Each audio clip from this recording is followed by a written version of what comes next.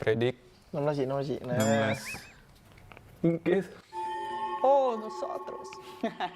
Bizi ben sona atıyorum. Direkt 16.'lar. Direkt elenir gideriz diyorum yani buradan.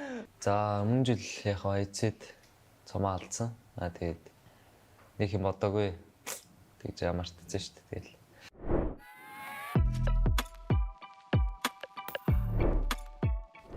Halo, aku Rosemary. Halo, aku Alfa. За сайн байцгаана уу? Falcons Force багийн тоглогч Top байна. East байна. Merhabalar, ben Wolf. Ben de Frozen Enix. Hola, soy Milo Hola, soy colega. y somos de Team Queso y hoy haremos la predicción del grupo rojo de la PMGC. Mungkin yang pertama dari tim kita predik 16 sih. Nah. 16. Karena kita lolos lewat PMGC Race Point. Altrигого орлоо тавьчихлаа. Altrego bizim ilk üçümüze girmiyor. O yüzden 4. sıraya atacağım. Çok sağlam takımlar ama ilk üçe almadık Altrago'yu. Roy мэдгүй баг байна. 14 дээр готлаа. Groy geçiyor. Valla bence kalamazlar diyorum ben. Yani hiç elenirler diyorum, giderler. O yüzden onları da 15 atalım hadi. 15 attım. Untuk Face Clan mungkin aku taruh di survival stage. Karena dia lumayan bagus di PMSLC. Face, un equipo que vengo viendo un poco en su región. Se me hace un equipo un poco irregular, pero tiene muy buen roster, así que yo le daría un top.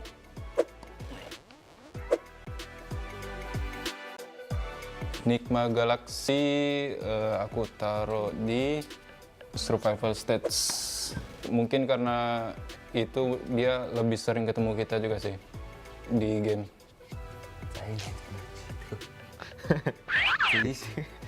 За энэ дэлтрээд алчлаа өнгөрсөн. Ivin RX biz geldik. Bizi ben sona atıyorum. Direkt 16.'lar. Direkt elenir gideriz diyorum yani buradan. Apa nih tim apa nih NRX? Kayaknya sini deh. 13 nggak lolos.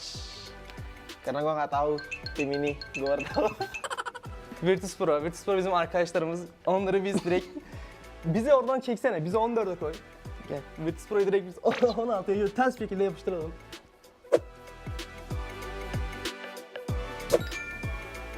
Team Falcon Force. Falcon Force. За тэгээд мэдээж өөсөө өөртөө нэг дээр хэлсэн шүү дээ.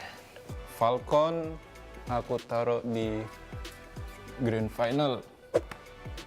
Karena mereka punya tim yang power kuat, jadi bisa lolos ke Grand Final. Falcon, muy buen equipo, tiene jugadores de mucho nivel. Yo la verdad le daría un top 4. Ай нэмээд. За 7 дээр бас. Хайлаарай. За 7 дээр бас чи та.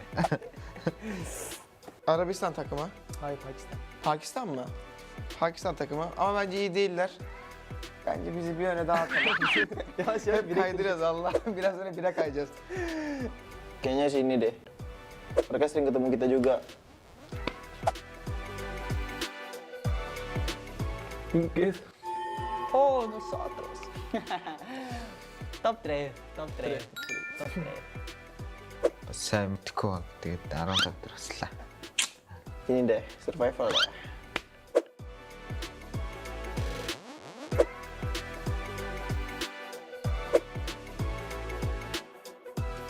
Aduh, ini bisa tukar nggak sih?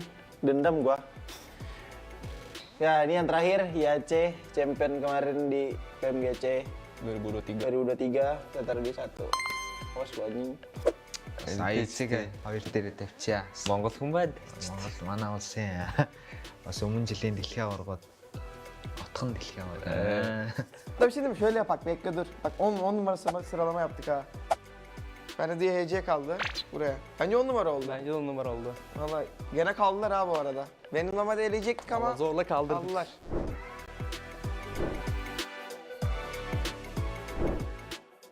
Karena dari hasil yang kemarin kita dapatkan di PMSLC belum terlalu ada pembuktian lah, karena kita juga nggak tahu hasil di PMGC itu seperti apa. Jadi makanya kita taruh di hashtag 16 karena mungkin saja kita bisa juga lolos di survival stage atau enggak kalau bisa langsung lolos di grand final. Нэгт өөрсдөө тавьсан байгаа. Яагаад гэвэл энэ жил ер нь өөрсөндөө итгэлтэй байгаа. Аварга авна гэсэн зорилгоор орж ирсэн байгаа ер нь. Одоо би бол яг өөрийнхөө бүсийг бол ерөнхийдөө чанга гэж хэлж байна. Одоо тэгээ бусад бүсүүдтэй ч гэсэн ерөнхийдөө үзгийг бол үзэх бэлэн байна гэж. Aksine olarak da bizi neden sonunculuktan yukarı çıkarttık? Çünkü Kendimize yakıştıramadık. yani evet bu takımlar arasında da inşallah kalamamazlık olmaz tabii her şey olabilir ama Al final los resultados saldrán y bueno, esperemos que salgan. Oke guys, jadi inilah hasil prediction kita di grup Red. Манайхыг дэмжээрэй. Үзсэнд баярлалаа. Баяртай.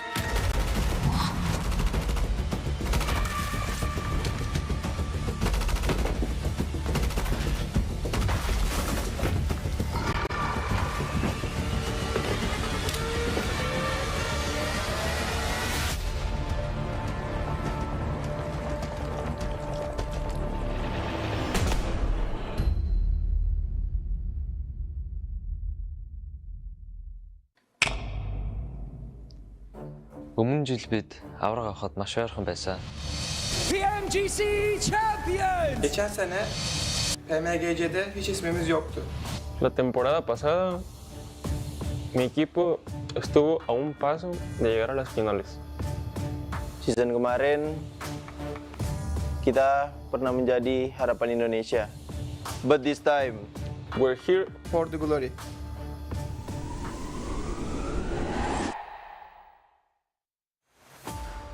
За, өмнө жилийн дэлхийн аварга гэх юм бол ерөнхийдөө яг авраг авахар хэмжээнд бид бэлтгэлээ хийсэн.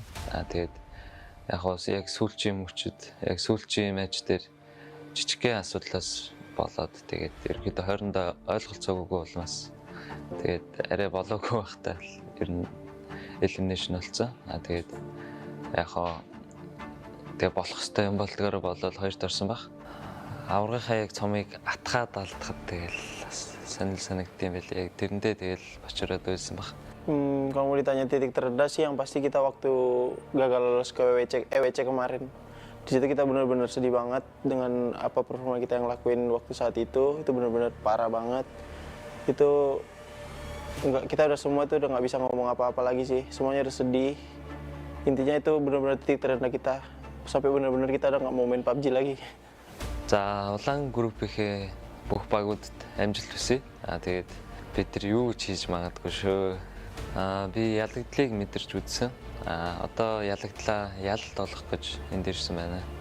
Geçmişte sorunlar yaşasak da biz bu turnuvaya hazırız ve bu turnuvayı domine edeceğiz. Yani bize hazır olsunlar. Görüşmek üzere. Los verdaderos jugadores no se rinden, se adaptan, mejoran y regresan más fuertes. De ganar y pues cuidado con Team Queso. Ke IHC sih. Bang nggak tahu nanti di Sanok dia nabrak atau gimana. Lebih ke arah hati-hati aja sih sama alter ego bro. Walaupun lu juara PMGC nggak ngaruh kita. Never give up! Together we rise as champions! Don't even try, you are already in my shadow.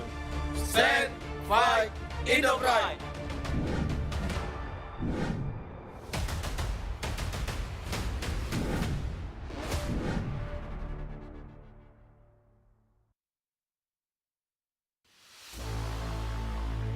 PUBG Mobile Venom, The Last Dance is here. In this collaboration, you'll get to enjoy a bunch of fun gameplay, including Black Symbiote Clusters, the Black Symbiote Arm, and a Black Symbiote Warhorse. Let's check them out. From October 18th to November 10th, you'll encounter Black Symbiote Clusters in Erangel, Sanhok, Livik, and Miramar. Near them, you have a chance of picking up a Black Symbiote Arm or coming across a Black Symbiote Warhorse. They offer great advantages, giving you more options in matches. Let's start with the Black Symbiote Arm.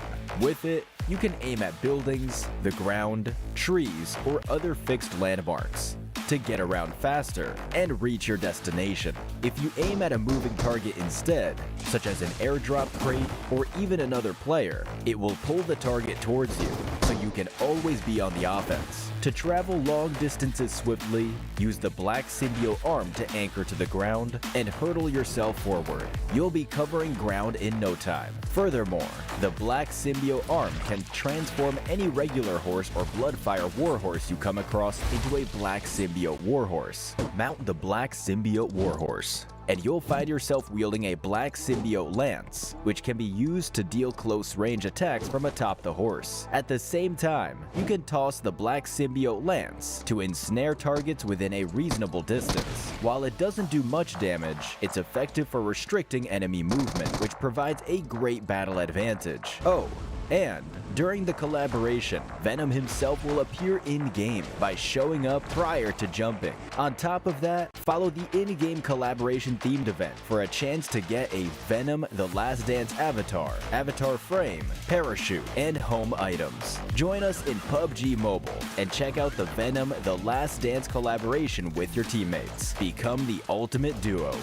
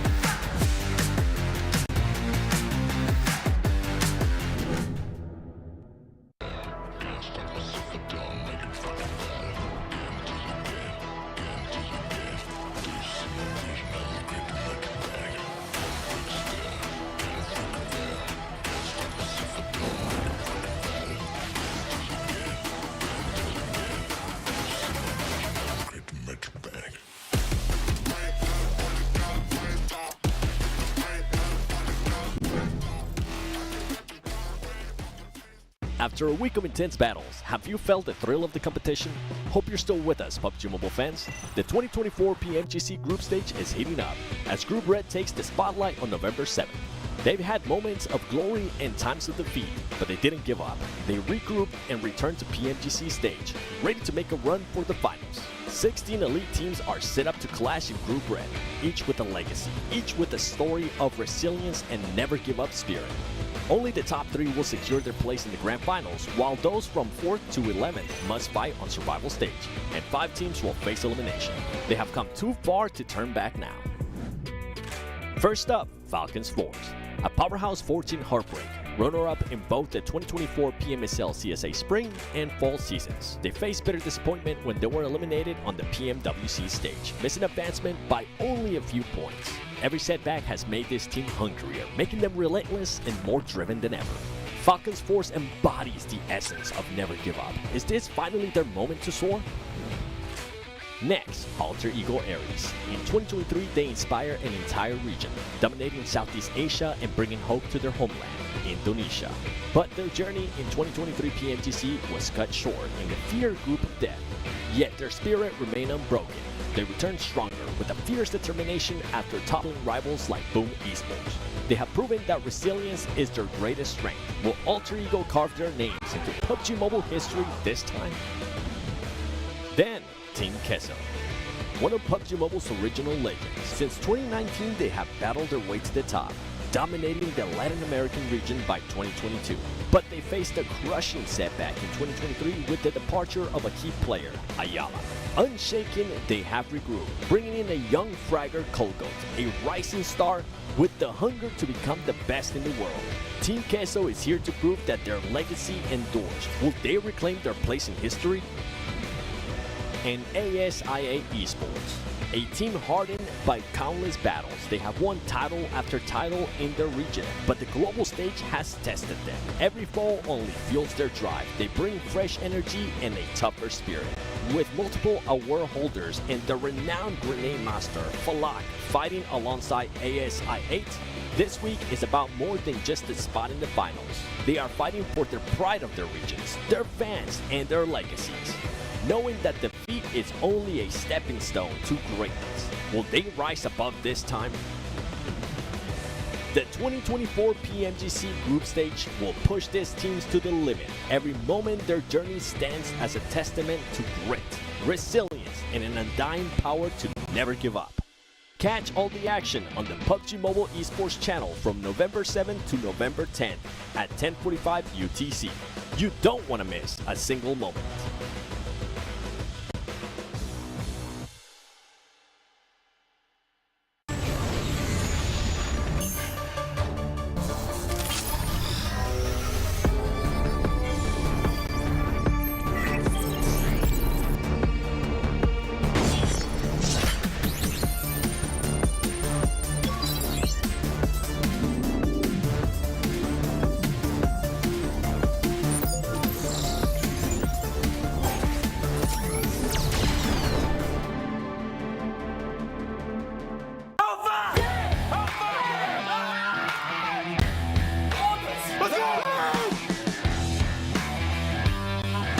PUBG Mobile fans, welcome to the 2024 PUBG Mobile Global Championship League Stage, broadcasting live over the next 4 weeks. Let's take a look at the intense journeys of the top teams in Week 1, Group Yellow Showdown. Week 1 kicked off with the highly competitive Group Yellow, where many rising teams made impressive debuts in this group of death. Despite the challenges, the experienced contenders Team Spirit, DRX, and Alpha 7 Esports secured their slots to PMGC London Grand Finals. Team Spirit opened strong on day 1, racking up 59 points to secure a top 2 position. Despite rising competition from teams like Mirai and Sejong and DRX on day 2 and 3, they steadily increased their score, reclaiming a top 3 position with a crucial chicken dinner on day 3.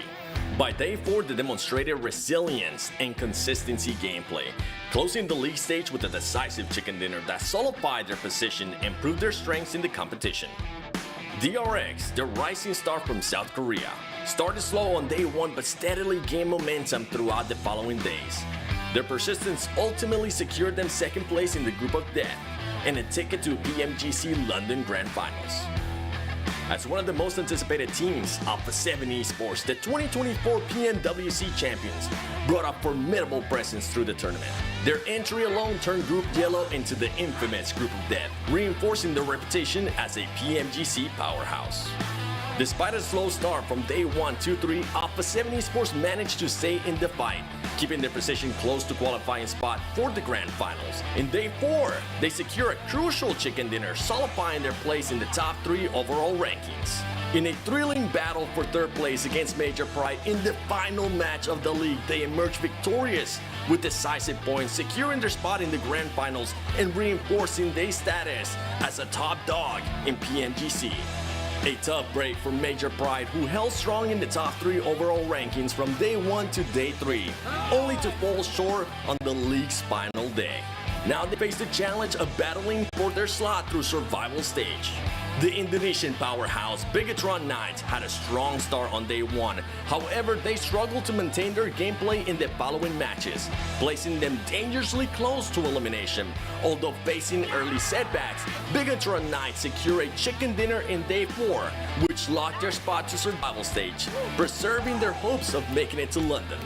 Despite the hard efforts of DXavier, Vampire Esports, and Susi Esports, they were unable to secure a direct ticket to the Grand Finals. However, they will have another opportunity to prove themselves in the survival stage. Hora and Twisted Minds made their first appearance in PMGC this year. Although their journey concluded in the group stage, we hope they make a strong comeback next time, equipped with new experiences and determination. Цели банальные, как у всех других команд, выиграть титул чемпиона мира. 저희가 런던에서 원하는 점수는 당연히 우승인 것 같습니다. Bom, nosso objetivo é um só, é ser campeão. E a gente vai se preparar muito. E se for da vontade de Deus, a gente vai sair de lá campeão. E eu creio que dessa vez chegou a nossa hora. PUBG Mobile fans, this marks the conclusion of Group Yellow League stage. Stay tuned for the upcoming league matches where each team will battle for a spot in the Grand Finals. Who will be the one?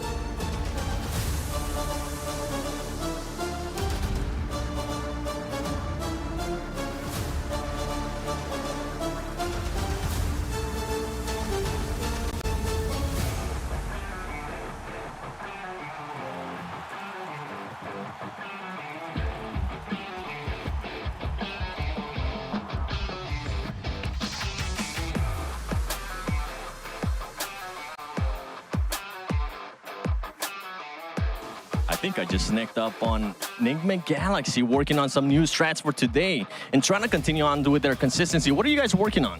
Oh, no camera, no camera. I don't think they want to share the strats that they're currently working on for day 2 of Group Red. Are they still going to be in first place after today, or are we going to have teams like Navi, or maybe ASIA, or Team Falcons? There's just so many teams that are going to be challenging. Stay tuned and find out what's going to happen on day 2 of Group Red.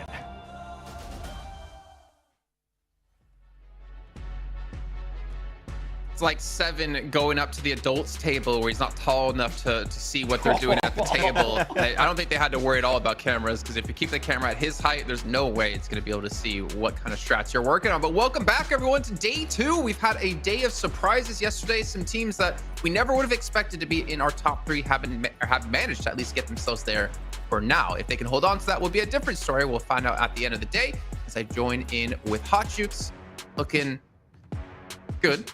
And Max, man, I was trying to think of something.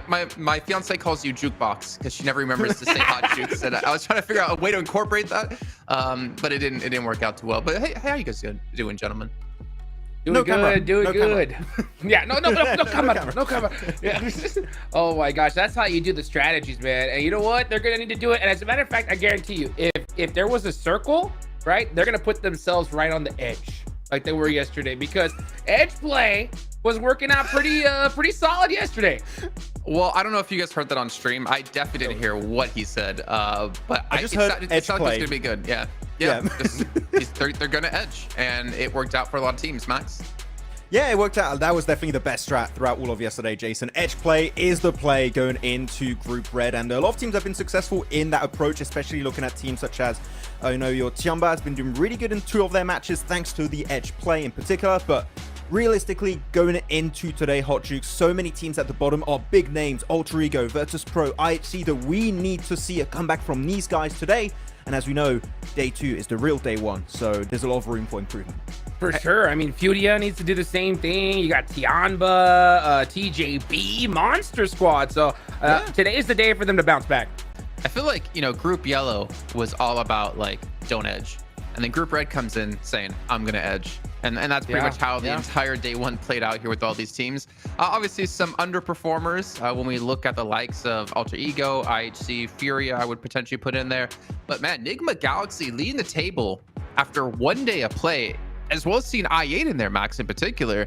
I think it's been a massive surprise. Yeah, if you said before this group that, oh, my top 3 is going to be Nigma Galaxy, Na'Vi, and I8, like those 3 teams in particular, I would say you're a liar. You're dirty liar. But no, looking at Nigma Galaxy in particular, Jason, when we look at how they play, this is the most aggressive this team has ever looked. And I gotta say, respect to Rauf, I was kind of doubting him as an IGL in the spring season of this year, but they are taking fights so proactively before teams really become an issue when they intend to play edge circle or go for wide rotation. They take care of teams so early now that really, if they keep this game plan until the end of this group, they're going to remain top 3. They are looking so damn consistent, almost always making in top 5. So right now, they're the team to currently beat in this group for sure. Agreed. Yeah. I'm gonna go ahead and add on to that. When it comes to I8 in particular, that's one team I wanted to talk about, because I was watching some of their plays yesterday when I just here at the house, and it was so crazy to just see how their consistency was just not there. I mean, we saw them just pop off the rip at Sandhawk. We heard from Seven, then they said it themselves that was their favorite map. But, when it came to Erangel, we had a really, really low game. Then they popped off again. I want to see them bust out some decent consistency, because if they did, then they would be on top of the leaderboards easily right now. Well, I do have to say, when looking at I in particular, Duke, sure, when it comes to placement points, they're a little bit inconsistent, but they do tend to be consistent in terms of eliminations on the matches. Like I'm seeing right now on the list, 7 elims, 3 elims, 10 elims, 1 elim, 6 elim, 4 elims. So they have a pretty decent ratio of eliminations per match right now. But as we know, Jukes, they're always gonna go to military, even if they get a northern plane, and that for placement points is not gonna help you. So I know they're gonna stick to it, but they're not making life easy for themselves, that's for sure. Well, they're making it easy for IW and RX to pick up some early eliminations against them if they continue to do that route, which actually is the team currently sitting in 4th place. For you guys, you can see our Sandhawk followed up by Erangel, and of course followed up by the double Miramar. So pretty standard. I think that's the way we're going to have it the entire way through. I believe even Rotation last chance as well. There's many other teams out there that you're wanted to kind of focus on here. I think maybe Falcon in particular, because they're going to sit in 7th place. Isn't too bad considering how we saw them play at CSA. looking at Falcons in particular, I think they're struggling to play edge. Is not really something they have been perfecting too much in CSA. They like to play these more central positions and these really strong scouting spots typically. I think that this is just requiring them to understand, oh wait, the lobby is playing a different playstyle from what we usually intended to prepare for going into this group. So I think that here for Falcons, just start going in those centrals position even earlier, to be honest, because nobody's really taking those spots, and I think that that could help Falcons at least at minimum get more placement points. Ilims, we'll have to wait and see. Okay. Juke, any teams you're looking at in particular that you wanted to see a little bit more out of, that you were maybe wanting to see? Yeah, for me, it's going to be TJB, without a doubt. I mean, they got majority all of their points in just one game, and that was going to be the second to last Miramar yesterday. They ended up with 22 total points out of their total, and that's just unacceptable for a squad like TJB. I know, you know, looking at PEL, they were able to come back right there at the end on the final day to be able to win that whole thing. So I'm still a little bit confident here for them because I still think they have that potential to just kind of adapt to this lobby. But it's got to start a little bit sooner than later here. I mean, this is a very short form tournament. Things can get ahead of you. And we saw in Group Yellow specifically, right, just how toxic things got towards the end. You do not want to be a squad in need of, you know, 10, 15 plus points on the last game of this, because if you need that, you're most likely going to go ahead and have to, you know, struggle in the survival stage. I mean, realistically, when we're looking at TJB too, I think that we can both agree, Hodju, to the win we saw yesterday, that win on Miramar with 12 eliminations. It's not quite the game we want to see TJB, you know, be able to jump up the leaderboards with. We want to see a confident, dominant game from them, but right now that has not really been the case. So hopefully we can see them be a little bit quick on the rotations, because right now that one Miramar, outside of that, there wasn't really much happening for them. We're going to have to rotate into our next segment here while the game is getting ready. We have the Infinix GT20 Pro. You guys can play like a pro by picking one up. That's the official device for PMGC 2024 and also was a PMWC. Oh, wow. Max actually didn't bring the phone out. I actually wanted to take a look to see if you had it. I listened. That's the first time. We can get 120 FPS, not to mention the 144 hertz AMOLED screen. And you guys can pick one up for yourself. And while you're doing that, make sure to check out PUBG Mobile Esports over on all the official channels, whether it is Facebook, whether it is YouTube, whether it's Instagram, whether it's TikTok. Max, what was that? Max, you good, Max? Nothing. I did. Are you following them everywhere, Max? Yes, I am. Okay, good man. And you know what? While you're following them, Max, you can also pick up a ticket to PMGC, still available right now between December 6th and December 8th. You guys can come see the action live in the UK, experience the culture of the United Kingdom, not to mention the food, and get into some sweet activities that will be happening at the event, and not to mention some free giveaways for you guys at home as well. Well, not at home, at the venue as well, I should say.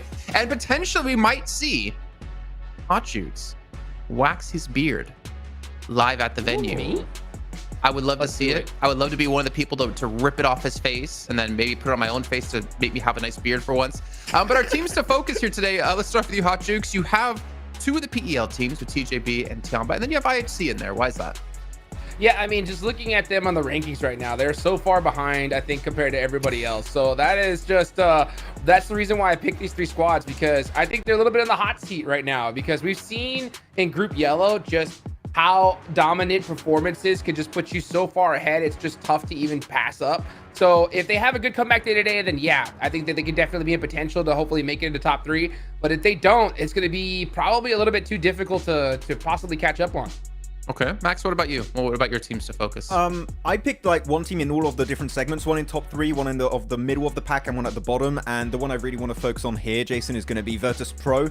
I have such high hopes because Tixi is on the team right now, and seeing them in bottom 5, it hurts me a little bit to my core, Jason. So they had one decent game yesterday where they got a second place with 5 eliminations over on Wrangle in particular, but as of right now, when it comes to taking fights head on, they are really struggling, and I feel a little bit of a lack of synergy from time to time. So that's something that I would like to see Virtus Pro maybe try and fix going into today.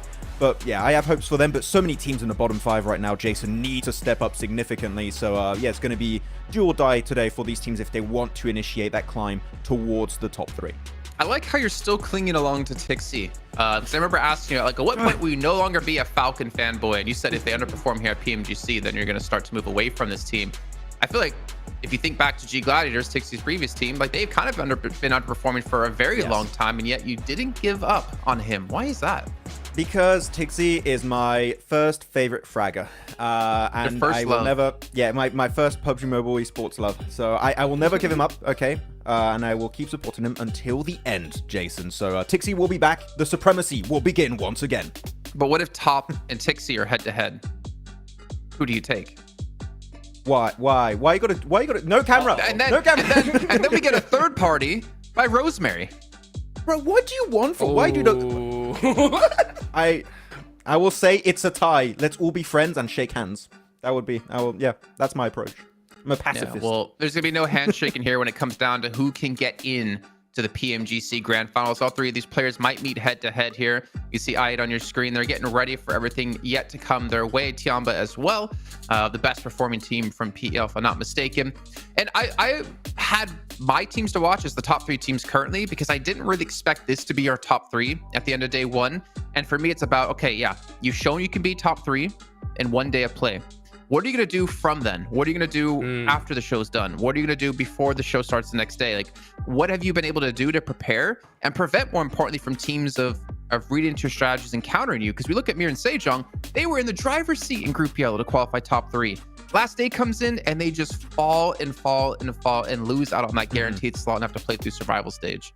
I think it's fair to say that this is going to be really hard for all of those teams to remain in the top 3 until the very end of this group stage, especially when just below them you have teams that have so much fragging potential, like IW and RX. You have FaZe, you have Falcons, you have Tiamba, TJB, that Jukes, we know that you want to see them step up significantly today, and they are all realistically in reach of top 3. Like, really, if you are in the top 11 right now, you can, even lower, you can be in the top 3 by the end of today. The point gap is really a bare minimum, except for Nigma that are somewhat safe. Na'Vi and i8 could be falling out very, very quickly, so there's going to be a lot of pressure on their shoulders today. They showed true promise yesterday, but when you have so many teams adapting on the fly to this lobby, I think that it's going to be a big scramble for that top 3 again today. Yeah, and when it comes to TJB in particular, I want to just harp on them one more time, and that's, you know, it's so crazy to see 22 points come from one game, 10 points on the other 5 matches.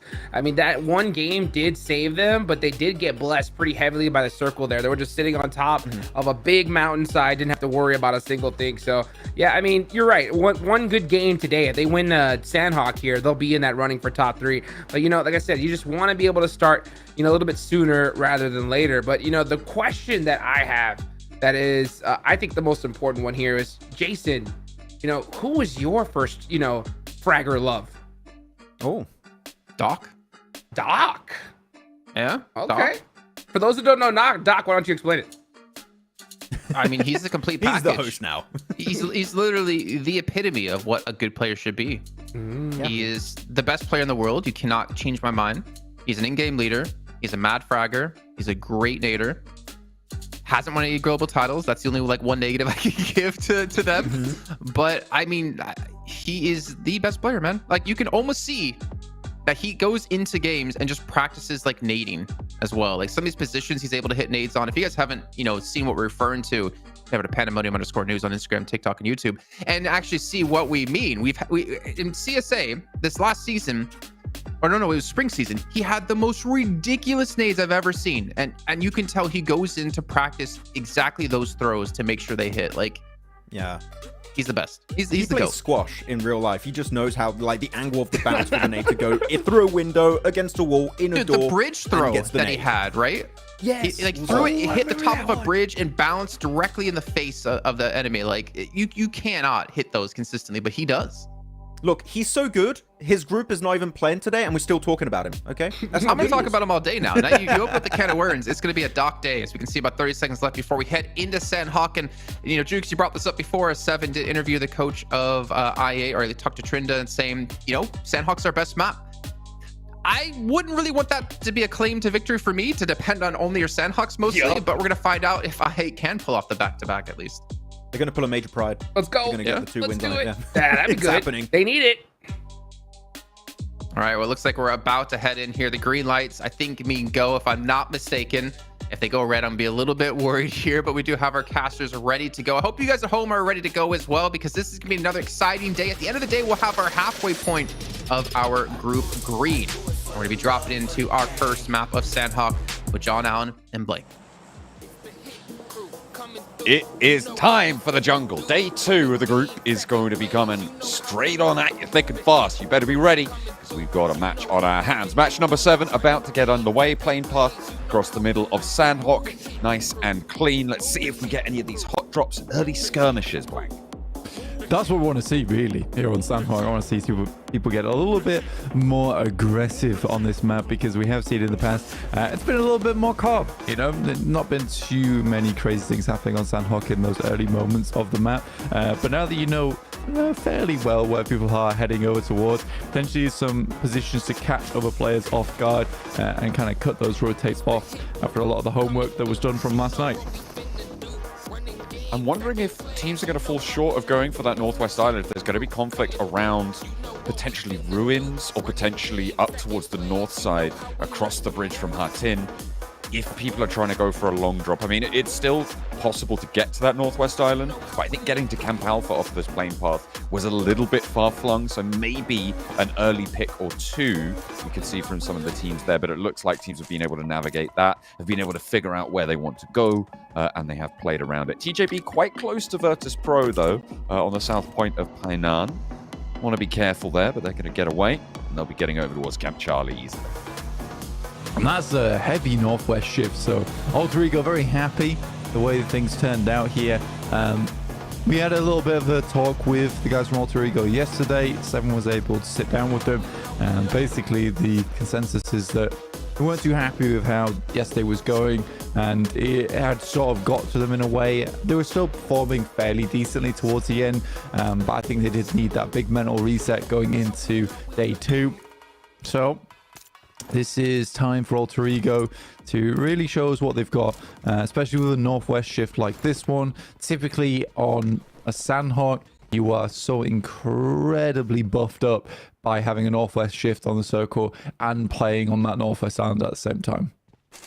IWNRX lost a player. That was an outpoint for them on the northeast side of Quarry, over towards IHC on some ragtag drops there. IHC picked up the point for that. And on this rotate, you definitely need to be trying to go in with 4 players from a position like the north of Quarry and also from Camp Bravo, but luckily IHC were able to win out that fight. A couple of shots also sent over to TJB. I imagine that was earlier when they picked up the vehicle, as they are still down south. But yeah, unfortunate for IWNRX to be losing a player this early. Especially since yesterday they had such a good performance on this map as well, getting 10 eliminations very, very quickly on board. A little replay of what happened there. See, I mean, it's a good play going through from Damoog, because he just understood that, look, he's going to want to get in the buggy at some point. That was the exact angle that he needs to position himself on. And to be honest with you, when you play over towards that northeast side, a lot of times you are split up and spread around. And you do have to worry as a team playing on the north side of Quarry of players like that who have sent out a little bit further than Bantai. That's the situation where that might work today. It might be taken advantage of tomorrow by IWNRX. Hopefully they can keep pace in this one. Sandhawk does give you opportunity in the chaos, so we'll see if they can capitalize on it. Falcons hanging around in boot camp. They've already moved east over to the west, rather confusingly, to get over to that northwest island. They go for that water crossing. Having this player out here early is really good for them. It means that they can cover off the crossings, cover off the coastline, stop people camping from the north side of boot camp, trying to stop them go for those rotations, or at least make it harder for that to happen. So we'll see if they can regroup over to the west side, because it's very likely that we're going to that northwest island. Yeah, with this circle, I'd say so. It's a very different approach from yesterday, considering a lot of times around Sandhawk, especially even in Group Yellow, we saw a lot of wraps down towards that south side. Here in Group Red, this is the first time I think we've seen a heavy northern focus for a lot of our squads. You can see it's not brain rot, but definitely a little bit of synchronization going on between the teams of everyone went south, let's go north, and everyone's had the exact same idea, and you put yourself back in towards another situation where no one wins out. It's one of those interesting phenomena that happens kind of only when you're playing against other really strong players, right? You all go for an idea that in theory is good, but it relies on other players also not playing optimally, which is quite an interesting problem to have, because you have to then try and predict how optimally do you think this lobby is going to play, who's going to try and then subvert that, and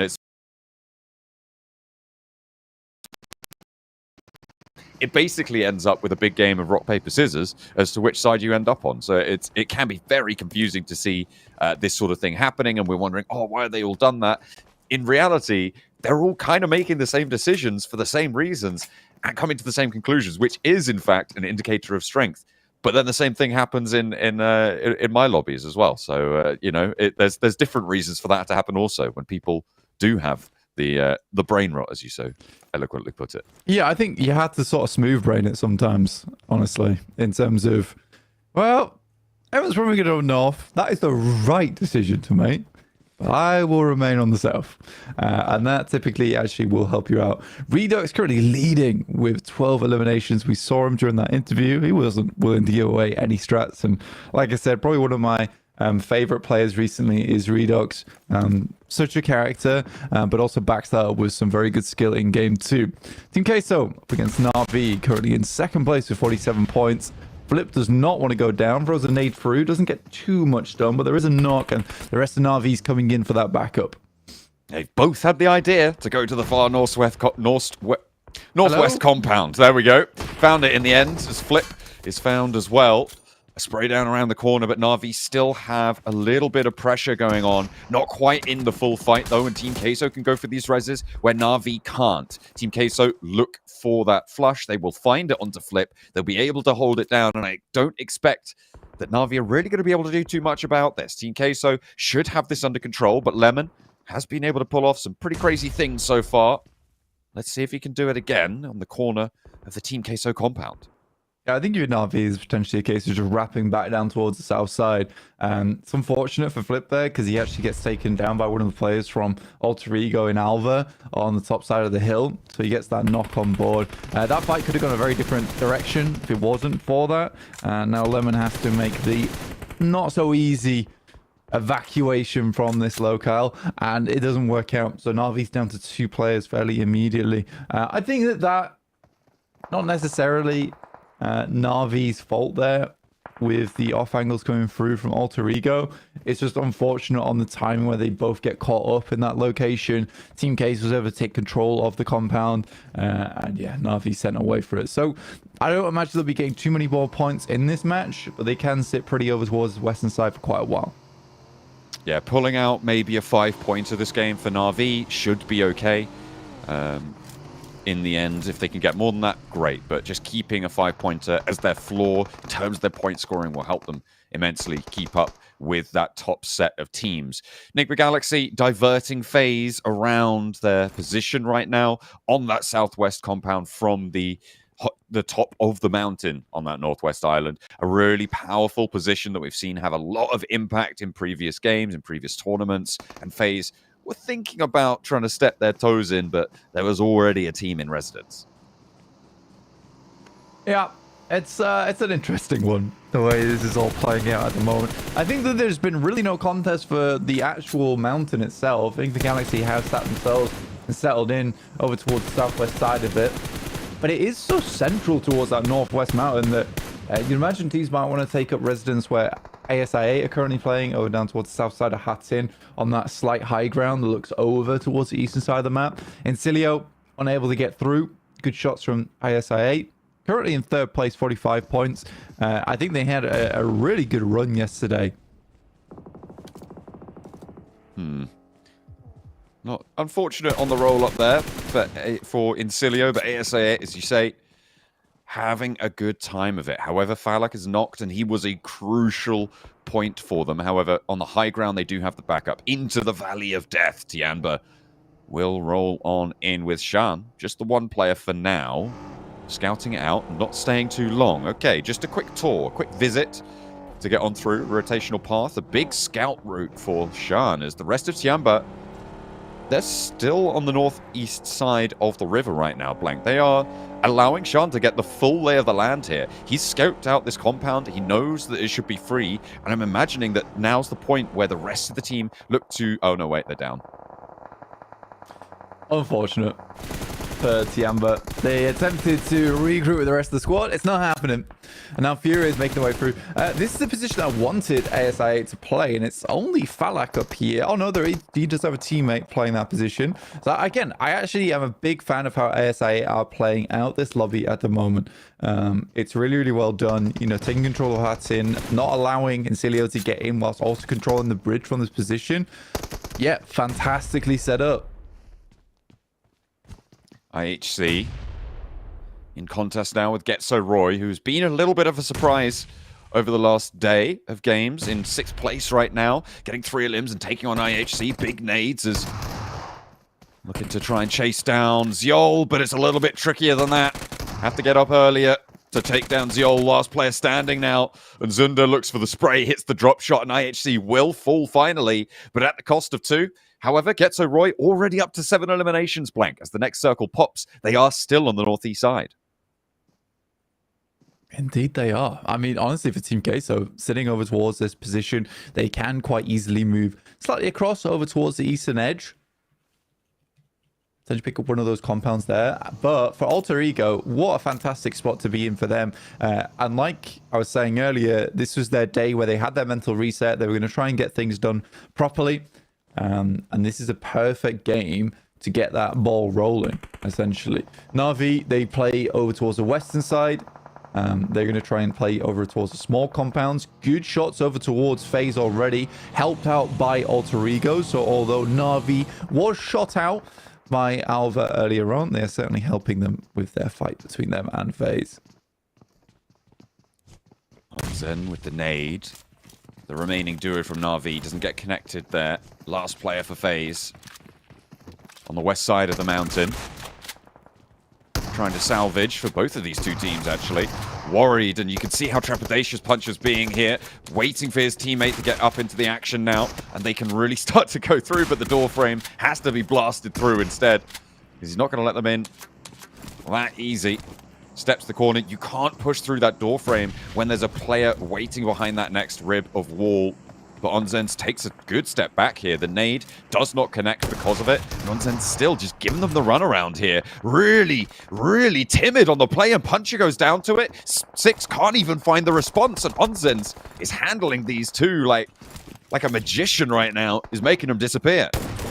Flashbang goes through. That is an unfortunate flashbang, and 6 will be able to pick up the points. That's 2 elims now found for Na'Vi. But yeah, as 2 players, was a chance here to take this game a little bit further, especially playing in that position on the eastern side of Camp Alpha.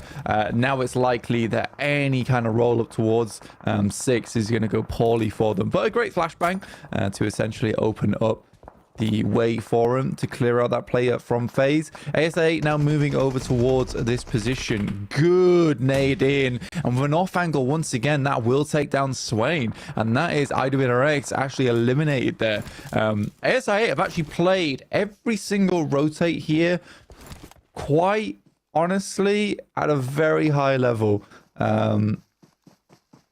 This is the best game we've seen from ASI so far, and it really does show. And we've seen some pretty good games from them before as well. So that is a pretty big step as well to be gaining confidence into this tournament. And what a brilliant time to do it as well. Enigma Galaxy still up in that really important compound that they've held for a while. They moved FaZe aside because of it. Now Virtus Pro looking to try and stretch out towards it. They've got Icy up towards the top. They've already pushed him up the hill, and I wonder if he's going to have an impact here, if he's going to be able to use that off angle. The zone will start to hurt quite a lot. It's now into the unresable section out in the blue zone, and Virtus Pro are slowly putting their players outside of the zone and making their way closer. Yeah, Virtus Pro attempting to get their way through. I mean, they've never been a bad team at making these kind of pushes, but versus Enigma Galaxy, I think it's going to be really difficult. Icy, though, has this great off angle. Redox does get taken down, but there's an immediate refrag there. That's from Rosemary, of all people. And again, Alter Ego's had a great control over from this high ground, and Enigma Galaxy is now panicking in this situation. This is unfortunate. Virtus.pro moving those players up has had a massive impact onto the fight. And as you say, Rosemary is there to chime in as well. 2 players down for Enigma Galaxy. The backlines for Virtus.pro trying to make a move, but there's still oversight on it from this angle. Enigma Galaxy, they've lost 2 of their players to Nox, but they've still got a little bit more left in the tank here. A nade to roll downhill, catches Koa. And with the blue zone pushing, he's on a sliver of HP. Can't afford to move on in. A nade, a knock, anything they could find would be brilliant. And Tixi goes down in the meantime, leaving just the 1 player standing now. Koa healed up, moving up into the action, but Enigma Galaxy look for the reses. Yeah, and they should be able to find a couple of them. I mean, they are on the edge of the blue right now, getting their players into vehicles to potentially res them on out later on. Snowick's going to go for the res here onto Narvalo. Again, for Enigma Galaxy, this happened quite frequently where they struggle slightly when the plan falls apart. He can't stick out here too long. He just needs to get in the vehicle because it will tick him through and get the re-knock. Team Queso trying to move on through, but against ASIA, you need to be careful. They will find that first opener, though. And there's a brilliant pickup on the UZM, but unfortunately, that off angle works out well. It comes through from a third party. TJB, further along the cliff face, will have an impact here, and Team Queso really struggling now. You need all the angles to go for this aggression, and it's just not working out, but ASA8 still need to push through, and they will be next to the firing line against Team Queso, against TJB as well. They've had a great game up to now, and it looks like they're going to try and continue that. Out in the blue zone, they need to find an opening, but there's no one guarding this northern slope of the mountain. Not right now. I mean, for them, it's just kind of an easy rotate downwards. I think Falak is likely to fall here, so they will be down to 2, but 10 elims on the game, multiple fights taken, multiple fights gone successfully for them as well is fantastic news. Falcons getting in from the southeast side, but Alter Ego very much aware and ready for it, picking up the first here. 4 eliminations and on set to pick themselves up a chicken dinner from the high ground. Spray down from Rosemary, who's been pretty dastardly to these teams on the south right now. Alter Ego, they drop here. They know this terrain. This is their home ground. Alter Ego looking to try and fix the problems of yesterday and potentially putting up a big game here. There's a few more teams to get through, and they'll try and make it work around the side. Alter Ego, Boysil gets the spray under the stilts. Back behind the rock, though. That's a little bit safer for Top. He looks for the healing, but the high ground can start to come through. The off angle there. Top goes for 1. Boysil does fall to it. Alter Ego losing 1. Not a great time to have that happen. If TJB can clean this one up on the north side in the meantime cleanly, all 4 of their players stay alive, which they've just managed to do against ASI8. 10 eliminations, by the way. Still a great game. TJB now have an opportunity to move up the hill, take the numbers advantage. Yeah, because at the moment, Alter Ego have been slowed. Now, some more eliminations ready and available for Alter Ego, but they're coming just off the back of another fight here with Getzo, with Vengeance underneath, also taking shots upwards. Alter Ego desperately want to kind of confirm some of these eliminations. Good shots, but a good drop down there from Tanch.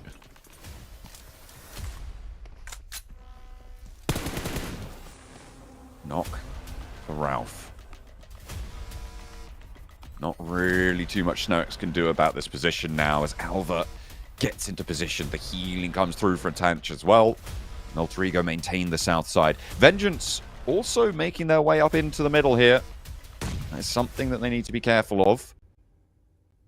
A 2-2 split right now for Vengeance as they've moved 2 of their players up into that forefront. TJB being a little bit slower to do so. They're ready to allow the teams up the top of the mountain. Good pick off there from make Tanch. it work. Yeah, for Vengeance, this is a good pickup, but TJP waiting in the wings is smart in my opinion. Allowing Vengeance to take a little bit more space, get comfortable with this split, and then potentially come out from the wings late game. All gillied up. We'll see what TJB can get done here, because this does look remarkably better than yesterday for TJB.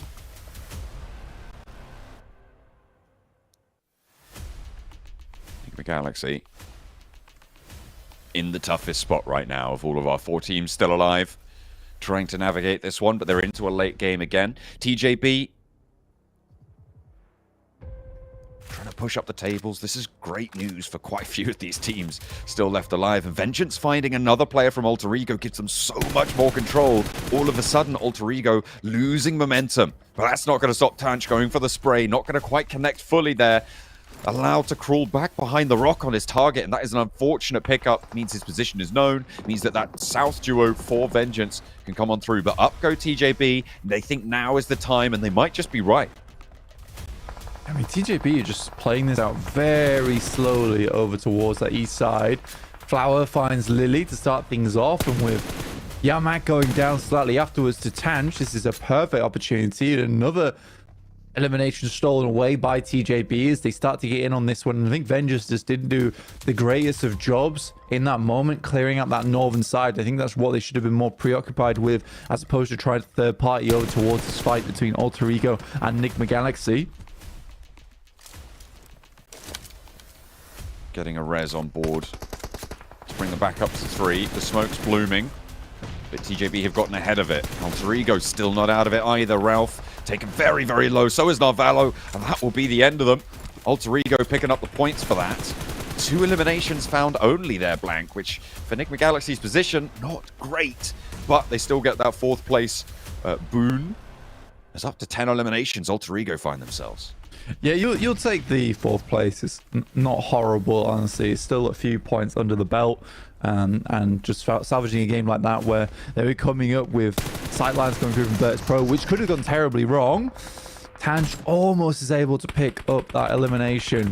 TJB starts to make their way in, so Rosemary has to get off the cliff face, and now it looks like TJB should be set here. Playing this one cautiously, slow, taking the engagements as they come to them. And it's an easy cleanup for TJB, finding a second chicken dinner. The start of day 1, not so great, but they have managed to find their feet, closing out the day yesterday with some strong gains, with some strong performance, and now today they open with another.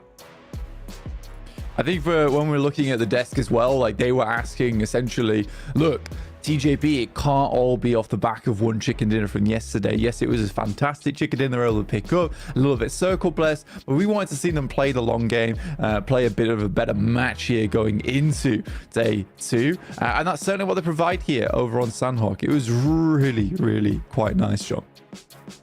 Very good way to start their day.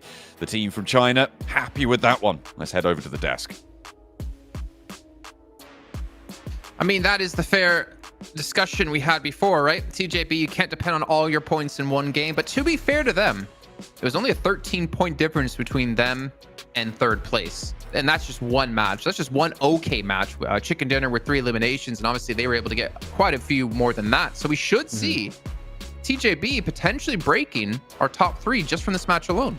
I think it's more yesterday we were a bit disappointed because their win was not a confident win because they got circle blessed, but here they were rotating for this chicken dinner. They went for these really quick, snappy movements around the map, especially crossing the southern western bridge, then sending it in the Valley of Death to the east of the mountain, and really dodging fights as much as possible because they knew as a fact, because they don't drop on the island, every good spot's taken, so we're going to go for the bad spots, and that actually kept them alive for a big portion of this match. And off the back of that, they get himself the chicken dinner. They get himself an extra 7 eliminations on board. Like, this is by far, for me, the best game we've witnessed from TJB this tournament, and I hope it's not going to be the last. Without a doubt, it's a huge win. A huge win. These guys dropped all the way down south in Bantai. That's the most southern side of this map, and they were able to get onto that northwestern island. Usually when we see a zone go to this island, usually the teams that drop there, I was looking at I8, you know, Alter Ego, Navi, those should have been the top squads, but no, these guys were able to rotate perfectly on in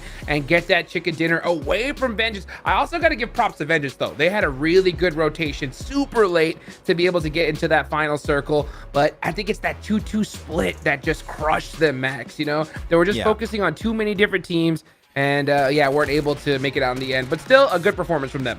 I gotta respect what Vengeance were trying to do, which is trying to play as passive as possible to get to the late game, but the main issue is that they were not able to get that final fight the way they wanted. This 2-2 split, as you're talking about, Hot Jukes, that 2-2 was just unfortunately stretching them a little bit too thinly. Then TJB came around very late and got the perfect angle on 2 of those players, and the 2 other players that were south had to fight then Alter Ego and Enigma Galaxy pretty much all at once during that, while that fight was happening. So I think if we see Vengeance just purely focus on Tong Jiabao and then go and sweep the southern teams of Ultrigo and Enigma Galaxy, whoever's left alive at that point, then that would have been a game-winning play. But unfortunately, the 2-2, I think, put the nail in the coffin for Vengeance.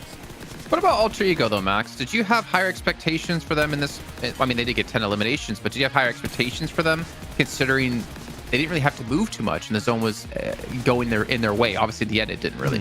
I think in terms of macro, they played it almost perfectly. I think the overall hold of the mountain was on point. They had some players scouting every single entry point of the mountain. When the circle shifted north of the mountain, they sent players south to clear their back. Until Jason, unfortunately, and this is not really a macro mistake, it's more of a micro mistake, Very of micro. miscommunication. They sent a player a little bit too early to clear that solo player. I think it was from Falcons. Yeah, I mean, especially it's top. You want to be careful when you're fighting top. And he would have waited literally 5 more seconds, Jason. That's all he needed. 5 more seconds, and one of his teammates would have had an angle on top over the ridge, and it would have been the easiest clear. But unfortunately, he got a little bit angry, or like just wanting to get that elimination earlier, and he just sent it. And unfortunately, if you fight top with a DBS, things are not going to go your way. So you should be a little bit careful and wait for your teammates, because they could have had 4 players and maybe win this game, Jason, but that one slight mistake maybe caused the chicken dinner to escape them. And we can see here, TJB finished off with 17 points, but we have the likes of Alter Ego with 11 eliminations, I8 with 10, able to get themselves 16 and 13 points respectively. But Hot Streaks, I kind of wanted you to talk about Team Queso a little bit, because once we saw that first zone pop up, they hard sent it to that northwest island to get there as quick as possible to avoid teams. Yeah, that's usually the strategy if you're for most teams. You know, when you have a situation go to that island, you just loot as fast as possible, maybe get a vest, you know, a weapon if you can, and then just haul it to that circle. Just unfortunately for them, you know, they weren't able to really come out on top on this one. But still, you know what? If it's Sandhawk, you're putting up 6 points in total. You got to be happy with that. You know what I'm saying? So I don't think they're too mad. There's still plenty of games left, and it's good that they put something on the board. Well, teams who didn't put anything on the board, unfortunately, IWNRX, who were in 4th place before the start of this match. IHC again, Max, 4 points. I mean, I don't want to judge them too harshly, because at the end of the day, of course, it is Sandhawk, but for IHC and their fans alike, they need to have a better performance today if they want to be able to get out of the bottom. They picked a very early fight versus Getzeroy, and unfortunately for them, they got so late into the compound of Getzeroy, they had already the perfect setup to defend against a potential breach of IHC, and they got melted down almost instantaneously. It was so quick, that fight over to the northeastern edge. So yeah, IHC, man, they're really struggling. The one factor that was going their way, Jason, last year was their fragging potential, and even that is not cutting it anymore in this tournament, so they are really having a rough time. I mean, for us, for IHC, we've been so confused, Jukes, that they got rid of Alex and put in Rogue over him. And obviously, Alex was a part of the roster that got them the win at PMGC. And eventually, we did see Alex go over to a 6-8 over in PL. So maybe it was his plans to gather the team. But from what I was hearing, it was more so he was unhappy being benched. I'm not sure what would cause a team to swap out a player in the roster after they just won the biggest title in the world. I have no idea. You never know, right? You really never know what's kind of going on behind the scenes with these guys. It's got to be something bigger than that. But yeah, look at the difference when it comes to, I mean, we saw Roy move up, TJB now in 3rd place right off the rip. These guys got to be so stoked. I know some people that are happy with their TJB prediction now. Some people are like, I knew they were going to do well. Jason, you're part of them. I know there's a lot of people that suspected they would do well. But to be honest, now with this confident win, this is what we expect from TJB based on how they were playing back in PEL. If they keep this type of rhythm, I feel like they're going to become this big threat that could easily compete for 1st place. This is way more in line with their game plan of PEL. So now, I'm scared of TJB, Hot Jukes. They're spooky now. Oh, yeah. Well, you should be happy, Max, because look, Alter Ego, 11th place. They've moved on up. They are going to be surviving 4 now if we did end things off today. But Team Case, unfortunately, has fallen down even with the performance in that last match. Yeah, it's unfortunate for Team Kesso because I really appreciated the way they were rotating around the map. They instantly, as you talked about earlier, Jason, they moved so quickly upon phase 1 and even took a really successful fight versus Na'Vi. But outside of that, it was not quite able to work in their favor when dealing with I8. I8 had really solid 2-2 split onto Team Kesso. Sure, they do lose 2 players, but they're still able to eliminate all of Team Kesso. I think here Team Kesso maybe could have gone for a fight southwest of the mountain instead of trying to just fight I8 that it was such a tough position for them to engage it from, so maybe they can just rethink if a fight makes sense to take and maybe rotate center circle and dodge the fight at that time, because here, that engagement from I8 was absolutely on point. So yeah, Team Kesso, good rotates, but the fighting needs to be adjusted slightly. Man, looking over to Erangel now, we've had so many weird Erangels with obviously in Group Yellow, so many zones going towards Quarry. But yesterday, Juke, seen, what was it, 5 teams botate, 3 teams swim towards military just to get there in time. And then obviously Navi, who was one of the teams who swam, pulled off a fantastic performance. But man, we're just not having any normality when it comes to Erangel for us.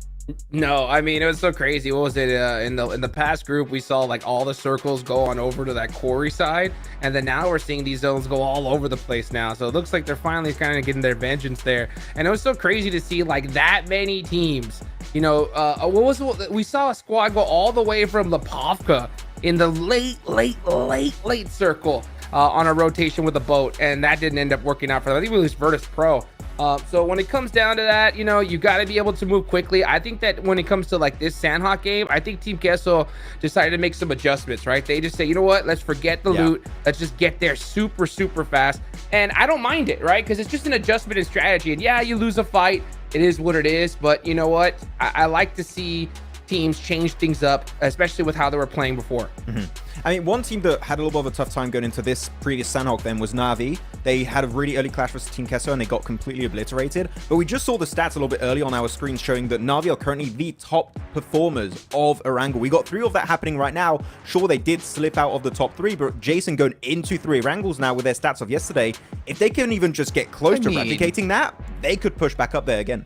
That's true. It is across the 3 different matches he had, but that one match on Nova where they got over 10 eliminations was a big factor, I feel like, in their success in that leaderboard right there. But we're going to be headed into that first Erangel of the 3 as all the teams are looking to climb that leaderboard yet again. Here can TJB hold on. Will we see other teams step up? Let's find out with our casters. Group Red continues as we are into match 8, the first of a triple billing of Erangel from Severny down towards Milta Peninsula. Could be a little tricky to get over towards Primorsk, towards Quarry. I'm slightly worried about the military island conflicts as well, Blank. If we've got a team dropping Novo and Sosnovka, as we think there might be, there could potentially be a scramble for vehicles around that area as well. Yeah, I think so. It's a kind of a rough playing path, at least for teams that like to head down towards the south side of the map as well as the west. But teams should be okay because we are dropping over a lot of the roads here in terms of grabbing vehicles early on. Not a huge deal, but there's definitely going to be teams dropping on top of one another. Over towards that South George position potentially. Maybe IHC can drop around phase. Doesn't look like there's going to be too much contest there. IHC going a little bit further, a little bit faster on those parachutes. Around Pachinki, also potentially a little bit of a hot spot, but I think over that Milta Peninsula, teams are starting to clump up there. You've got Tianba, you've got Falcons, you've got ASI8 now, all making their way down. The farm split for Vengeance, and these teams on the south are going to have to make their way up. The east side of Rossok, that's where things are going to start to pop off, Blank. Incilio versus Getso Roy, it's where Bigatron took on Inko last time around by the looks of things as well. So that place, it's mighty dangerous. Always is and always will be a tough position to be dropping in because it is quite open over towards that area in terms of sight lines, but people fight over those vehicles quite frequently. You get a northwest shift on the circle, so at least although the rotates are going to be a little bit crowded over towards the eastern side, you can head over towards Kameshki Way, rotate through the coastline, or even rotate over the top of Yaz Lake. Some of our teams are going to be slightly further in the back, but should be okay. Instant pick up on the weapon into a nice shot over towards Car from Getso Roy. We'll start off our first elimination of the match. So not as hectic as we might have thought it was going to be, but there is still one elimination going through in the first 2 minutes of the game. I also think that there's a big amount of hecticness in our future with this hard northwest shift, right? You're looking at teams going to have to make this river crossing a little bit early, or I'm expecting a few teams to try and make that happen either way. Sure, you can take up positions in South George. IHC currently cover that area. The Ruin split is still available, the top of Everest, and so on. But it's quite likely that the circle ends up shifting up towards the north side, which means you're going to those shooting range hills and getting there early. Well, I mean, you can argue it either way, really. It's a question of what you prefer as a team. I think at this point it's personal preference, but it's undoubted that we are going to see some of our teams moving up there to the north side. Yeah, like I was saying, you know, some of these rotations on the eastern edge over towards Komeshki, Stalba do make it a little bit safer, but again, the amount of compounds available and the amount of strong positions available, that is the difficulty when you head over towards shooting range. We could even head out far over towards that western side, in which case we support over towards IHC, FaZe, as well as IWNRX, who did opt to go to Zaki early on in this game, which is an interesting drop spot, but I think is mainly influenced by the circle. ASI, though, staying true to their word, they're just dropping over towards the military. They are staying in Lipovka for Alter Ego, flexing out a little bit to that mansion split. I believe we've had a little bit of a breakdown, a little update from Seven, who's ready to give us the goods in just a moment. Is it going to be about Alter Ego? We're on board with them. It could be. We'll have to wait and see, because we have got some goodies for you. Seven. To a quick report with the 7WG. This one is in regards to Alter Ego. Their coach actually told me that Boysel is going to be playing in. Hence, for you is going to be sitting out because they want the team to be a little bit more aggressive. Yesterday, they were a bit too passive. Let's see if that works out, because after game one, it definitely did in regards to eliminations. That is interesting. I mean, they're bringing Boysel in, right? That aggressiveness, that big wide split that Max was talking about over on the desk, playing on all of the entrances to the Northwest Island. It got a lot of them, a lot of the eliminations that they were able to get. Sure, they didn't take the chicken dinner, but they're now out of that bottom 5, right? And into the survival bracket. Yeah, I think for Alter Ego, last game was much, much better. Obviously, they had the circle shift over towards that northwest side, but they didn't throw away the opportunities that were given to them. Rosemary was taking shots. Boyster was playing well up close with a lot of other squads. So that was great to see. It's nice to see Alter Ego, you know, making the tough decisions on day 2 to sub out players quickly to try and get control back over their games. 38 points, lagging behind third place at 49, is not a bad deal whatsoever. I think for Alter Ego, though, being far on this eastern side does limit their chances in this match. But for them, realistically, what they're looking at is another 10-point-ish game to put them in a running for a strong position going out for the rest of the day that they can play out quite comfortably to catch up with. So for Alter Ego, we're always happy to see this team do well. And I'd really like to see them turn up the heat once again, because we know they are a strong squad that has a lot of history on this side of things. IWNRX, though, it feels like they've been on 45 points for quite a while. I mean, a lot of these teams here in this bracket, in this group, are teams that have a strong history, but at the moment still have something to prove. They've felt a little bit humbled in the past. And I think IWNRX, you're right, they have been on 45 points for seemingly a little bit too long for their liking, certainly. And they would desperately like to join their EMEA compatriots over in the top side with Nigma Galaxy, still representing the region up the top of the tables, but it's going to be a little bit further away for them to be able to jump up there. So we'll see if they can find their footing. Maybe it's a substitution angle, just like Alter Ego. Yeah, to be honest with you, I don't think IWNRX is going to substitute anyone, though. I think everyone on that team is strong enough to make this work. So I think for IWNRX, they're very comfortable with their roster at the moment. Similar to some of our other strong squads, for instance, Alpha 7. They didn't ever make any kind of subs out on that team. And what they've got there is a leading roster. But IWNRX over towards that northwest side and Zaki, it's not always the greatest of drop spots, but particularly on this circle and that playing path, it works out quite well for them, and they can now move across towards that eastern side. TJB is in their way, who have leapfrogged them now amongst a lot of other teams, from a cool 16th place to now a 3rd. Zed Wolf picking up a shot over towards FaZe early on, though, is a great start down towards North George.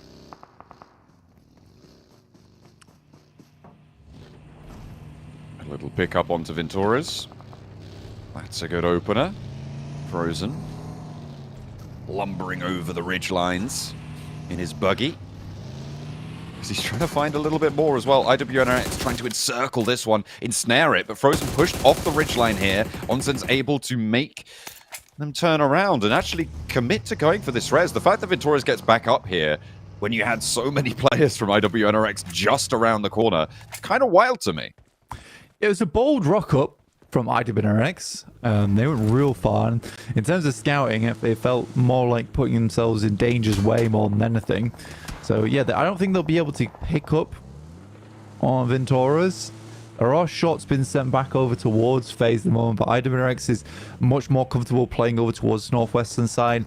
And I think the reason they do that is because we're only a few seconds away from our next circle shift, which does come through now, and they want to be in a position where they weren't fighting on the edge side of the circle, but instead we're in a position to make that rollout over towards the next best spot in the circle for themselves, which is further towards the east.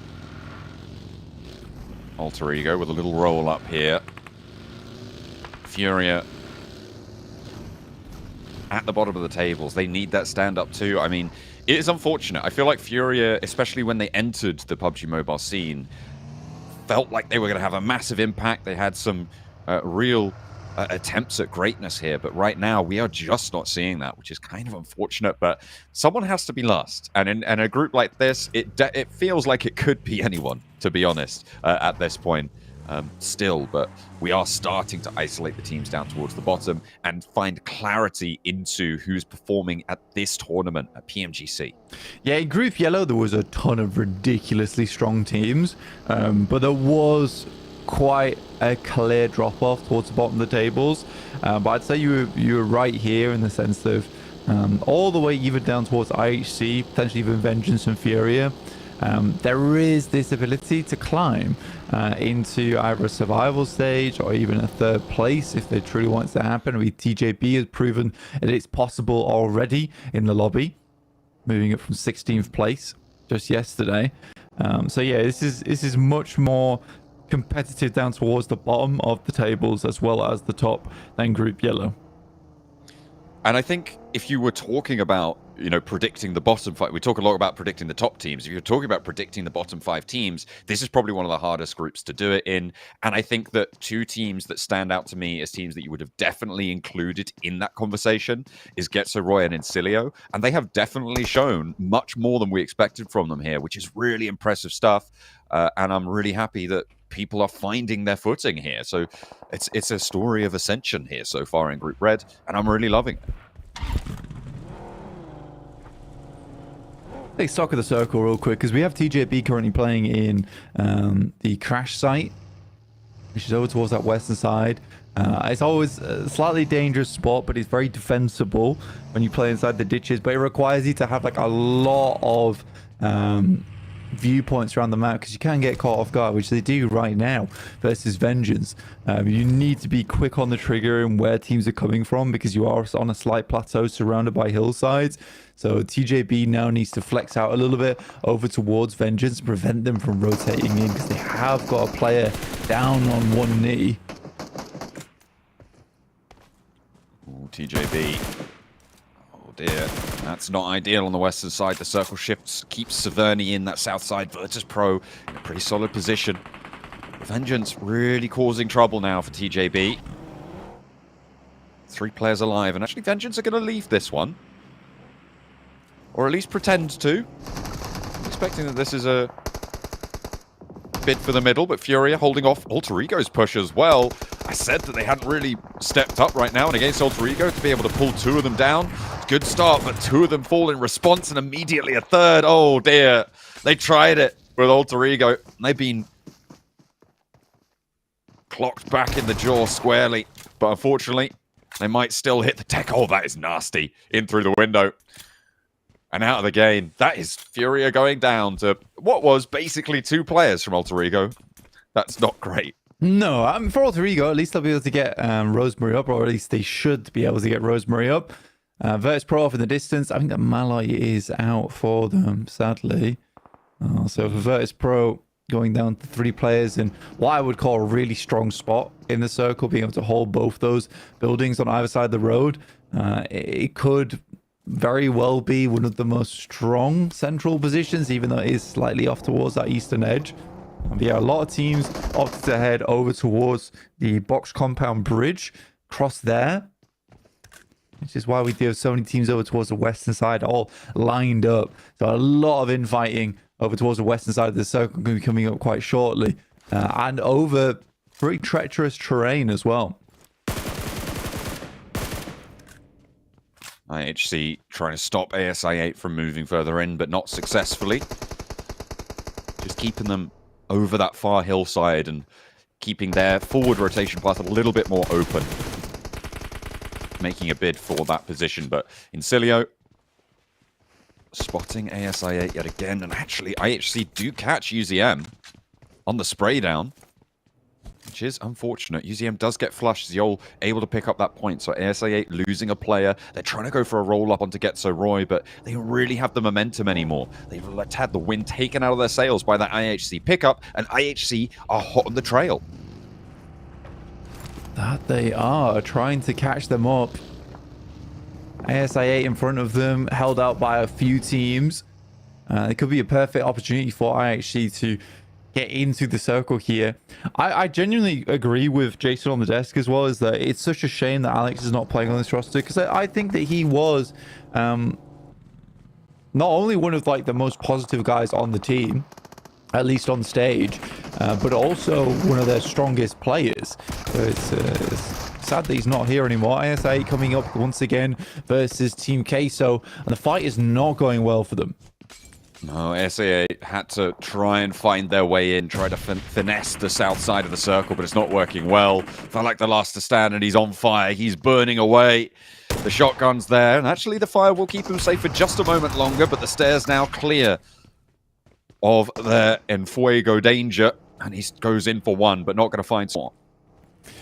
And it's definitely a symptom of where they're dropping. Military, I just don't think... I think you need a secondary drop spot. IWNRX certainly hand one over towards Zaki. You can't just drop military base every single time in a wrangle. It's not going to go out well for you, because you only have two options there, which is a case of either you give up on loot or you come to the circle very, very late, which is what we saw here. Team Queso's already set up and good to go.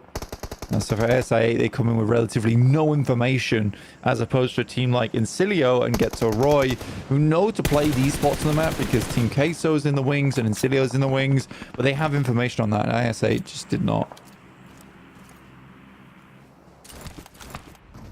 Getso Roy just a little bit ahead of Team Queso right now. Team Queso have been taking some decent fights so far today, Blank. They've had some success in defense holds, on compound holds. So we'll see if they can continue that movement, because they are now on the outside and have to go for a crash themselves. IHC suffering. Dredged down with Incilio. And a flex out from Vash. I like this position. Going for the spray down towards the backlines is great. The nade doesn't connect either. And now Ziol, the last to stand for IHC. He is on the floor there, stands up, tries to stop the bug. He does so successfully, immediately hits the deck again. Ziol on a tear, but the second run around, that's not going to go so well for him. Yeah, Fash has always been this really strong player when it comes to just taking these quick fights and engagements, you know. We've seen him in the past quite a few times, and we praised him quite a few times in the past as well. Yeah, you're not getting out of there. Just put him on the back of the buggy. Or put him in the car. That's the only really thing you could do. Per Incilio, it's stage 4. Come on, guys. We talked about this more than enough. I just want to look back on a conversation we were having yesterday about Tiamba and TJB, when Tiamba started off their day well. But look what's happened now. TJB have pushed up.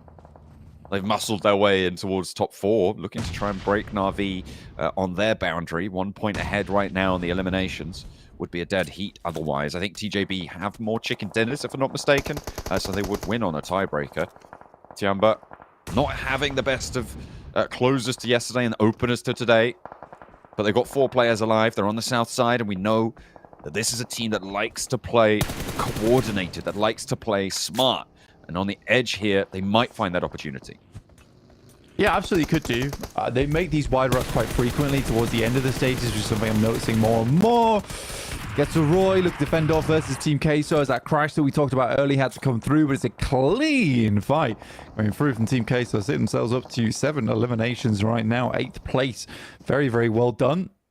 There are shots coming through, though, from Virtus Pro on the sidelines. Some very long shots as well. I'm not sure even how they're threading those through onto Team Queso. That is impressive. Yeah, they go for a real hostile takeover there on the Roy position. And on the south side, it will be their launching point for further escapades. We'll see if Team Queso can continue to climb. 7 eliminations. Incilio navigating around the shooting range. This is such a dangerous area, Blank. It's very likely, given the circle, that pretty much nobody who is set into this location is able to leave and get into the final circles. But the question is, what value can they find for it? TJB looking for a roll-up onto Rosemary's shack, and it's just not going well. They're both picked away by IWNRX, so Rosemary kept safe by the teams over towards that shooting range. Hey, man, I think he got the knocks. He was just had the Elam stolen away from him. So he got the one knock. 1v, a little bit of 1v2. Put it that way. Yeah. Sure. Held his own. Falcons on the north side of shooting range, probably the team with the highest likelihood of being able to get out of this one. But even then, like I said, I just don't expect anybody to be able to make it away from this unscathed in this location. It's just so dangerous. Yeah, it ain't easy. I think for IWNRX in particular, I always worry about this type of position to play in. It's a bit of a last resort type of deal. They know more than anyone else they need to clear out these spots around the fences. They can start to work their way up towards that northeast side of the map. They're going to be really clean with it. Now, Falcons holding that building that does always keep a lot of the teams playing on the fences at bay. Tiamba moves into Virtus Pro and getting handled, realistically. The first knock goes their way. Tixie's taken a lot of damage on the backlines. That's Na'Vi with a third party. A nade over towards Icy. Crucially timed there. For Tiamba, they're making this one work, but they're still losing players, and Koa goes down next. It's a huge opener with the nades. 3 players potential to get back up here for Tiamba on the southeast side in a clean compound. It's nicely done. And for Tiamba getting themselves back up to 3, obviously helped out a little bit by Na'Vi there. I think the biggest test here is definitely for IWNRX. Again, we said that they didn't want to remain at 45 points, and they certainly haven't, up to 5 eliminations already on the game, but such a dangerous spot to be in. I can tell they're feeling the heat from underneath them, because the rest of the teams will be setting the bonfire soon. They have to get out of the way, or at least set off some fireworks here in this lobby, keep themselves safe. Make some noise. I mean, the point of this position, sure, it's dangerous, it's difficult to leave, it's unlikely that you do so unscathed, but the question is always, how many points can you get from it? And right now, that's what IWRX's mission is. Control all of these teams on the outside, steal these points away, but FaZe want to take some of them for themselves. They flexed out, they've actually rotated into this one, and the Falcons were not prepared for it. FaZe have managed to move on through successfully, finding that first knock and flush over towards the Falcons in the shooting range compound. As the shift comes on through, keeps Rosemary's shack in, but that's not going to be safe for too much longer, I'm sure. A big nade over the top comes through for FaZe, gets a flush and another knock. A nade on high for IWNRX, spots Incilio, moves over towards FaZe, and finally, teams outside are starting to take notice of IWNRX. Team Queso from the high ground start to find that crossfire. Yeah, Team Queso needs to take advantage of this high ground whilst they can. It doesn't look like the future's bright for Team Queso at the moment with them being on the south side of the circle. However, they are really definitely making sure that this bit of hilltop that they have right now, before the circle starts to push them in, is used to every little bit of advantage that they can get. That was a nice nade over the top side. Didn't quite get as much damage as he might have hoped, but there's a potential there for a 3 knocker. I mean, it was right on top of them, right? It's just a little bit one way or the other. That might have been disaster for FaZe. They go for the rollout now, and they're repositioned, so a little bit less dangerous against it. The rollout comes through. Kine has to fall back to the wall. FaZe trying to wrap around this one, try and constrict this southwest edge. This is a point farm position. on the shooting range. The win likely going towards Na'Vi, but the question is who comes out with the most points, because Tiamba just fell, I think, to Na'Vi on that northeast side. Yeah, got a ton of damage done. I don't know if it was a full knockout just yet for Tiamba. Got a couple of players, or one player in play. Swain takes down Icy. 8 eliminations now for IWNRX. Lovely stuff, taking the lead over Na'Vi, who are currently over on that northeast side. Like you said, looking for that chicken dinner. Need to flex out a little bit. I'm having flashbacks to yesterday on Nova Rep Noya, where they held such a strong position, and then the circle refused to give them any kind of advantage towards that end game. So I think that they need to be concerned with clearing out space over towards this eastern side of the map. Rosemary takes down Onsens from FaZe. The fact that Alter Ego still have this lone survivor here, all of this is being kept safe by the presence of this gun range area from that Team Queso high ground as well. This is going to allow Rosemary to potentially see a top 4 here, which would be a massive result for Alter Ego on what should have been a very scrap game. IWNRX continue to try and frag their way out of this situation, and all 4 of them are alive for the time being. FaZe do fall, and somehow IWNRX pick up 11 eliminations in the best possible scenario from this location. Yeah, it's an incredible amount of elims that IWNRX have been able to get. I think they've been very cautious of where they've been rotating out to. They've been trying to find a couple of angles here and there. If it's gone wrong, they always have proof of exit. So very, very nice to see from IWNRX controlling that fence location. It's not a lot of times you see a team play on the fence and is able to make it all the way towards the end game. A lot of times that they teams will typically use that more of like, well, we're going to lose, let's just play fence and we'll just see what we can get done. And the team typically rolls upon them. So for IWNRX to play such a fantastic game from that spot, it is impressive. It's definitely impressive. I mean, IWNRX don't have too many options other than go for Rosemary's Shack now. I feel like that might be the play from this position on the circle. I mean, you have to wait for this circle if Rosemary's Shack's not in it or it's not super central. But I think now you go for it, right? You move out. IWNRX were a major force suppressing that side of the Shack. You know there's a player in there. You've seen teams roll up, not have the best of times on it. There's going to be a couple of crates around that area as well, so a potential resupply for IWNRX. But the question is when. Na'Vi shimmying their way south as well, with the AWM puncher trying to punch a hole through the south side swivel. Yeah, I think for IWNRX, the shack that Rosemary has is not the greatest to place one. It's more of a survival spot for Rosemary at least. And they understand that if they try and rotate over towards that shack, they're going to get torn to shreds by Na'Vi on the approach. So likely for IWNRX, it's going to be trying to control down towards the south side and rotating through towards this shelter position that Vengeance currently hold alongside with Team Queso. Rosemary does finally go down. Maybe they make a wrap far over towards the north. It is a question of what they want to do next. Frozen's actually able to grab that shack. Interesting. Yeah, he managed to get across early. Na'Vi a little bit preoccupied with Vengeance, taking out the rest of Tianba, who will fall there in 5th place. They can use that little lip on the roadside as well on the north edge for IWNRX to transition into this one.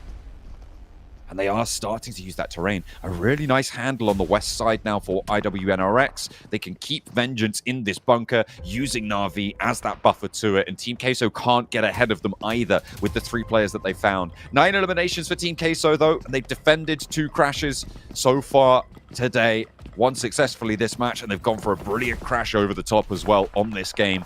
So these 9 eliminations definitely earned for Team Queso. Yeah, it's not been a bad match. Not been a bad match at all. I think that they've been one of the few teams that's had to get as much fighting as possible done in here. Again, I was curious about this rotate over towards the western side. I think they had to go for something a bit more bold over towards the south. I just think that the players are quite exposed from IWNRX here. Already taking 1 knock. I think the issue with trying to go for the wrap onto Team Queso is it's fully linearized, right? Like, you cannot peek around the side of this because Na'Vi have broadside, so you're just forced into all approaching from the same angle, which is so susceptible to nades, to anything that Team Queso throw your way. Vengeance could even have a say if you try and get out of line there. And now IWNRX on this long sloping hill that is around the corner from Na'Vi can keep them down on the ridgeline. They're finding these knocks. Team Queso is still pushed up. And IWNRX controlling this terrain. They have a little dip, a little slope away on that roadside, and when Na'Vi are pushed closer in, that high ground does not have an impact on it. It's a weird one. It's definitely a weird one. I think that where we've seen a lot of the focus coming through from all our teams, it has allowed IWNRX to get in. And I don't think that's a bad or a fortuitous thing for IWNRX. I think they've been very, very aware of what's happening around in the lobby. Kane does get knocked again. Good shots from TPZ. Damn. Team Queso gets absolutely mullered over towards the south side. And a lovely shot from Puncher on the AWM.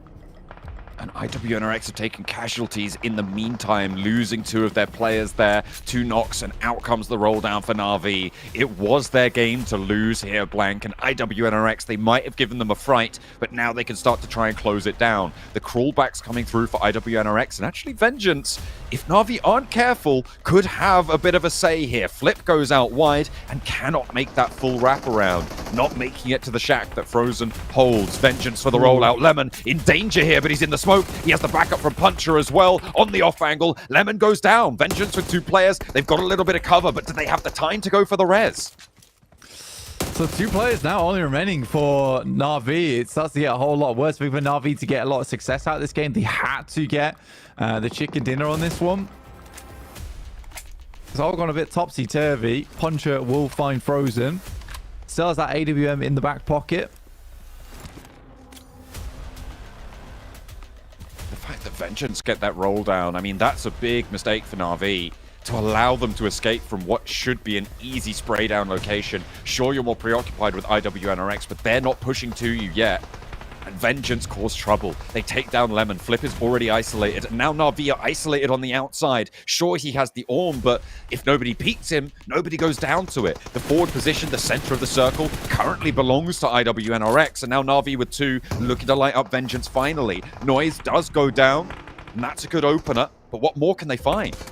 Yamak finds Zedwolf on a knock, and now this is one hell of a rollout from 6. He does get up. I think it's 2 players apiece either side. Poncho with a nade forward over towards Kane, and doesn't go far enough.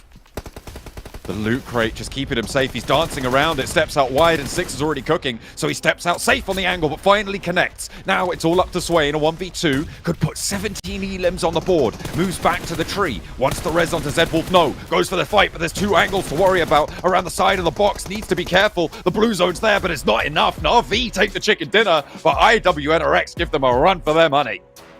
Yeah, so unreal game. 21 points on that match. Fantastic stuff from IWNRX. Na'Vi take themselves a chicken dinner, though, which they'll be pleased with. But I wouldn't be surprised to see IWNRX above them in the tables after that one. It was a very, very well-played game. And I think it's just purely because Na'Vi doesn't hold those sightlines on that western side. But very, very good way to handle the circle. I'm going to head this one back over to the desk in the meantime, where they can break it all down. Well, now we're seeing why Na'Vi had those stats as we headed into Erangel, the first of the day. A phenomenal performance out of the team who just basically got stuck in Severny and just waited for their moment to pounce here, gentlemen. Hot Jukes and Maxman join me once again. But, you know, IWNRX, even though they didn't win the game, 15 eliminations is a stellar performance of the team trying to maintain or get back into top 3. I think you said it earlier, Jason. It felt like Novo all over again for the side of Na'Vi, the way they were holding it. But no, a really good game from them. They saw the northern rotations that happened 3-4 times in a row, which is always going to be a tough situation to deal with, Hot Trick. So they read into it like, oh wait, these circles are horrible for the southern teams. Let's just dodge all of those bad southern fights and just go wide northeast and go into Severny. That normally TJB tend to leave relatively early, so they knew that and took all of Severny for themselves early on. That's just good understanding of your competition in this group, and also a really good understanding of how teams react to certain circles. And so far, great position, good elimination count. This is a great game from Na'Vi that just came through. I mean, perfect rotation. I mean, they landed all the way over there at Milta Power. We get this crazy northern circle. Jason, we were just like, man, this sucks for these southern teams because that zone just kept going north, north, north. We finally got a southern shift, but it was too late for too many of these squads. And I mean, it was so crazy to just watch Na'Vi be able to clutch out this chicken dinner right there from Severny. It was a certain second we saw Tianba. Tianba actually tried to head all the way up through the backside of Severny. I love the fact that Tianba was already driving on that rotation prior to the circle shift, but then once it shifted south, they said, all right, forget it, let's go back down this way. They tried to push VP, didn't work out for them. But yeah, Na'Vi, great chicken dinner, but outshadowed by the performance of IWNRX, and rightfully so. I mean, these guys land so far north that we were expecting a good game from them, but I don't think anybody saw, 15 eliminations, right? 15 elims coming out from them is just absolute madness. But they were just sweeping so many teams from the pretty early stage of this match, I think against Incilio in particular, clearing all of the teams in shooting range that were just trying to survive as long as they possibly could. But no, and the fact especially they survived as 4 players when getting all of those eliminations is a statement how good their team play actually is. I mean, we know that currently, I would have to say globally, IWNRX is the best Turkey team. S2G, unfortunately, we need to have a new top team, and it is going to be them. Okay, Jason, come on. You can't. They were the champions, okay? Can't do that to them. It's true. I mean, that's true. They were the champions at one point. But not anymore. Not in 2024. That's true. But either way, I mean, honestly, one thing we kind of have to kind of mention is Vengeance as well. I don't think we brought them up. We're seeing a slight adaptation in their play, but they kind of get stuck in that little shelter, and they can't do anything. They have to wait and hope that some team takes out Team Queso, which luckily did happen, and then you immediately saw them just barrel out. There's one big issue in this game, and I think that you and me, Hodrix, we're going to agree on this, is that you can't really also get involved in the conversation when you're in that cavernous area or that shelter area. You just can't get involved because the team is just above you. Team Queso is literally camping out the exit point until you leave. So Vengeance, really, the low elimination count is purely because that position is made for a team to be passive. Yeah, I mean, that's for sure. But you know what? I'm starting to question, right? If it's just like, all right, was it just passiveness due to that situation or just because of the way this team's playing, right? Because we saw how they played in that last match, just playing it very, very, very careful, very safe. And honestly, like, I understand that strategy for a certain type of team, but for a team that's currently at the bottom of the leaderboards, it's just not going to cut it. Like, you have to get some eliminations if you're going to, get yourself out of that situation. So maybe Vengeance is kind of waiting for that perfect opportunity to get a crazy pop-off match. 11 points is still nothing to shake your head at for sure. So, I mean, I'm glad they put that on the board, but I still want to see a really confident play style from them to feel a little bit better if they're going to try to make it to the survival stage or even to the top 3. Yeah, as I was saying, while watching the game, it feels like Vengeance are just playing to not be knocked out and to make it into survival stage. Not playing for top 3, playing for survival. Buy them a little bit of extra time because obviously they get an extra week off compared to the teams from Group Green who will be playing next week. But either way, 11 points is not bad. That's going to be enough to get them out of the bottom of the table as well. But speaking of bottom of the table, Furia, IHC, Virtus Pro, it's looking like they're still going to be down here in the elimination zone at the moment. Whereas I8, unfortunately, not a great game for them here with only 0 points max. Yeah, well, you know what that means, Jason? That they had a Northern Circle and they dropped military. And unfortunately, when you keep having especially 3-4 Northern Circles in a row, it ain't going to be easy. Demore A could do it from the other way around. Demore A? Demore A. Oh, you're British now. Going British. Demore A could do it with a bottle of water. What? What is the segment? I don't know. I love it. Okay, Punch MVP. Let's change the topic, guys. Punch MVP. I mean, he picked up that orb. He was struggling to hit the shots, but he started getting some shots in eventually towards the end. And he was just really peeking that ridge line the big majority of this game, Jukes, with that orb. He was just making sure if there was a head that was going to peek over the grass, it was going to get blown right off. And he did hit a few sick shots at some point. So really being impactful with the orb. Hey. Buff bolt actions, baby. Come on. I want to see some more of the crazy flick headshots. 903 damage is insane, but that's the only unfortunate side of that bolt action right now. It's really difficult to get those finishes with it, but still, I think that was the perfect time to bust it out. I mean, you got that AWM, you go for that headshot. Regardless if you even get a shot on the board, it's going to put some serious damage. So, I mean, it's good to see that happen right here. But, man, we're starting to see some changes in the leaderboards, boys. Navi on top. IWNRX in second place. And look at Team Queso. Team Queso sitting in 5th. Not too bad. Yeah, not too bad for them. As we've been talking about, able to move up in the leaderboards here up to 5th place. TJB, unfortunately, falling out of top 3. And that's just kind of how volatile things are at the moment because of how close the point leads are. I mean, you're looking at 1st to 4th is 10 points.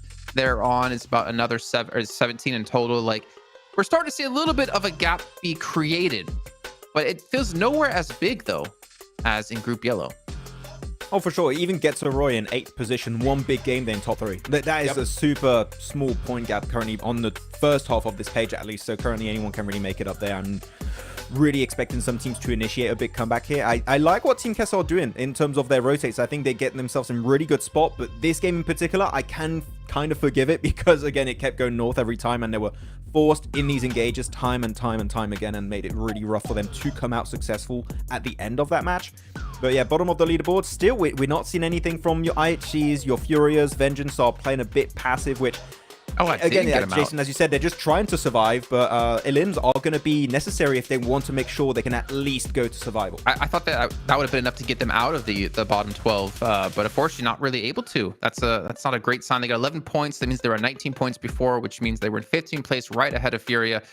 Yeah, it's troubling times. I mean, again, it's not that big of a difference for teams like Alter Ego with the 1 point, but you do have to wonder at what point in this group do you start to count out some teams. And I don't want to do it just yet, but honestly, Hot Jukes, with the way we've seen like IHC playing, it might happen today. It might in my head count them out.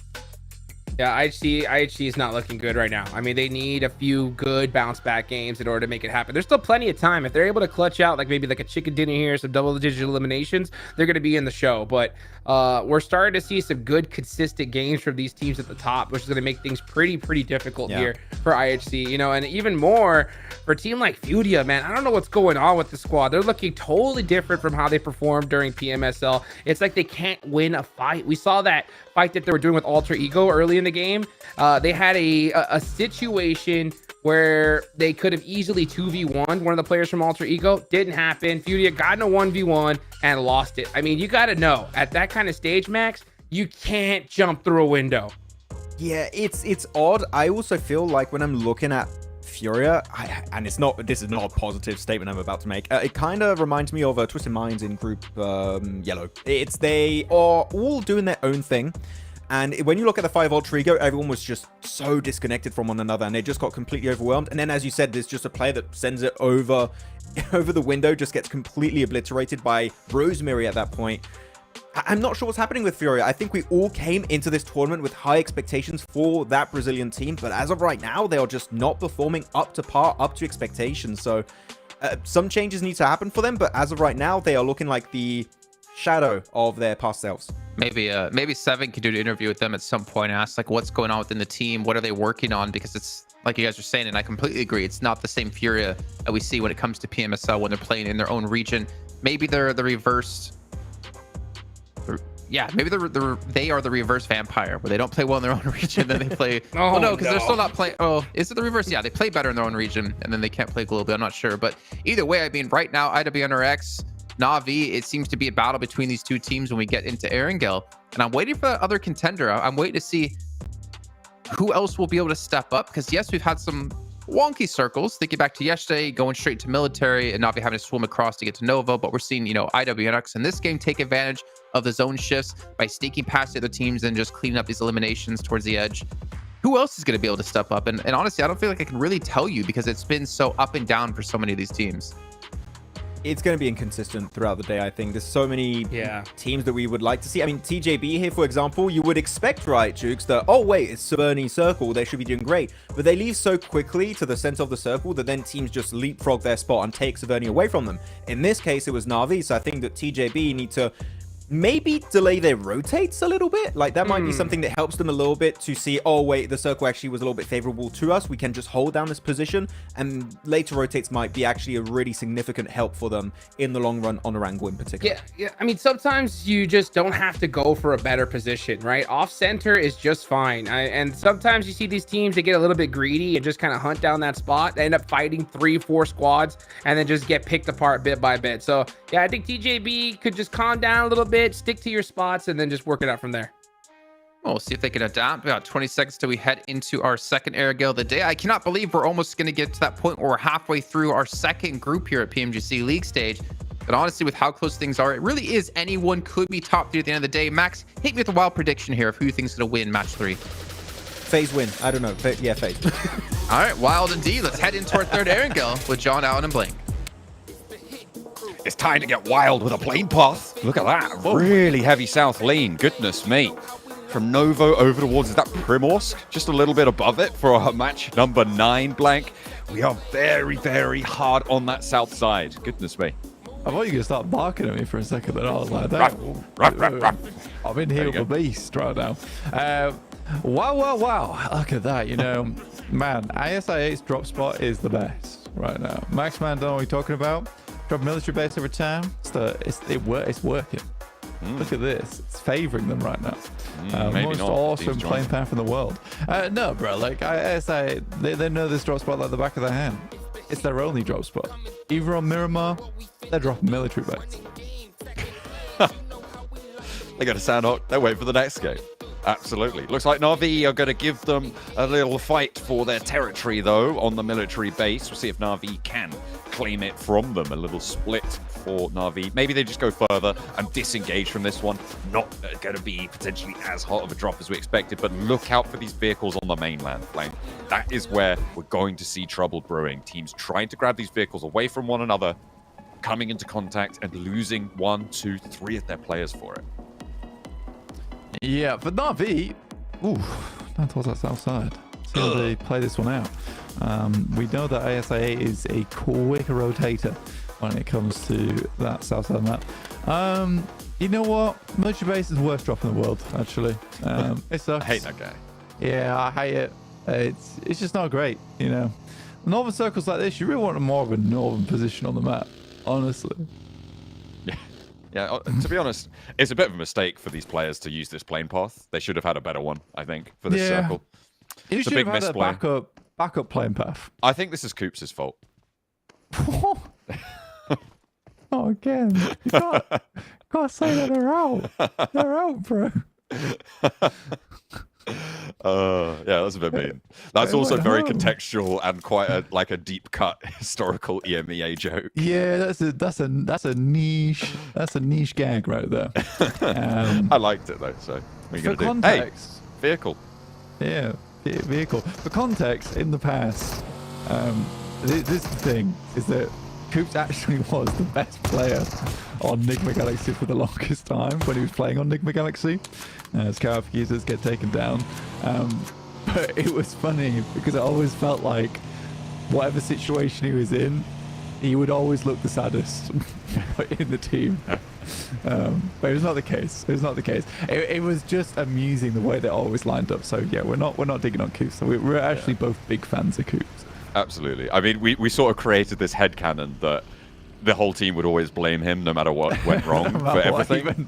Even if he was like a 10 elims. I think it was like Ralph. It was like he wasn't even alive, and Ralph was doing something weird, and we were like, "Can't believe Coops made Ralph do that. That's unbelievable." It was like an Eastern shift over on Miramar. It was actually on East Island. Yeah, Oh, that's crazy. Anyway. It was a funny one. I think Coops was alive. It was just Ralph went forward and died. And Coops is just like in the back line, like, why have you done that? And it could have easily been a Enigma Galaxy win because Coops did so well. That was where why would Coops do this meme was born. And then he left the team. Enigma Galaxy, they're doing so much better than he is. So John, who's the real winner? What's going on? Look, I'm fighting. I'm fighting today. Did this whole bit to redeem Coops' reputation. This is what we've talked about, though, for Twisted Minds, is they are all individually fantastic players, right? But their cohesion is just not at the level that it needs to be for PMGC. They found it at the end of EMEA, but it wasn't there in their group stage, and obviously felt the pressure from that a little bit too much. But Ralph was, of course, and something that the desk has rightly praised him for as well, really incredibly developed as a IGL towards the end of EMEA, and that has transitioned to PMGC, which is a fantastic sight to see for supporters of Enigma Galaxy for the EMEA region as well. Back to the game at hand then. Wow. This is the Tiamba turret heading through the map. There's one of the players. Oh my goodness. I mean, this is one way to deal with the situation of all rotating in one vehicle. So everyone picks up M4s and everyone's just a laser beam. So although this is more like the glass cannon play, yes, technically weak to team fire. However, they also have a lot of team fire, but all from one location and with a lot of mobility. Oh dear. I mean, it's kind of like if you see that vehicle rolling up to you, you see 3 heads popping out the windows. You know every choice you've made up until that point is a mistake, right? It's like there's just nothing you can do about it. As we're on board on the South Military Island, Falcons have Na'Vi go ahead of them. Na'Vi don't lose any players, and everybody leaving from that south side now. The Falcons looking to put up more points than 45. It seems like that's that great barrier for the teams in this lobby right now. Once you get over that, you can start to accelerate away. The crossing over towards Georgia Pole was also pretty dastardly. We saw Furia losing players early on. FaZe as well got caught on this rotate. And finally, Tiamba, they get spotted. They're not all in the same vehicle. That's their mistake. Yeah, they should have maintained the Tiamba turret. I'm a bit upset by that, but they do find Rosemary, who is arguably the most dangerous player there on Alter Ego anyway. Baxters go down. Does he survive? Smokes does go down pretty quickly, so yeah, very well played. Stun grenade also thrown, not sure from who. But yeah, now QZZ's got a big task in front of him, because he absolutely has to be the one guy to essentially hold out all the other players from Alter Ego now. Just tried to get back in. Here comes the crash, and QZ not quite ready for it yet. Good shots through the window start things off, and it's Boysil as well as Alva, who have been putting up some pretty good performances, at least this morning. Alter Ego nade up through the window, a second to follow it up, and they find the ground floor convincingly. Two players in, a clip of damage over towards QZ as well. Tiamba looking for those reses across the way. A little bit slow into this one as well. Shan rotates, draws some fire from Boysil, gives a little bit of time, but they're expending that, dropping the nade rather than going for the healing on the top floor here. And Alter Ego continue to control this area. 3 players alive. They still have the numbers advantage. Out onto the balcony. Tunch doesn't have that off angle yet, and Shan now can start to take shots through the windows. This is being navigated quite well by Tiamba. And right now, Alter Ego are on the back foot. They have to exfiltrate the ground floor of the building. The healing's there. It's going well, but Shan gets spotted, and that might change things. Yeah, I don't actually know if Shan will be able to hold on this position for much longer either. With him going down like that, that does open up a lot for Alter Ego. They tried to catch Tanch off on the low ground, but he made a quick rotate back up again. And Tiamba has slowly but surely been pulled apart at the seams. It looked like they may have been able to bring it back under control, and by all accounts, it probably is still possible with Boysil going down on the inside. Tanch is split off, but XC caught on the open and goes down. That should be the end for Tiamba now. Just QZ in the middle and trying to keep things under control. All 3 of his teammates are still technically alive, but the blue zone cometh. He does not wait, and the reses for Alter Ego can come through. With 3 players alive, this should be easy to handle, but we've seen some pretty crazy things so far. Yeah, QZ has to make some wild plays now. I think he is just comfortable to leave his teammates out to die. Circle heads over towards that northwest side. FaZe nice and central. Good fight here from Alter Ego, though. Managed to handle it. It didn't start too well with losing Rosemary, but that was a good test for them, right? You lose your player that everyone relies on a lot of times on the team of Alter Ego, and now they're in the situation where they got to believe in themselves. Staircase. Goes for the spray. One steps up into it. Got a sliver of a peek there. The stunner up the stairs. Not going to do too much either. And Alter Ego is slowing their pace. 25 rounds on the UMP. He does not have a lot left to play with here. He's going to expend a few of them. Jumping around. Goes for the swivel shot. But Boysil is so ready for that. It's not going to get by him. And they will go down. Tiamba 2 eliminations. Alter Ego stay up as 3 players. Yeah, it's one of the few options he had remaining is to make the jump at that window and hope to catch them on the backside. But honestly, for Alter Ego to kind of predict that one and just let it happen, good smokes as well, prevent too much from happening through from Alter Ego. They realize it's only stage 2 as well, so they can afford to be a bit patient on that fight. They do lose 1 player, but 4 eliminations. They continue their climb up the lobby, and he gets ever so close to Alter Ego now. At the start of the day, 22 points. Really did not look good whatsoever, and it hasn't been crazy game after crazy game here for Alter Ego. They have just been putting up some consistent numbers throughout the day, which has been really nice to see as we head into map 3 of the day. That more aggressive approach from Boysil coming on in, that's what they were looking for, is what they found. The points are starting to reflect that. We'll see if they can maintain that survival stage and also potentially jump up towards the top 3. Right now, Na'Vi, IWNRX, Enigma Galaxy, none of them with eliminations, but right now. We're taking a look at the center of the circle. Na'Vi not close to it. IWNRX are, and Enigma Galaxy as well, have managed to find a little sliver of Sunken, but they are still on that south side, which means that their crossing is going to be difficult. So of those three, IWNRX in the best position. Once again, back in a spot where they can pick up some more points. Na'Vi, I was thinking that IWNRX might be able to pull ahead of them, but they're able to sit 2 points ahead in terms of points totals. These guys are all the way over towards the eastern side, though, so not always the easiest of approaches for Na'Vi right now. Nice to see this team do well, though, because back in PMSL EMEA, their first week over in the group stages were just unbelievably good. It was so difficult to deal with Na'Vi in that league stage. They fell off a little bit, weren't able to quite find their focus.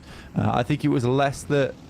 You know what, I'll take that back. I don't think they fell off. I think it was just other teams within that lobby became so much better at the game over the league stage. We're talking about Team Spirit in particular, who actually came away and won their respective group stage here in PMGC in yellow. Now Na'Vi has to follow suit. I mean, and it against the reigning champions from PMWC with Alpha 7 in that group, to do that is really quite impressive for Team Spirit. But you're right, it is a bit of a challenge laid out for Na'Vi. It's like, you think you're better than us? Well, you've got to prove it, because right now they are a little bit behind the metric of what Team Spirit were able to pull out of the bag, but they are still at the top of the tables, and they have managed to put an EMEA top 2 on the board. Top 3, actually. I don't know, because I think you're right. They have to prove it, but the way I'm looking at this is that technically they're not far behind from what Team Spirit was able to do in their group stage in yellow, because honestly, Team Spirit didn't have the most insane start to their day 1 and day 2. Na'Vi still has a little bit of time to work with into day 3 and day 4, but losing Lemon as well, as that's the second knock coming through to Na'Vi. Has been a long rotate. This is very, very difficult. I mean, they were leaving Yasnaya at the start of the circle shift, and it's been a really tough approach. They were right next to Alter Ego, had to diverge up towards Severny, and then ASIA have just been in the way since, so they've been trying to push him from the edge for a long, long time. Virtus Pro counterposed to that. The ridge to the west of Severny is where they're setting their sights. They've managed to take control, and TJB don't really have too much ground to play with here. A couple of knocks sent back, a couple of rounds down range, and Tixi may be looking to move forwards here. The east side of this ridge is a lot less safe, given that there are players in Severny, but the blue zone pushes everyone south, so they can try to play for that. Yeah, it's for Virtus Pro, it's a bit of a difficult crossing. They did find at least one knock over towards TJB. That was quickly res back up again onto Triple S. Long as literally pulling some matrix maneuvers there. You see the traces whiz past his head.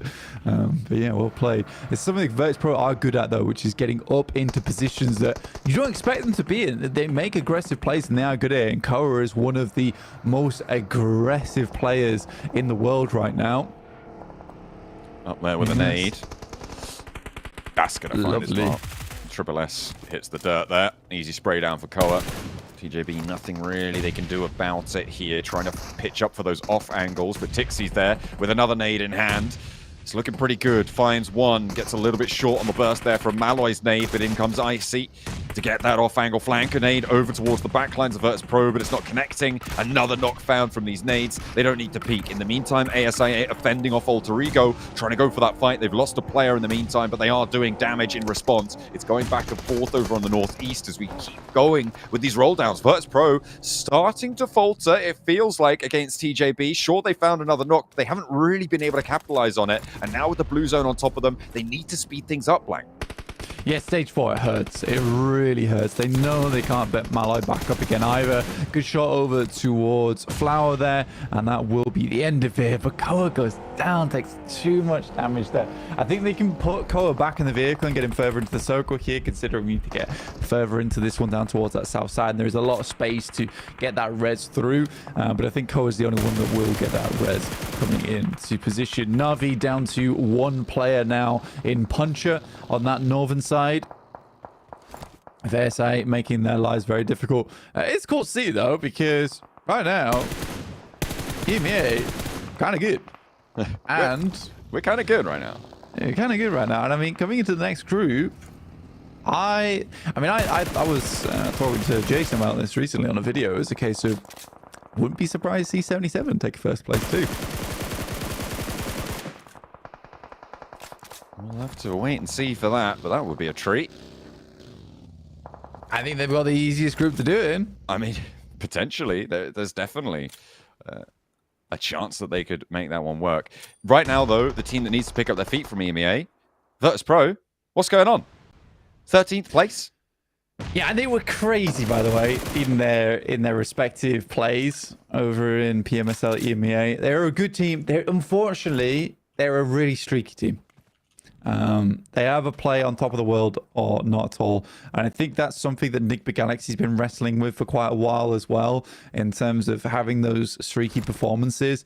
They've made things look much, much more consistent, purely because they've got a lot of that teamwork down now, which is really good to see. But here they are now on the south side. Team Queso, definitely a team that we can't really count out at this point in time either, John.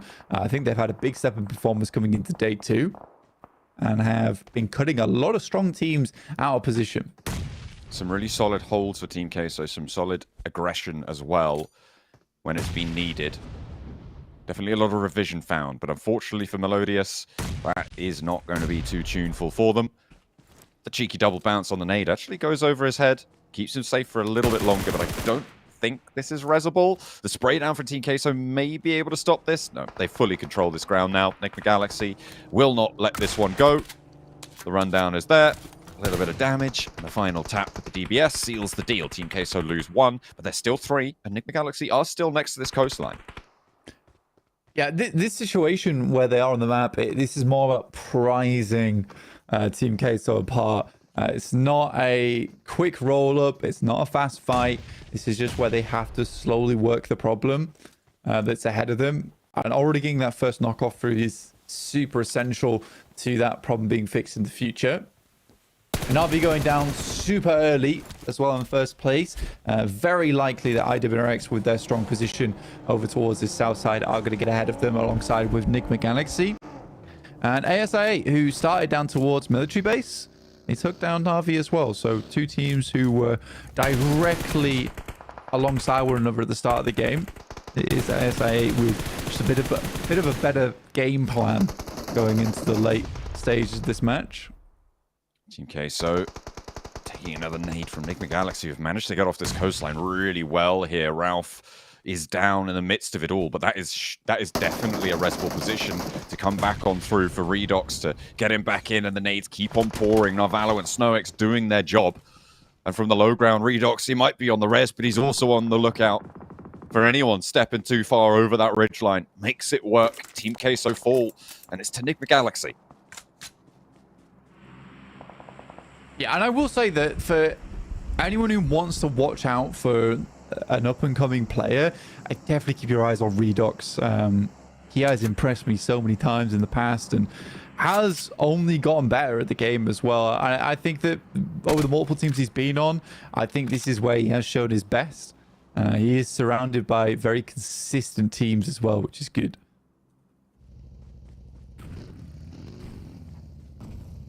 Vengeance on the north side of this circle. Right now, I think in a commanding position, but ASIA looking for the roll-up onto it. IHC will be on the third party if they're given the opportunity. A nice knock on the opener. 2 found as well. But around the edge, Yamax there. ISIA cannot make the ascension here. IHC looking to push on in, though still. With the opportunity, it will come on through to potentially take an important position in the circle. In the meantime, on the south, Incilio pushing onto Furia, losing one on the roll-up, but there's only 2 players to deal with. They'll take that trade any day of the week. Incilio take down Furia. Meanwhile, IHC continue to try and roll around on the north side of this circle as Vengeance. Are they still alive? Are they still in it? They still got 1 player, but they are severely diminished in power. IHC do all the work that they need to. The northwest side is theirs. I want to see a good game out of this team. I want to see just 1 good game out from this squad. I've been super unimpressed so far by IHC. And it has just felt like time and time again, they get towards, you know, a top 8, and then it just gets bottled. Great nades here coming through from Redox once again over towards Incilio, who are suffering at the hands of Enigma Galaxy. Incilio, a team similarly to others in our lobby that have these moments where they blaze very brightly and then fall off a little bit, but those few moments of fire have set themselves up in 6th place with 51 points currently, which is not a bad scoring, all things considered. Now, Enigma Galaxy have set their sights on them. With 5 elims on this game so far, Enigma Galaxy looking for another large game here in our match 3 on our angle. Going into stage 6 very soon as well, with Lily quite literally in the middle of the circle right now, just like a lily pad. But we'll see if any of the teams can bounce off the back of that position to get themselves a strong spot in the circle later on. A couple of froggy nades over the top there, getting fresh with them. 2 players down to it. And they hop, skip, and jump on into the Incilio backstop position. 1 knock found. The circle is going to stop just there. So that's Reservoir on the south side for Enigma Galaxy. They're up to 8 eliminations now, Blank. It's all up to the north side to see who the main contenders for this circle will be. IWNRX have been very quiet in their position. They haven't had to move since about stage 2. But now they'll need to shift west. Falcons, a team now set to be going home if we ended things here, and I think it's a team that a lot of us didn't expect that from. A fantastic nade from Action. We'll take down 2 from Getso Roy and finish off that squad. Wow, that was an instant shot from Mela. Again, it's so cool seeing. Honestly, I just want to say it's awesome in this PMGC. I think it's the first PMGC in the group stages I've seen in a while where there are so many recognizable names, and it's so difficult for you to go through everyone's past. I mean, Mela, as we know, over in the previous PMWIs and group stages before, solo carrying that squad on phase with some ridiculous 1v4s, 2v4s. But he's still as quick on the trigger as we've seen him in the past as well. But yeah, it's awesome for me. I mean, it's a dream come true to watch this PMGC 2024. I think the format this year has been game-changing. Absolutely love to see the ascension of these teams. What a spray down, just as you laid it for us out there. Brilliantly displayed, an immediate double spray down on the buggy, and that's an easy pickup for Mormon. He just turns around the corner. He's like, "Oh, you do that? Cool. I'll just pick up the flushes for you. Add them to your tally." Mela and Mormon moving out though against IHC. It's a tough rotate, and IWNRX trying to get ahead of it. Godless for 1. Swung around though on the buggy. There's the roll down for Zedwolf, and into the back lines. They'll try and find the rest of it. Zerl goes down, and it's still a fight to be had. Will he be able to get much more done? I don't think so. Finally falling, but IHC are outphased. They're still there, Mela. What is this man made of? Goodness me, IWNRX may also fall to him. I know, this is the thing. It's so funny. We have to like give a little bit of history about Mela and then just see him pop off, because man is a laser beam at the best of times. Enigma Galaxy though will finally put the Terminator down on that north side. And with Enigma Galaxy holding a ton of space down towards the southern edge, it really is now just down to these 2 teams. Enigma Galaxy being slightly slow on their approach here, but they're able to get over towards that northwest side fairly comfortably. They have backstops down towards the bottom, and it feels like they have learned a couple of mistakes from yesterday, which was a case of not getting too frantic. I think there's still some of that panic in this team at times, where they try and shore up each other's mistakes a little bit too much. But I think one thing that is certain is that specifically Narvalo, because he's the veteran of the team, needs to start trusting in his squad mates a little bit more. If they make a mistake on that front line, or they start getting a little bit low, you just got to wait and let the magic happen from some of your Vanguard. Because I think that if they do that, they will be a formidable squad, even more so than they currently are. WNRX up to 6 eliminations. Enigma Galaxy. They've been doing a lot of fighting on that south side, and they've got a whole chunk of it too. By the way, we're in stage 6, 2 teams. This is, I mean, it's good PUBG Mobile, right? The sweeps coming through from these teams, clearing out the ground early, getting control. This is by-the-book play. It's working out well. Narvala with an open spray on the Frozen. Nice. Ralph's there as well. They trade off that angle. Kine can't control both of them, and Swain wasn't there to pick it up either, unfortunately. Not quite in the right position.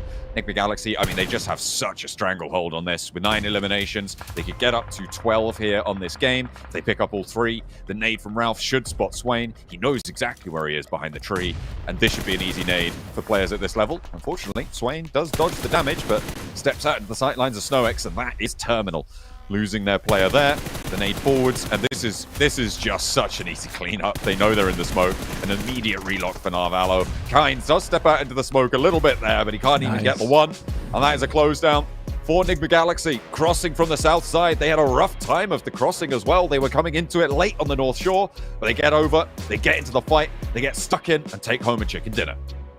Look, the thing is that I think I can't be... Narvalo's playing really well, Snox is playing really well, and Redox is honestly killing it here. But I think the player that I'm most proud of here is definitely Ralph, because he's had a rough couple of years, man. He's felt like the weakest link on a fair few teams, but it feels like he has massively improved his performance over this past year, and it's only looking better for Enigma Galaxy. It's all about the up and up here for Enigma Galaxy, as I believe they're going to reclaim that top spot in our leaderboards of Group Red here. And I mean, with the way Enigma Galaxy were playing, it kind of seemed similar to yesterday, Max, where it was very edge play. Yeah. And it was like, we see team, we eliminate team. Sweeping edge play has been definitely the name of the game for today's matches in particular also, but I have to fully agree with Blank's statement at the end there before he threw it to us. Like, Ralph has improved so much as an IGL. I absolutely adore... I think I've never seen such a big step up of an IGL in terms of overall playstyle of a team. Like, from their hyper-passive playstyle in Spring to now how they were playing in full EMEA PMSL and now into PMGC. I am absolutely sold on the overall playstyle of Enigma Galaxy this tournament. They were literally just falling off of first place that last game. They reclaimed it already with this match. Jason, Enigma Galaxy are just gunning not for top 3, they're gunning for #1 spot right now. They're going the entire way. Look, I'm just gonna say it, boys. Coops was the problem. Okay? I'm just kidding. All right, look, I'm just kidding. No, look, let's be real though. This is looking like an entirely different squad. You're so right, Max. I mean, they played that game perfectly. They have such a great way of being able to go passive and then aggressive at the flip of a switch. They had full control of that southern side. For a second, I remember we were talking, you thought IHC was going to get that dub, and I was a little worried because I was like, if IWNRX pulls this, pushes this team, it's going to be a little bit troublesome. But then, you know what, Enigma Galaxy, that exactly happened. Enigma Galaxy were just chilling way in the back and just pushed up little by little and just controlled the entire game. Beautifully done. Yeah. And yeah. For IHC though, to be fair, right? If we didn't see IWNRX crash that fight, they probably would have looked much better, right? I think you're even saying, Hot Jukes, like one moment they were there, the next second they weren't because of that. Yeah, for sure. So like what I was expecting to happen was that the zone was gonna play out all the way towards the end, and we were gonna see that IWNRX IHC fight happen first anyway. But that did not happen at all. Instead, IWNRX said, no, we gotta take this fight right here and right now if we want to win the game. So I mean, it's a bold play, and it did work out because they got a lot more eliminations. So I think from them, they did the best strategy they could, considering that if it did end up going that route, I mean, we're probably going to see Enigma Galaxy at the end win anyway. But I mean, beautifully done. Hey, looking at IWNRX here, Jukes, I think we were both kind of surprised when it happened that they were so successful upon that breach, because at that point in time, it's not like IHC were deep in a fight versus FaZe and Falcons and like they were losing players. No, they had 4 players alive, super healthy in their positions, and they had the highest ground position in that circle at the time. That was just a Hail Mary push of IWNRX to understand it's all we just get a sad 3rd, 4th place, or we send it and maybe do a game-winning play. Sure, Enigma Galaxy wins it, but if IWNRX really wanted to win this game, that was the main push they had to pull off, and they were so successful in the process. So right now, Enigma Galaxy and IWNRX, there you go, are the big playmakers of this group for sure.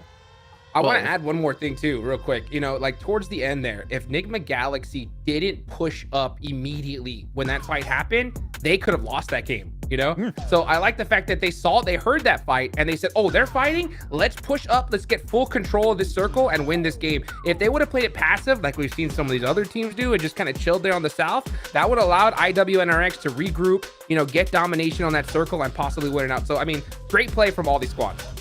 Well, Max, you mentioned playmakers. What about Mela, man? Onto Falcons, and then he avoids the crash with IHC and IWNRX, and he plays an off angle. Like, he got his team a bunch of extra points. He got the Blank buff. Like, Blank was being the Mela historian that game. He was just bringing all the backgrounds like, oh yeah, I am pretty great. And he just hits this sickest double headshot spray while players of Falcons, not any team is Falcons, are trying to exit with a buggy. That is top 3 sprays we've seen so far this tournament, for sure. Absolute madness from Mela. And really the reason why FaZe are in my top 3 is mainly because of Mela. So I'm glad to see he's able to pop off in that way. But Jason, it doesn't matter because the French are here to play. Snowick is MVP. I'm proud of him. Good job. I mean, yeah, it's been a lot of ups and downs if we think of the French scene in general when it comes to PUBG Mobile, Max. And of course, with you being French and you being such good friends with a lot of these players, you've seen it kind of firsthand that it's really rough to be a French. Well, it sounds weird, but it's been rough to be a French player because these French super teams haven't worked out. But the upside is, you know, kind of going their own ways has netted the ability for Snowix here and Navarro to really step up and will be the top dogs in our group. Yeah, one unfortunate thing about the PMSL format is that I feel like the Western European teams have been diluted significantly from the old PMPL days, then it became PMPL Europe and then PMSL EMEA.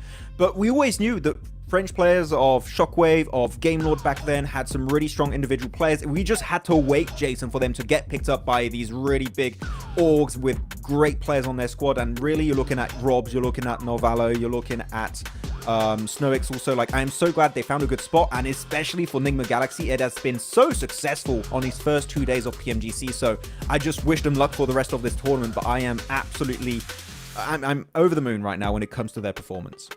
Over the moon. I cannot wait to see Max bust out the French flag at some point. But as you look at the rest of our leaderboards here, again, a little bit of a lead starting to grow. I would say somewhere between like our 3rd and 4th place team, potentially a little bit lower on downs. We can see a little bit of a split of 7 points between I8 and of course FaZe Clan. But again, Team Case has been able to get here into the front page at some point, and Cilio here as well, a team we honestly haven't talked too much about. But there also hasn't been necessarily too much to talk about them. They're previously known as AOR when you look at CSA. You know, consistent play. That's all it takes from Incilio right there. You know, they're in the running. I mean, all it takes is just one good zone, one good position, and they could easily win this game. So it's like, I'm not mad at their play style. I haven't seen anything personally that's just making me go, oh my gosh, Incilio, like, what are we, like, this is their time, you know? But at the same time, that moment could still happen. So, I mean, for all you Incilio fans out there, keep cheering on your squad because I think it's only a matter of time. It's really rough for Incilio because I have the impression, looking back on a few of these games, they're just fighting the best teams when it comes to fragging potential. Exactly. Like here, they're like, oh, you're in a 4v4 fight versus Nigma Galaxy. There's currently the biggest step up of this PMGC ever since PMSL. And they're just struggling to deal with it. They do have some big names on the team. I think that, Jason, when looking at Incilio, Westron is like one of the big names on the team. But even Westron is just... looks like just your average player in PMGC because you got so many good fraggers in this lobby for Group Red. And unfortunately, sure, your region, you might be good, but global is a completely different matter. And right now, Incilio are just having a really tough time this event. Yeah, completely different matters. Sometimes teams play better, sometimes teams play worse when it comes to globals. Generally, you would think playing worse, but we have seen a couple of teams play better. Speaking of unfortunately worse, even with IHC, with that performance in that last game, they still have not moved on the leaderboard, so they're still sitting down there quite a bit. But in the meantime, it looks like we do have to head to a short break while we get things ready to go for the second half of day 2 of Group Red. So we'll see you all in a few.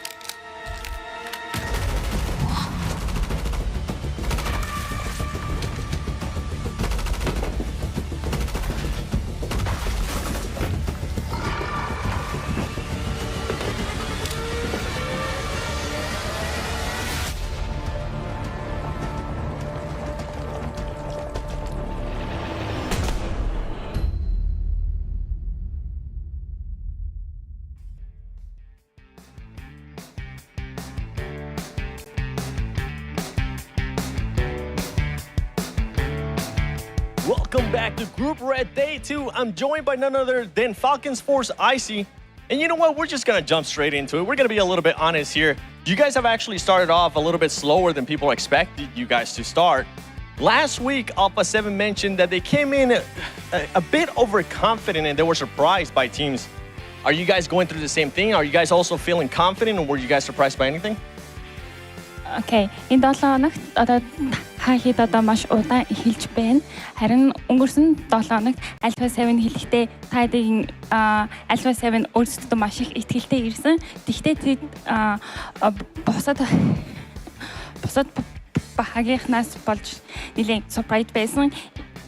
Одоо та бүхний одоо удаан эхэлж байгаад ямар нэгэн шалтгаан байгаа юу? Яагаад удаан эхэлж байна вэ? Нэг шалтгаан бол байхгүй. Гэхдээ одоо ямар ч баг муу тоглож эхлэхийг хүсэхгүй байх. Тэгээд алдаан дээрээсээ одоо улам сайжраад алдаагаас дараагийн өдрүүд дээр ажилласан илүү сайн тоглох болно. Жижиг алдаа маш их гаргаж байгаа болохоор жоохон тэрэн дээр айгүй халдаад байна. Okay, so he's saying, is there like any other reason for that? Like every team making mistakes, and also we are trying to fix our mistakes on it. So like we are like now trying to focus on the last matches more. Right on. Well, here, let's talk about those last matches before we actually get to the halfway point of Group Red. What are you guys going to be switching up?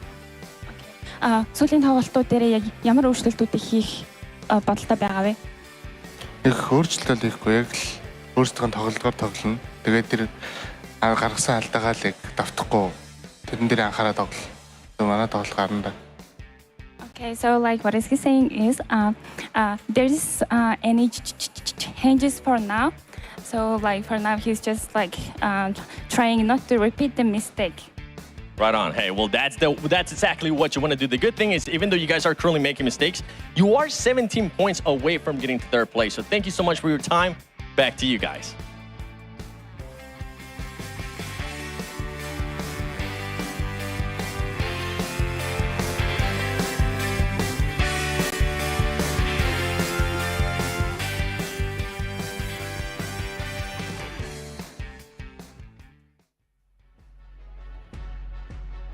Well, it was great to hear from Icy, but I'm really glad, Seven, you were able to find a baby gap so you could find clothes in your size there over in Malaysia. We are back here with our halfway point of the day, as we have one more Erangel to come up, and of course our double Miramars. But yeah, you hear Icy. I mean, it doesn't look too phased. I feel like they've been in situations like this before, and they've also have come back from situations like this as well. I just went very southern there, kind of. Right on. Right on.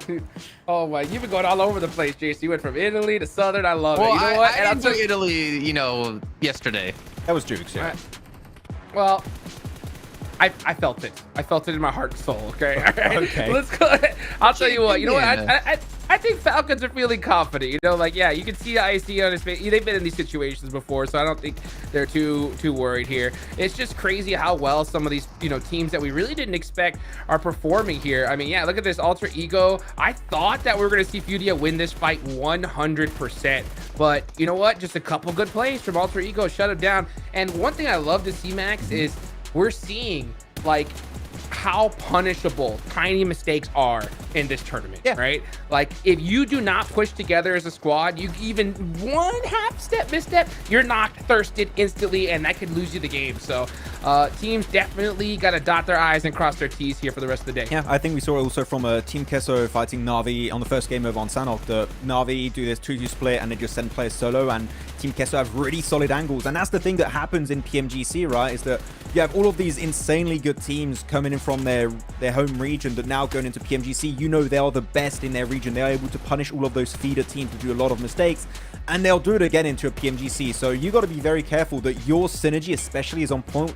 We've seen it a few times, Jukes, already, I feel like today, where sometimes some players just doesn't want to wait for his teammates a little bit longer. He just sends it 5 seconds too early and instantly gets obliterated. So, sometimes those little mistakes can be easily avoidable, but when you are under pressure, sometimes you still make the mistakes and teams will be there to punish it. I mean, I didn't know Alter Ego changed their name to feeder teams. No, I'm just kidding. I'm only saying that for Max. I'm only saying that for Max, not because I dislike them. But as we take a look at a quick head-to-head here between our top teams, or pretty much top teams, you can see a big difference when it comes to chicken dinners, of course. But IWNRX, man, on the elim game is pretty insane. They're a fragging team. Like, they are, for me right now, in terms of EMEA teams, they're the best hope in terms of fragging potential. Sure, Team Spirit are great. I think the Team Spirit maybe stand out more with how they rotate around the map. But IWNRX, their fragging potential with Z-Wolf in particular is insane. But one thing that needs to be highlighted, right, Jukes, is that even though Z-Wolf that 2 games ago went out early, the entire team can still pop off. So it's not like Z-Wolf is just doing all of that heavy lifting alone. The entire squad is putting up the numbers, playing so well together. And when they pull a rotate like they did in this previous game versus IHC, the synergy's on point, the timing is on point. This is a team that I think is going to do very minor micro mistakes, and that means it's going to be very hard to take them head to head in a fight. Okay, well, one thing that's allowing them to be so successful in these head-to-head fights, of course, is their device, the Infinix GT20 Pro, getting that 120 FPS to hit those DBS shots. And you guys at home can play like a pro as well here. And speaking of pros, Max, man, we have an ex-pro with us here in Hot Jukes who can easily talk to us about the difficulty right now of playing at this level and making mistakes. You don't want to see it happen. Actually, you know what? I'm gonna change topics instead. I'm gonna talk about something a little bit better. What team to you, Hot Jukes, has been overperforming the most? Overperforming? Expected. Yeah, overperforming. It's got to be Enigma Galaxy, right? I mean, none of us even had them in our top 3. So, I mean, these guys are just crushing it. I mean, they're playing it perfectly. I mean, I want to go back to the point about Max said about IWNRX and their frag potential.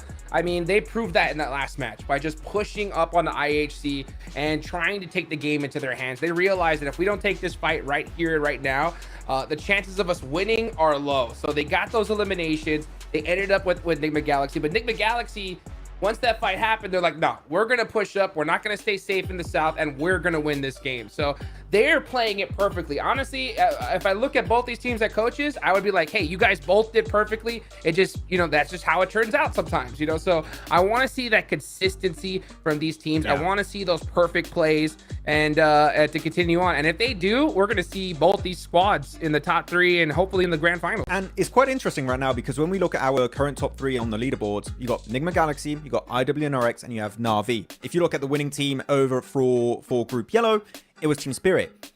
I mean, we were looking at different regions like South Korea, we were looking at Brazil, right? Japan, of course, but then we didn't have the side of Reject make it to PMGC. Yeah. But EMEA is bringing the heat this PMGC event, and I'm bringing up a serious question with how EMEA teams are currently playing. Is there a realistic option that the trophy goes to EMEA? That's that immersion right there. That's that immersion, baby. Yeah, I'd rather have that than flossing, to be fair. That's better. That's true. But yeah, so my question at the end was, is there a realistic option here that the trophy of this PMGC goes to an EMEA team? Because they have currently been looking the best as a region this tournament. I mean, no doubt. No doubt. I really want to Totally argue possible. against you with that. Oh, yeah? But I can't, You you know? can't. You can't. Yeah. With the numbers of the group stage, you can't. It's like, well, the stats are there. Yep. Well, I will say this, though. It obviously gets exponentially harder going from this league stage where there might be a feeder team or two to the grand finals where there ain't no feeder teams and it's insanely hard, right? And also when you get the clashing of styles potentially happening, like what if IWNRX or Team Spirit were in different groups? What if IWNX was in Group Yellow and Team Spirit in Group Red? The style that they played in those lobbies, would it have worked for them? Or would they have been able to adapt properly to the way the lobby's playing? There, I'm not so quite sure. I'm going to say no. And the reason why is because it didn't happen. You know what I'm saying? I mean, it's so crazy to think about because you look at these different teams, you have to be able to adjust on the fly. One thing that both these teams have been able to do is prove that they can do that, right? So with how they've played, I'm in reality, I'm going to say, yeah, they can because they've performed so well in their groups here. Honestly, I'm so stoked for the rest of this group. I'm hyped for Group Green. Honestly, though, I am really excited for the survival stage because that is going to be make or break for so many squads. And with how this group is going, that survival stage is going to be stacked. Yeah. I mean, you already got teams like D Xavier, Vampire Esport, Bigatron Knights, Loops that are going to be over in that group, right? I'm not saying Inco because Jukes, it's not going to happen. But the Group Yellow is already looking stacked with the teams going to survival stage. So if you're adding already some teams that are looking to maybe struggle to make in top 3, like you have FaZe, you have your TJBs, your Falcons, Chamba, if they go to survival stage, man, that is going to be a tough week for those teams to make into the grand finals. So we'll see how it goes. But yeah, anyways, you want to be in the top 3. That is the goal for these squads. All right, well, our goal right now is to sit back and relax as we have our final airing of the day underway. John Allen and Blank, take it away. Hey, don't relax too much. You've got to be paying attention because this is going to be our last airing of the day, as you say. Match number 10, as we are going to head over the southwest side again, making things a little tricky for our teams on this plane pass, Blank. Yeah, it's been an interesting day today in terms of just how these games have played out. I mean, even having an Erangel end on stage 6 is fairly unheard of here, and it's nice to see our teams get more aggressive because this is something that you wouldn't typically see in PUBG Mobile, but I do think that it is the natural evolution of the game, which is taking those moments to sweep on the sides of the circles and not allowing the circle to dictate your performance in the match, if that makes sense. I think teams who can be more aggressive, remove those teams whilst there's still more chance to do it, whilst there's still more space where those third parties aren't more of an issue, and you have the confidence to make those plays. Yeah, more games like that where Enigma Galaxy can firmly close out a game versus IWRX because they have all the space in the world to work with. That's going to be a more consistent feature here in PUBG Mobile. And me and you were talking about before this game started, just in terms of like the performance and the teams and how the format has changed this year for PUBG Mobile. It has increased the skill level. We just have so many good players, good teams here in our PMGC groups. And I'm confident to say, and I have said it before in the past, but I am saying this with such conviction right now, this is the best PMGC, the best year of PUBG Mobile we have seen yet. And I can only imagine if we continue on with this format, with the way that we're currently getting teams in and with our leagues over at the PUBG Mobile Super Leagues, PUBG Mobile is just going to get so much better with time at an exponential rate. This is an interesting statistic though, John. Flower with 12 elims and then Longs with 1 on the elim proportion.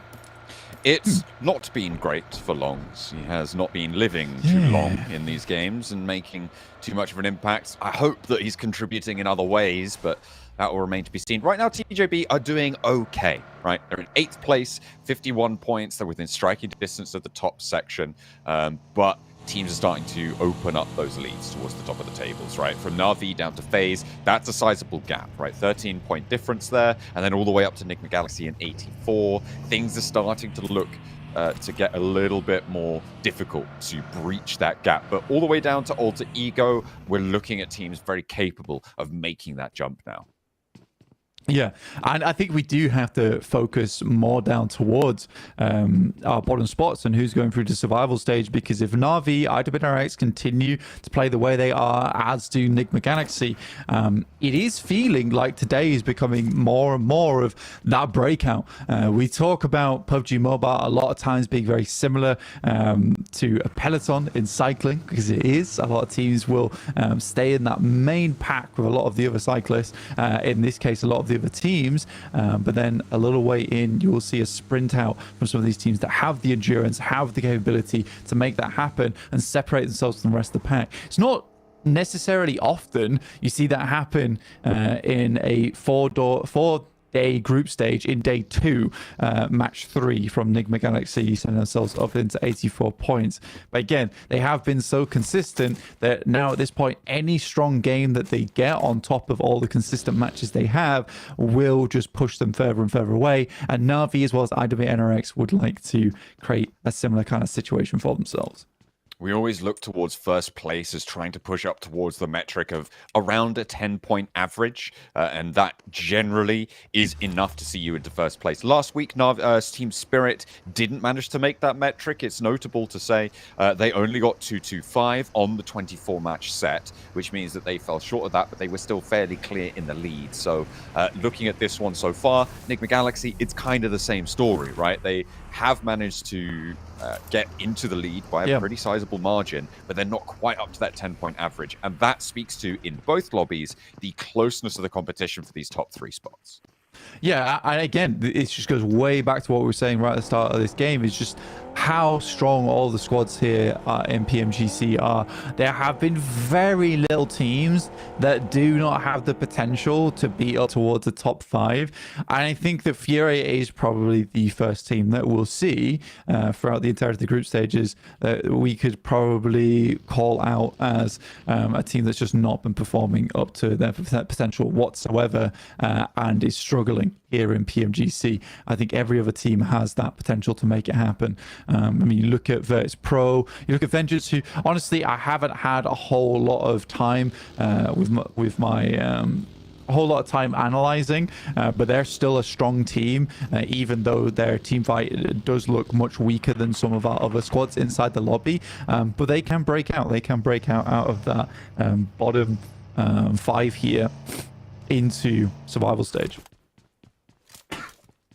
That is the goal for a lot of these teams.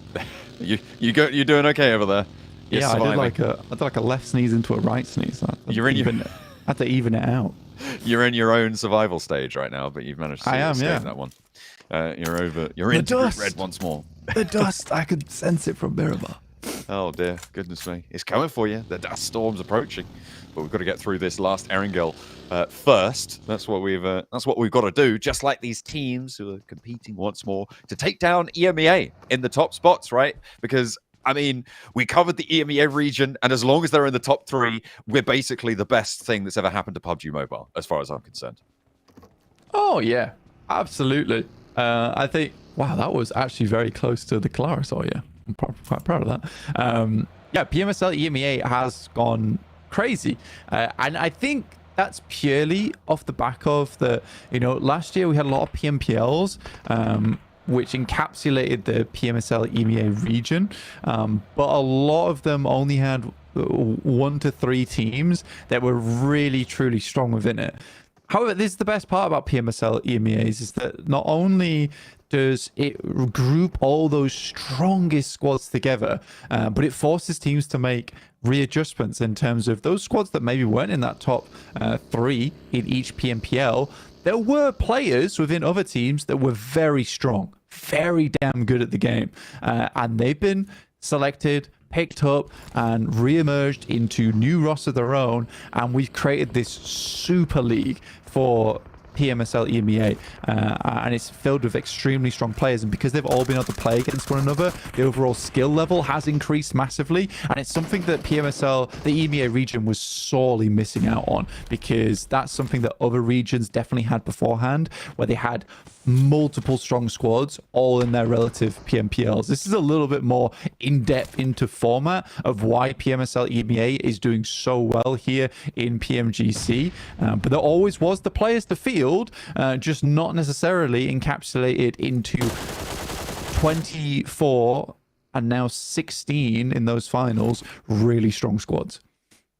It's so good to see the distillation of talent into, well, all regions, to be fair, have been stepping up, but obviously we're a little bit biased towards the EMEA, having followed these guys. Less than bias, it's just they just have been the region that's benefited the most from this format. Yeah, and that's what I was gonna sort of move on towards. Like, we've been following this region for a long time, but it is just undeniably true that they have improved at such a rate. Team Spirit beating out world champions back in Group Yellow, and a team that has been struggling to find those performances for a long time, Blanca's Team Spirit. And obviously now, coming into the end of day 2, or into the latter half of day 2, we have an EMEA 1-2-3 on the tables in Group Red. So whilst that can very much change, we talked about the volatility of this group and the ability for a lot of teams to jump up all the way down from 12th place, really, towards that top 3 position. It is still definitely an indicator that there's something developing in the EMEA, and I'm happy to see it. Circle down towards the south side of the map, so around farms. There's still a little bit of Sosnovka tucked in on this circle, but it is, I'd say, impossible for the circle to head down there. It could certainly keep it in towards the end game, but we're likely going to end up on the coastal area around this middle island of Erangel. So teams are bunching themselves up alongside that coastal edge. Tiamba heading down on the south side of farm towards that pier area of the map. ASI8 got out nice and early. They were still very cautious the way they did it, so we saw that earlier. We didn't quite comment on it. but they were very disciplined in the way that they made their rollout from military base. The ASA is a funny team because I absolutely think that they need a backup drop spot, and I would implore them to find one. But they are working off the back of just being very good players on this team. Right now, fending off versus Team Queso, and now over towards FaZe. If we look to the past, Stalwart actually was the team that played over on Nova Apnoia so often. Even that team has now changed a lot now here on Falcons. Even when Stalwart, they stopped playing Nova Apnoia as often and looked for a secondary drop spot on those playing paths. So it's a team that we already have a case study on. ASIA, they've managed to get a nade knock over towards FaZe, and Falak finally goes down, but not before he launches one back in response. Will fall off this top, as Virtus Pro also crunching in. Alter Ego across the way, maybe also able to have an impact here. Onsens is bleeding out, but Virtus Pro is suffering to Mormon.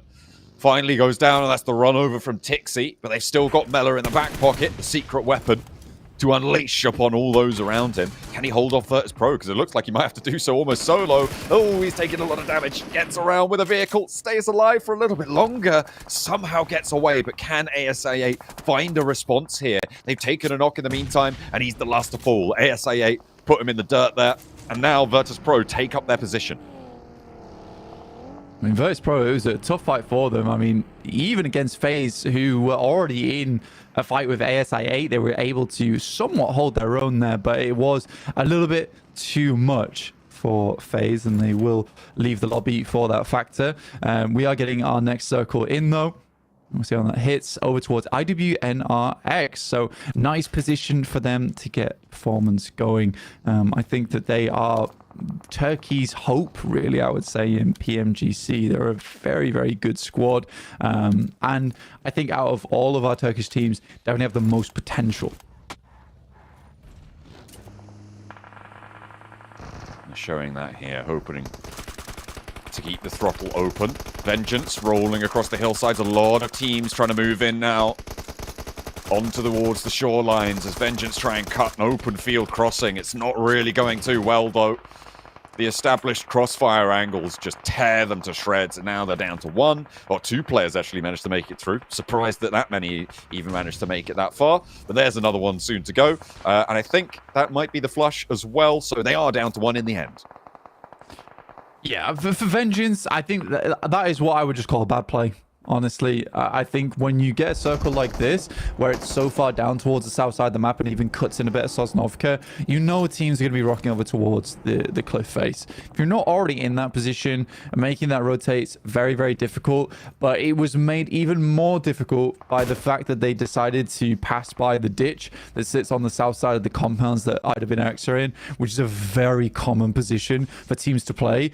You saw a nade been thrown down there by IWNRX, and it was less to do damage, but more to confirm positioning. I think IWNRX definitely needs to know where the teams are in their future, because they will be tucked away in this compound for a while, playing out over towards the eastern side. So it's essentially a scout without vision onto their targets, which is good from IWNRX. I think they are certainly thinking about their future here in this game.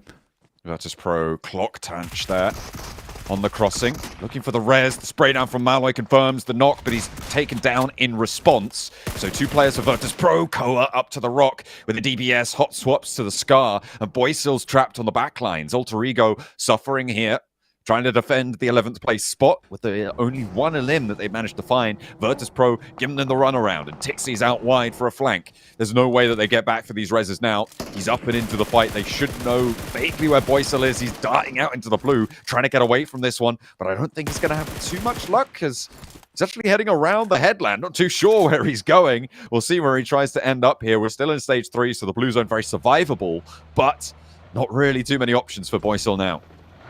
Not really for Alter Ego. They are struggling. Now there's the one player with Boysil moving out. For Virtus Pro, now I'm curious because, and this is more of a question for Maxman on the desk, because I know that he really does like Tixie, but Bishke is a great player. And And I think he performed fantastically well with Virtus Pro as a frontline, but almost like guardian for the team. He was very, very good at protecting his squad mates, and also a fantastic nader for the squad to open up those fights. For me personally, I think Tixi is a great addition to any squad, but I think going into the group stages, it's a difficult decision to be making for Virtus Pro, as I think that they would be doing, personally, they would be doing way better with Bishke on the team. Now, this might be a conscious decision, just to be like, let's get Tixi in, and we'll try and get into the survival stages, but we desperately need practice with him now if we want to make it work going into the Grand Finals. It'll be interesting to see how their roster develops here. Do they bring Bishke back in? But yeah, they are definitely committing to Tixi as a core component of their roster. We'll see if that flourishes into the later stages of Group Red, because it's not happening so far. Incilio on the south side right now, in the compound that they hold, one of the major forces in this lobby. I'm also looking at Team Queso on their hilltop on the southeast side of Pachinki. Just across the road, you can see Fash has taken a scout out towards them. They've got a lot of high ground oversight. Teams from the west may look to try and rush over it, though, with Enigma Galaxy sat there. ASI8 kind of stopping anyone from the southwest having an impact. I feel like Enigma Galaxy potentially the only team that could take that high ground from Team Queso right now. Yeah, I think for Team Queso, they have had a real good step up in performance today. Unfortunately, they are just hemorrhaging players on this north side. ASI8, again, they're an odd squad to me, because I think some of these early rotations, especially on our angle, are just made unfortunate by their decisions on the drop spot. I mean, this one obviously works out, but it has been incredible for them. There's been questions about ASA in the past and the players on that team and how well they can do, but this group stage is really proving a lot of people wrong here, and I think that they are a fantastic team and one of the best squads coming out from that region in a long time. Virtus Pro on the hillside. Enigma Galaxy, they've lost Snowix, but that's a little bit isolated from the rest of the roster as well. Losing another on the forefront would be really far from ideal, but Tixi down there, a move forwards from Redox to try and secure them a path towards their team. ASI8 flexing out, a good third-party rotate. They sent Falak, they've sent Noki out to get stuck in on this one. Snowix is still down there. You can see Narvalo desperately wants to establish control, and they might have been able to do it. Virtus Pro get pushed aside. ASI8, if they're not quick enough, they won't be able to capitalize on this weakness. I liked the flex out. They didn't get too much value for it, but they'll be okay just to pull that one back. Uh-oh! Is Snowix in? I think he might be, as they're trying to pull him back into the zone. He doesn't have too much time left. Yeah, Snowix is a little bit on the edge here.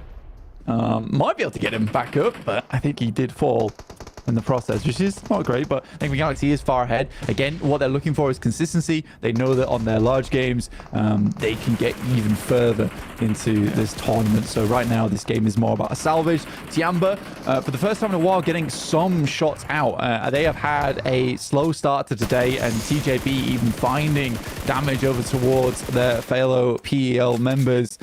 Some great shots their way. They are just absolutely cut off on the hillside here. Do not see them getting too much further into this game. Na'Vi, on the other hand, this is something we haven't talked about, but we have to talk about now, John. This crash from Na'Vi over towards the IWNRX compound. Let's see how this one goes, because I think this will be a testament to Na'Vi's strength here in the lobby.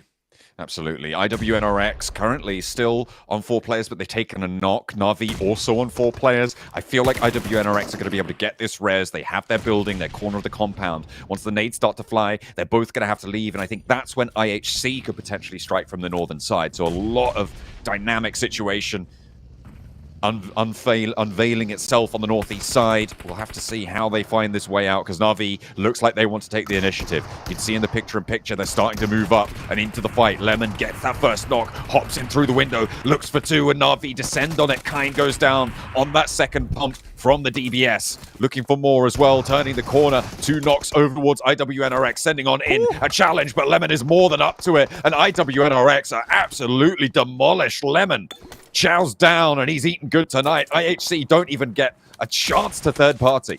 Lemon, unbelievable player is this guy. The first to hit 100 eliminations over in PMSL EMEA 2. Really, really fantastic play there from Na'Vi. And this is not a play that I would have expected, actually, coming into this lobby, because I think the way that Na'Vi's been playing, they have been shut down at some of the worst moments in their matches.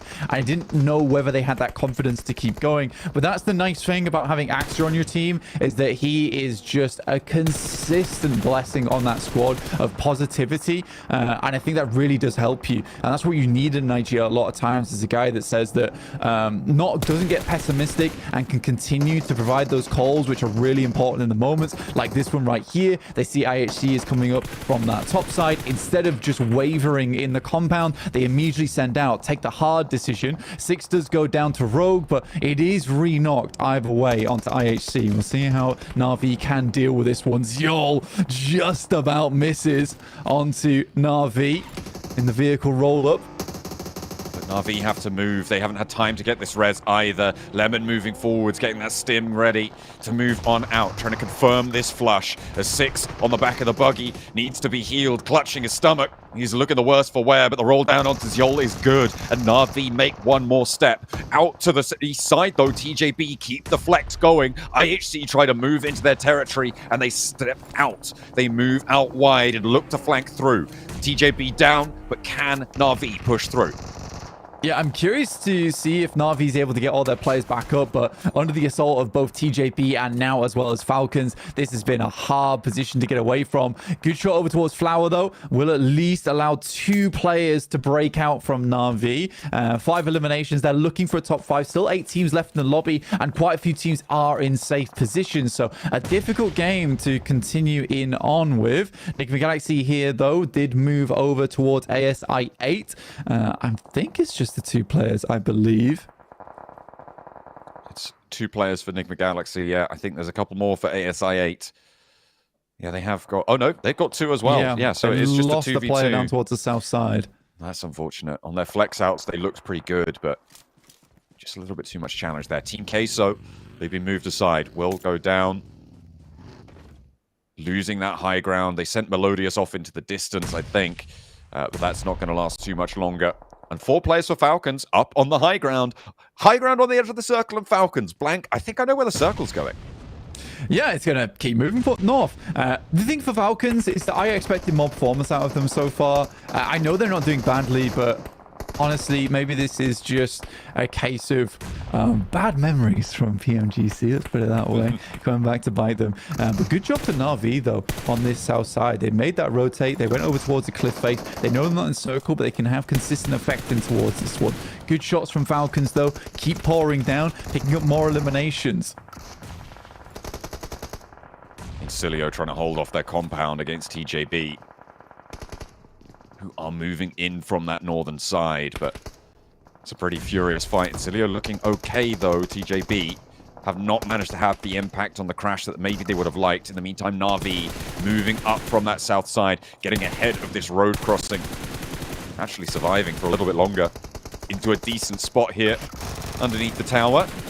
They'll take up residency. Still on that crash, TJB looking to find the knocks, and they will start to exact the price.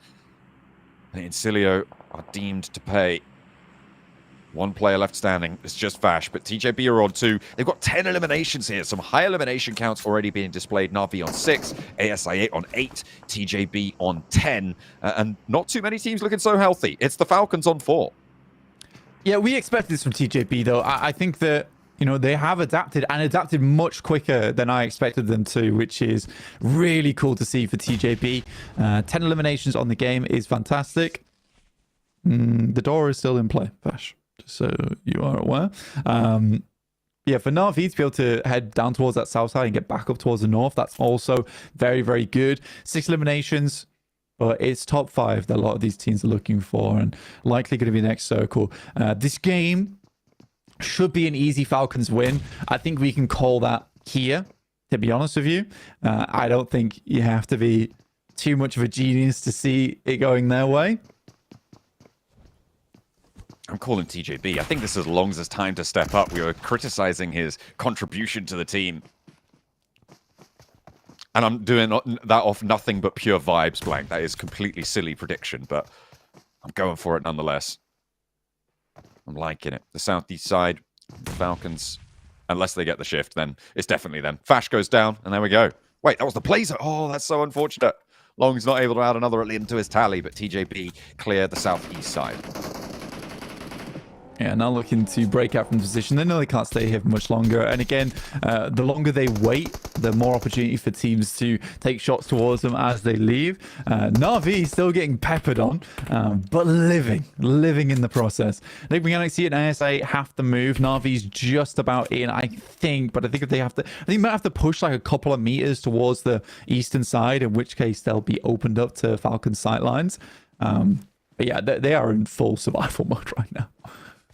It's a real tough time for those teams out on the east. I think TJB might be able to outlast them. The next crate, I don't think, is in the circle either. So you're looking at that rock, a tree that's maybe going to keep you safe from the Falcons. But they got 4 sightlines that are taking a real strong look over towards TJB's position here. It's going to be a smoke rollout, and I don't think TJB have the vehicles to really go for this one quickly. You can see the smoke starting to bloom. They're making that move now. And the Falcons need to be ready. They're watching that open ground. The smokes are still coming out for TJB.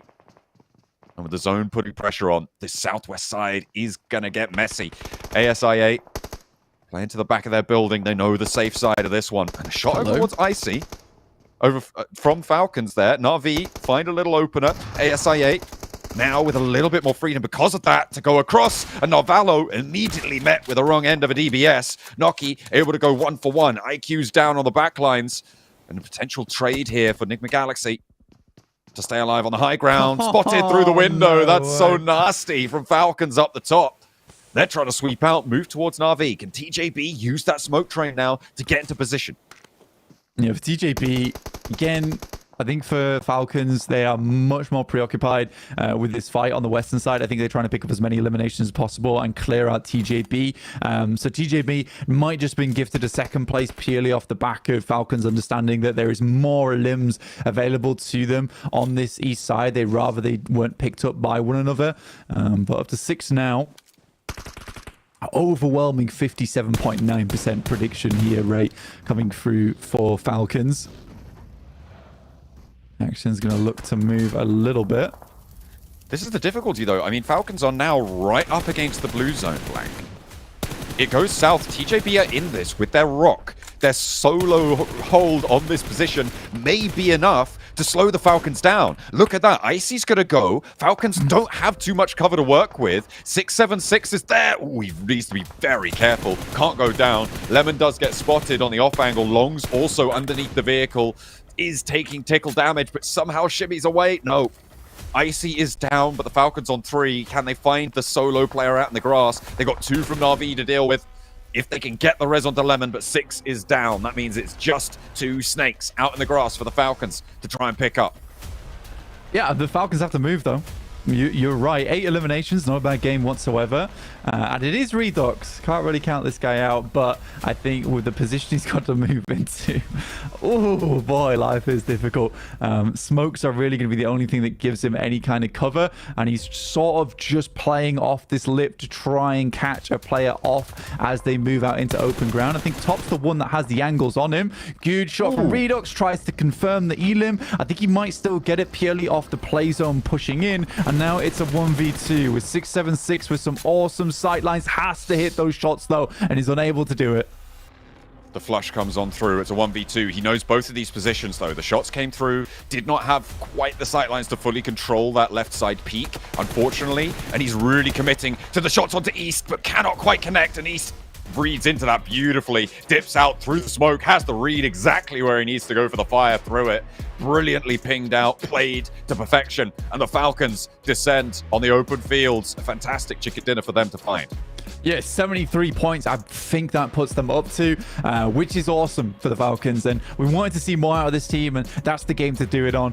Very, very hefty control that they laid down on that north side of the map. But for Na'Vi, another strong game, a good play from them. And they got themselves out of what was a horrid situation, literally a horror movie on that northeast side. Excellent way to close it down. Let's head back to the desk to set us up for the next.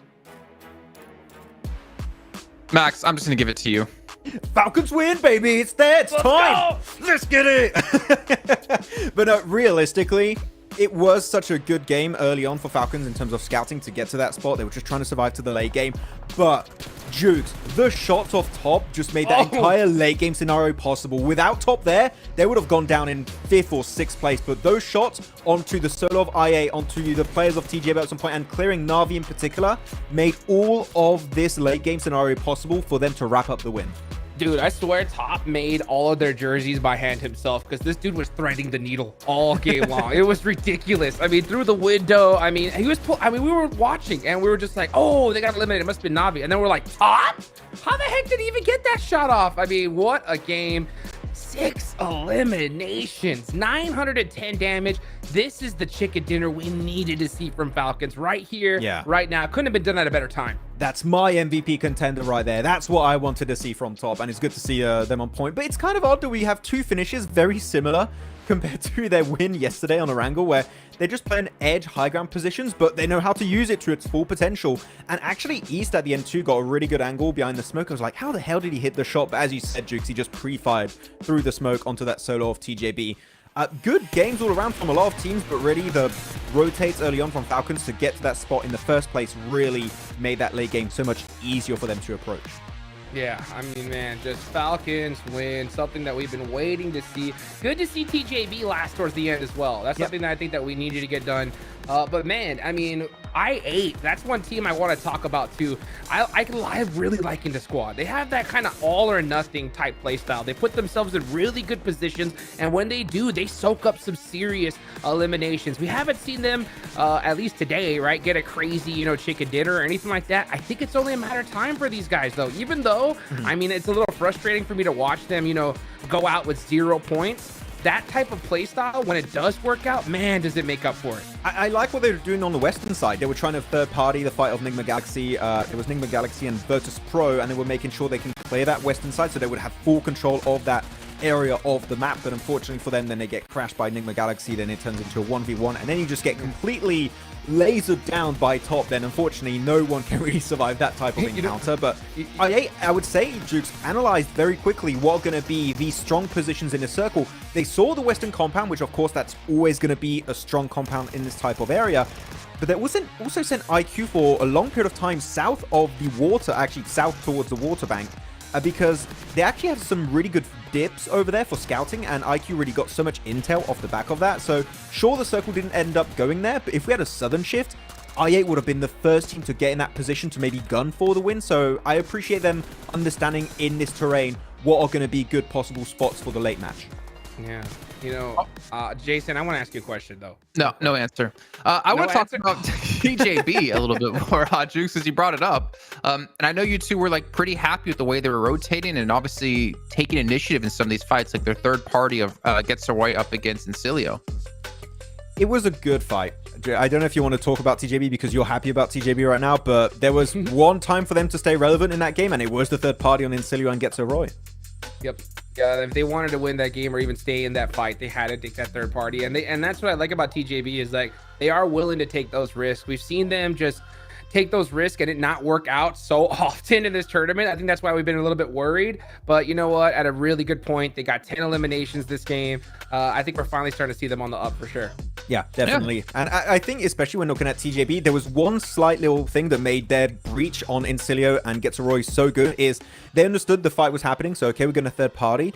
But they sent it to the Western warehouse that was still in circle. The Eastern warehouse was not in circle anymore. And that means that Fascia, at that point, the sole survivor of Incilio, was forced in their direction and they could easily pick it up. Sure, he does go out to Blue Zone, but it just assures they don't have to take any more big fights and they can easily make it into a top 3 scenario. So that small decision, again, of going West instead of East warehouse was a big difference maker in this match. Max. Yes. I hate to do this to you. You don't have to talk about Alter Ego, Jason. What is going on with IH? Wait, what? Oh, okay. I thought What's going on, Max, with Alter Ego? I knew that's what you were trying to do. You know what, Jason? I don't know. I don't know what's happening. Are you happy? Okay. Am I sad? Yes, I am sad. I want to see Rosemary succeed, but it's not happening. So that's my analysis. Okay. I think that's fair. I mean, they obviously did make a roster swap today with Boycho, as we heard from Seven before, trying to play a little bit more aggressive. Hasn't worked out too well, but our MVP, you know, Max, I'm actually surprised because you bring this up quite often. You talk about the hair buff and Top, who normally styles his hair like up and back, just letting it go free. Is this the hair buff he needed finally? I think the hair buff only counts if you got white or red hair. Like, just you have to have a different hair color. So I'm not sure. Kind of looks like blank a little bit. Look, the only thing that gives you a buff in this Don't game do that. is Don't do eyebrow Top slit. dirty like that. Sorry, Hutchings. No, it's all right. Yeah, so the only buff that gives you in this game is the eyebrow slit. That's the only thing that's been confirmed. Different hair, no change at all. Or like Carrillo had it at some point. Yep. You know? Oh, okay. Yep. I Maybe thought I should get one. most of the Brazilian teams have like that little slit through their eyebrows. That's right. Maybe I should get one of Powerful. those. Maybe Max should get one of those. We'll see. Something to talk about. Maybe look forward to for PMGC Grand Finals. But we can see our overall rankings now as we have finished off our 10th match. Enigma Galaxy still going to be holding to the #1 position, but Na'Vi, again, back in the top 3 here in 2nd place as we saw their performance in that last match, the rotations. But Falcons are in hot pursuit, Max. 72 points. They are in with reach now of breaking into the top 3. We kept saying it, right? One big game, Jason, is going to be enough for these teams to be in contention at least for top 3, if not maybe pushed even in top 3 itself. So Falcons, they're back in a race, and I think this is going to be a big confidence boost for them because they were a little bit shaky throughout yesterday and the start of today, but this is definitely going to be a big difference maker for Falcons. And when it comes to especially their placement point and elimination ratio, like that's a good ratio. 31 placement points, 41 elimination points total. They're looking pretty good on those matches, especially on Orangul. I think they're still a little bit lackluster on Miramar. That's where we're going to be heading next, and I would like to see a good performance from them on that battleground in particular. But as of right now, I'm not as stressed as I was at the start of the day, Jason. I'm like a bit more comfy with Falcons. I'm happy with it. Bit more comfy. Well, Jukes, what about you? Who are you a little bit more comfy about? Falcons. He can't repeat his it. Okay. You could have said TJB, man. Hey, you know what? I mean, yeah, honestly, that is the answer. TJB, I think, are finally performing what has been expected. And it's good to see because it's on trend with their performances we've seen in past tournaments, right? Kind of a slow start, but then they ramp up towards the end here. And I'm glad that they're not waiting all the way to the end because we saw in Group Yellow just how, like, dangerous that is. So they're putting themselves within shooting range of being able to, you know, get themselves into the top 3. One chicken dinner and Miramar here. I mean, we can literally see them in 2nd place easily. I like the fact that Enigma Galaxy, they're not letting off the gas pedal, Max, right? Yeah. They're putting themselves ahead and getting a nice little comfortable point gap where, you know, with this team in particular, I think it's a perfect thing to do because I do not want to see them emulate Mir and Sejong, you know, from Group Yellow at all. They've just been hyper consistent. Mira and Sejong, I think, showed inconsistencies in those big Hail Mary sends in the center of the circle. When those matches would happen, Jukes, they would get 0 points, 1 or 2 points. They would be very, very low, or they would go for the big matches. I don't really see that with Enigma Galaxy. I feel like they're at least every single match getting some eliminations on the board, and that is going to keep them in the conversation for the top 3 until the very end, in my opinion, compared to going for big random sends or in the middle of the circle. So that's something that I think they'll be fine with. I think they'll be super comfy in the top 3, though one team that's not comfortable right now, and Jason, you baited me with talking about IHC almost earlier, but it was for Alter Ego, but I am going to talk about IHC. They had such a good game on Orangul 2 matches ago, and here they could have went for the biggest third party on IWNRX and Na'Vi to clear all of the northeastern side. But at Jukes, they just delayed it so much again and again and again, and then they just get surrounded by 3 teams in one area. I want to see IHG take fights. That's how they stood out in PMGC last year, but now they just seem like a super passive version of their prior selves. It's so weird to see. Yeah, you know, that was the question I was going to ask Jason. It was like, hey, I mean, what do you think about IHC? Because he was talking about just how this team has gotten so unlucky. And it's so true because we've seen them just fight the top teams over and over and over. And they're getting it's stuck against 2 squads, 3 squads, you know? So it's just really, really unfortunate for them. Maybe they should try to maybe stay a little bit off center, play it just a little slower, something to mix things up because they're just getting put in these worst situations possible. I mean, speaking about worst situations, I'm thinking about Fury at the bottom of the table at 18 points. Oh my gosh. That is not the team I expect to be Let's down talk to the about that. bottom. We know how strong Brazilian teams are. We know how they can pick up a ton of eliminations, but what is going on within this team? And I'm not even asking that question towards you two. I'm more asking it in general. Like, this is a team who we know can do way better than this, but somehow they are struggling. And honestly, I'm going to almost just say it. if they don't have a good match in these last 2 matches today, I'm almost have them in my head. I pretty much do have them in my head as, yeah, they're not going to make it through. They're going to be going back home. I get why you would say that. I definitely 100% get it as of right now. I said it earlier today. They remind me a bit of Twisted Minds in terms of these are big fraggers when it comes to Brazil in particular. They did so well over in Brazil too, so it's really surprising that they're not successful transitioning into PMGC to some extent. But I feel like the communication is a bit shaky. At least that's how I perceive it myself, Jukes, looking at the fights. Yeah. They're all doing their own thing, so don't know how you see it, but right now I would say synergy communication seems to be a big issue.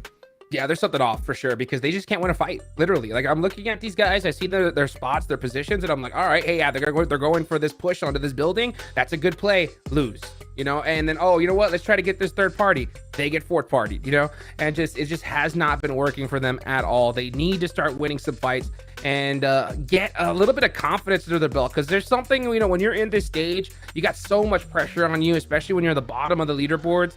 You need something to bounce back. That's kind of what we're talking about, whenever Navi, I was like talking about having their coach Axer, the smiliest man in PUBG Mobile, If they have a bad game, he's going to pump up his squad, be like, hey guys, shake it off. Let's get it going. And for Fudia, it doesn't seem like they have that person right now. It's just, they've just been in that hole and just keeps digging deeper and deeper and deeper as time goes on.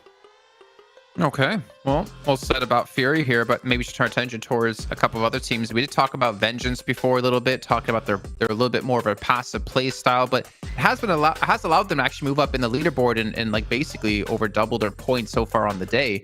Virtus Pro as well, which I don't know how we feel about Virtus Pro. I don't know where you predicted them to be. Obviously with Tixi coming to the team, I feel like they're just kind of on par with a team that would have to make like roster changes right before PMGC. I don't know if you have any thoughts about that. No, I would have to agree. I'm not going to reiterate the point that Blank made during that game, but I'd have to agree with the whole point of the player changes and stuff. And there's definitely seems to be way less synergy, unfortunately. I feel like I'm just using the point of synergy and communication as a scapegoat argument, but you can really feel it when the way teams take fights, that there's a little bit of a disconnect, right? You have players that maybe engage 5 seconds too early when they could wait just a few more seconds for teammates to get an angle on you. When you breach a compound, you have a team, sort of a group of players that go to one spot that doesn't see the other 2 players of your team. I want to see an improvement here, Jason. There's definitely some time to do so still, but we're almost at the end of the first half here of PMGC for this group, so they need to do a comeback soon. All right, well, let's take it into our first Miramar of the day. John Allen and Blink, enjoy.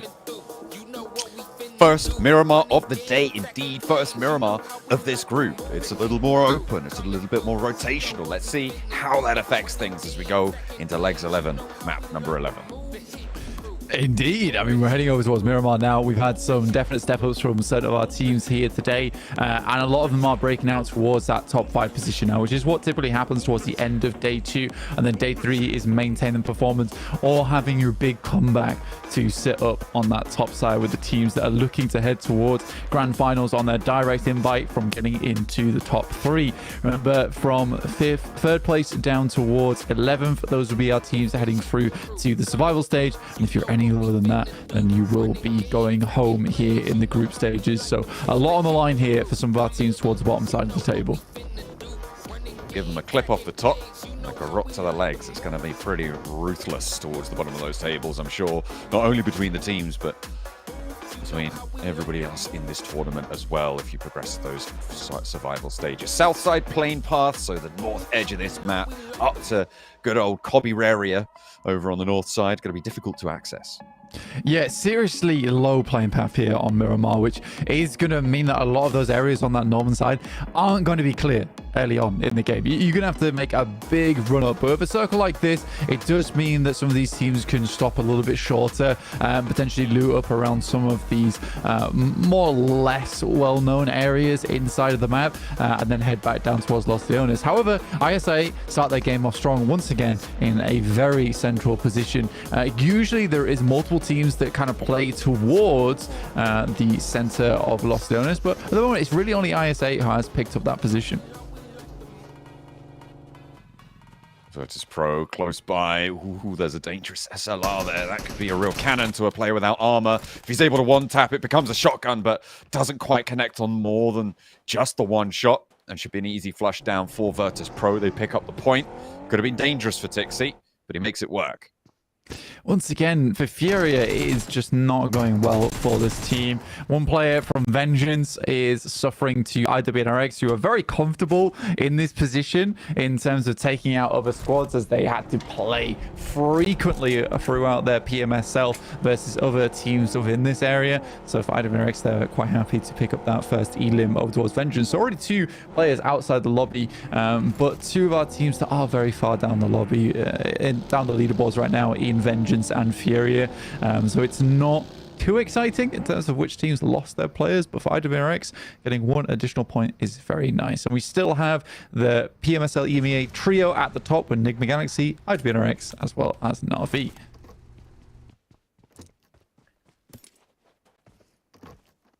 Still definitely something to try and chase towards the top blank. One of those teams trying to make it work for the Americas has been Team Queso. Over these last few matches, they've been really putting in an effort to step up. Welcome back to a quick interview with the 7WG, and I'm joined alongside Colega from Team Queso.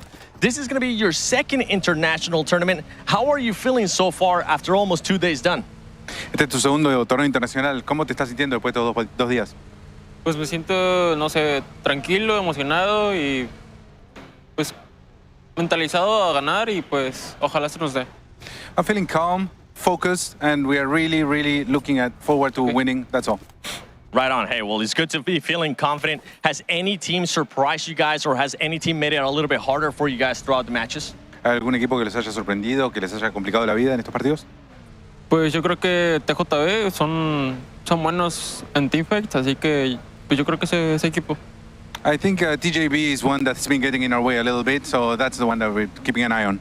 Hey, well, there you go. We got to hear from the MVP of PMSL America's fall split. Back to you guys, because this man's a unit. Absolutely, been putting in some numbers today. Team Queso have made some impressive plays. Haven't been able to find that chicken dinner, but it seems like it's only a matter of time. I will give big W right now to that translator shirt. Big fan, love it. Yeah, I mean, he was a cool dude as well. But yes, so I think for Team Queso, it's been a massive improvement between yesterday and today. They looked really good going into those first 3 games. They've not been able to quite keep up with some of our teams at the top, because I think the way it had worked at the start of the day is that some of our teams that were far towards the top side of the lobby weren't getting as many points as they might have hoped, and that quickly changed. So Team Queso's chase, although impressive, doesn't look as impressive as it might do to you guys at home looking at the leaderboards, just because some of our teams towards the top side have just started to break away now to put up even more points. But yeah, fantastic work from Team Queso, and hopefully that kind of performance can continue throughout these next 2 Miramars and into tomorrow. ASI8 with oversight onto Team Queso. Doesn't matter what you're MVP of, that's a dangerous situation to be in. I feel like with the oversight for ASI8, but it looks like they're not too keen on going for a straight up fight. The circle likely to keep shifting out this way. IWNRX currently leaving El Azahar from the northeast side. Second place on our tables, with Enigma Galaxy extending their lead quite comfortably there now, but IWNRX leading from the front, just about pipping Na'Vi to the post now to second place with that tie-break factor that they've got, and on a dead heat, 79 points there. Yeah, very close right now towards that top side. Na'Vi being able to put up somewhat of a decent performance on that last map. I think it was kind of tough for Na'Vi as well, but they made some really difficult rotates and escaped from what was a super treacherous location on the map, surrounded on all sides by enemies. But the fact they were able to get towards that wizard tower and actually play from there, yeah, really well done. I did not expect that one happening. So for Na'Vi, just that resilience is certainly there for the team, and they're maintaining up towards the top side of the lobby in 3rd place. See what they can get done here on Miramar, because Miramar actually was a map that Na'Vi dominated on in their own games in PMSL. And I'd be excited to see just how much further they can push their scoreline these last 2 games of the day. IHC still trying to get on that road again. Of their fall off this year, this is a continuing tale. Na'Vi right now having a good impact. Currently in the hills near Chumasera and a little bit sequestered to the southwest side of this circle. Behind TJB, behind Alter Ego as well. Maybe a difficult route ahead, but they've got that south rotate option depending on where this next circle goes. I think we're going to see Na'Vi biding their time out in this area to wait for that firm decision to know where you need to take that little bit of a risk to make that next set of rotations. Chiamba, in the meantime, over on the east side, in between Impala and Los Leones, spread a little bit over those fields, controlling quite a lot of ground here. And I mean, this is something that we were praising Tiamba for in day one, right at the start of day one. We haven't really seen that much from them since those strong performances to open it. And I mean, that's reflected in the tables. They're down in 11th now, Blank.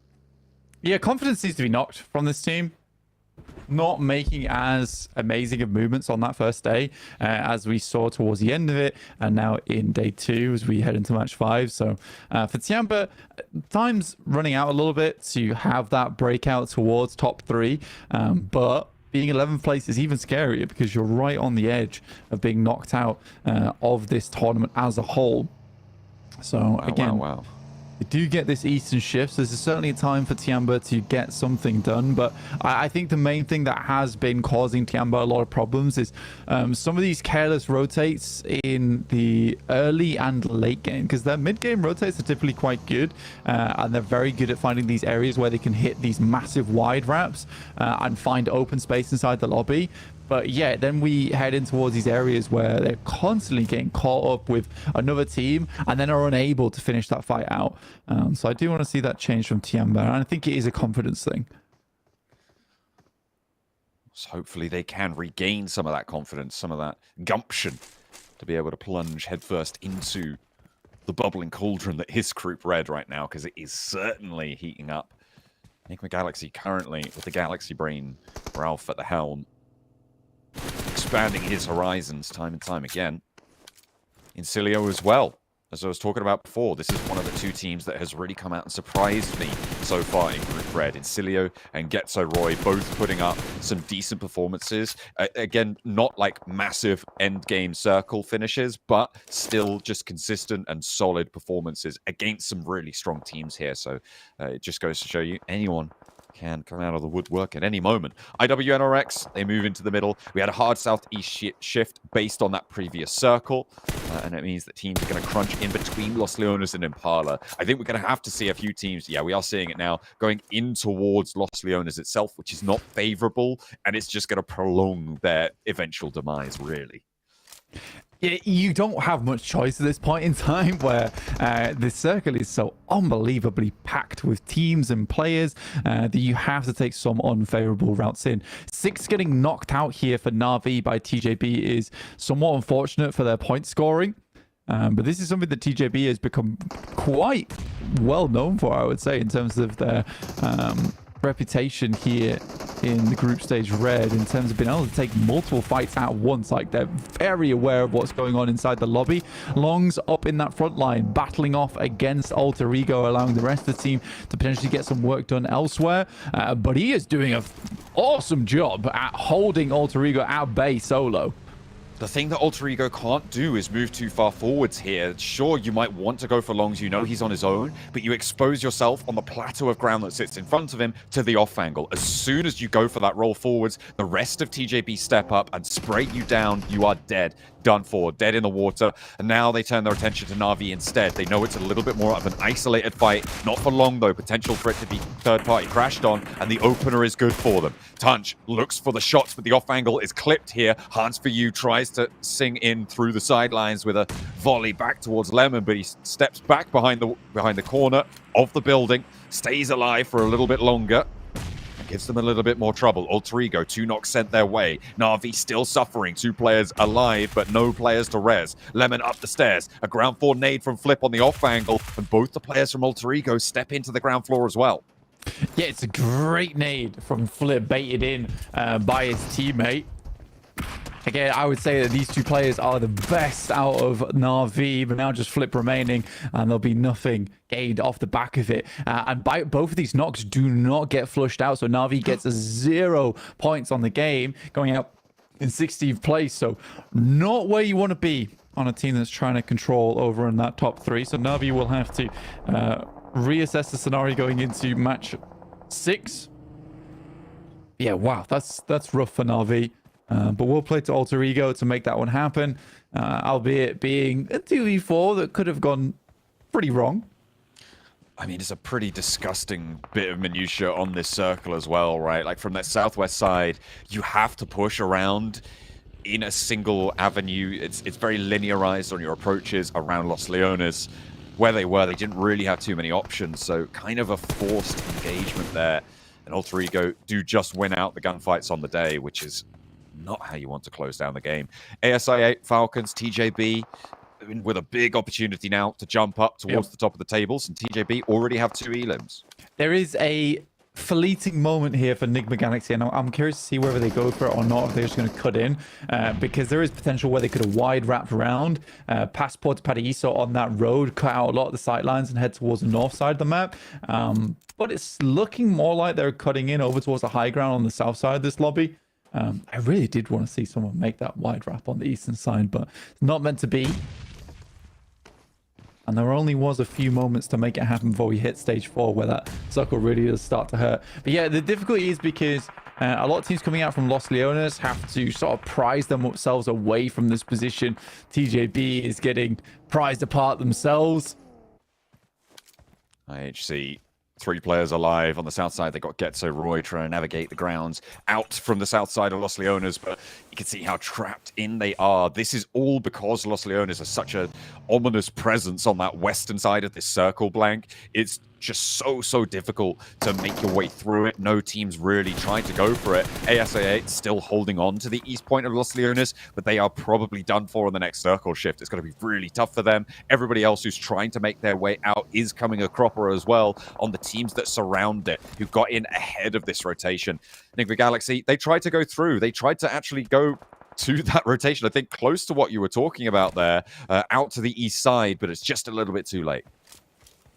Yeah, I think so. And again, it's one of those positions where, look, man, you could have made this rotate. Instead, they decided to go for something a little bit more dangerous, head up towards that north side, which might have given them more presence inside the circle. But another one of our top 3 teams go out without too much say into this game, which gives a lot of chance from 4th down to 6th place to put up a huge amount of points here to try and catch up. But right now, with the way things are going for TJB, I don't think they're going to last too much longer in this game. So it's all going to be up to Falcons and ASI8 to have big games off the back of this one. So Roy spray down over towards a couple of the players they spotted from Alter Ego. A good rip out the back of the buggy there. But a spray down from Rosemary is the response. Alva as well chiming in, and Getzo Roy take twice as much as they dish out towards Alter Ego. Just car remains, an unresable stage 4 zone means that Alter Ego are in the driving seat of this engagement. Rosemary checking for the peak that's going to come through. Does spot it, but unable to get the tack through. And it looks like it's going to have to be a bit of a dry push for them over towards that north side. The best they can do is just keep peppering bullets over towards that way to keep the team up on high at bay. Flower will go down to the play zone. Yeah, I think for TJB, not likely to head too much further into this game. Car in a bad spot. Usually the last player alive who gets so Roy as well, so certainly a player not to count out any times. In comes Team Queso, the team we just had that interview with. Looking to finish off Alva. He steps up, but a good couple of shots will pin him down. Hops back in the buggy, and Team Queso keep 4. Need to get a little bit of healing done, but they're looking good. Let's talk about Tianva for a second here, Blank. They have a very good, strong compound central to the circle. Furia sit a little bit beneath them in another very strong spot, but they're only a duo in that location. A lot of teams crunched in on the west, and it's all, again, because of this approach from Los Leones, because of the presence of the urban environment on that west side. It's really split our teams and forced them to play in from this west edge a lot slower than they would have liked. IWNRX going to control a lot of the routes out here. ASI8 are suffering right now. They have managed to get all 4 of their players back to their feet, but they took a couple of knocks. FaZe are in that location. Incilio further down south, and the wraparound is basically impossible at this stage.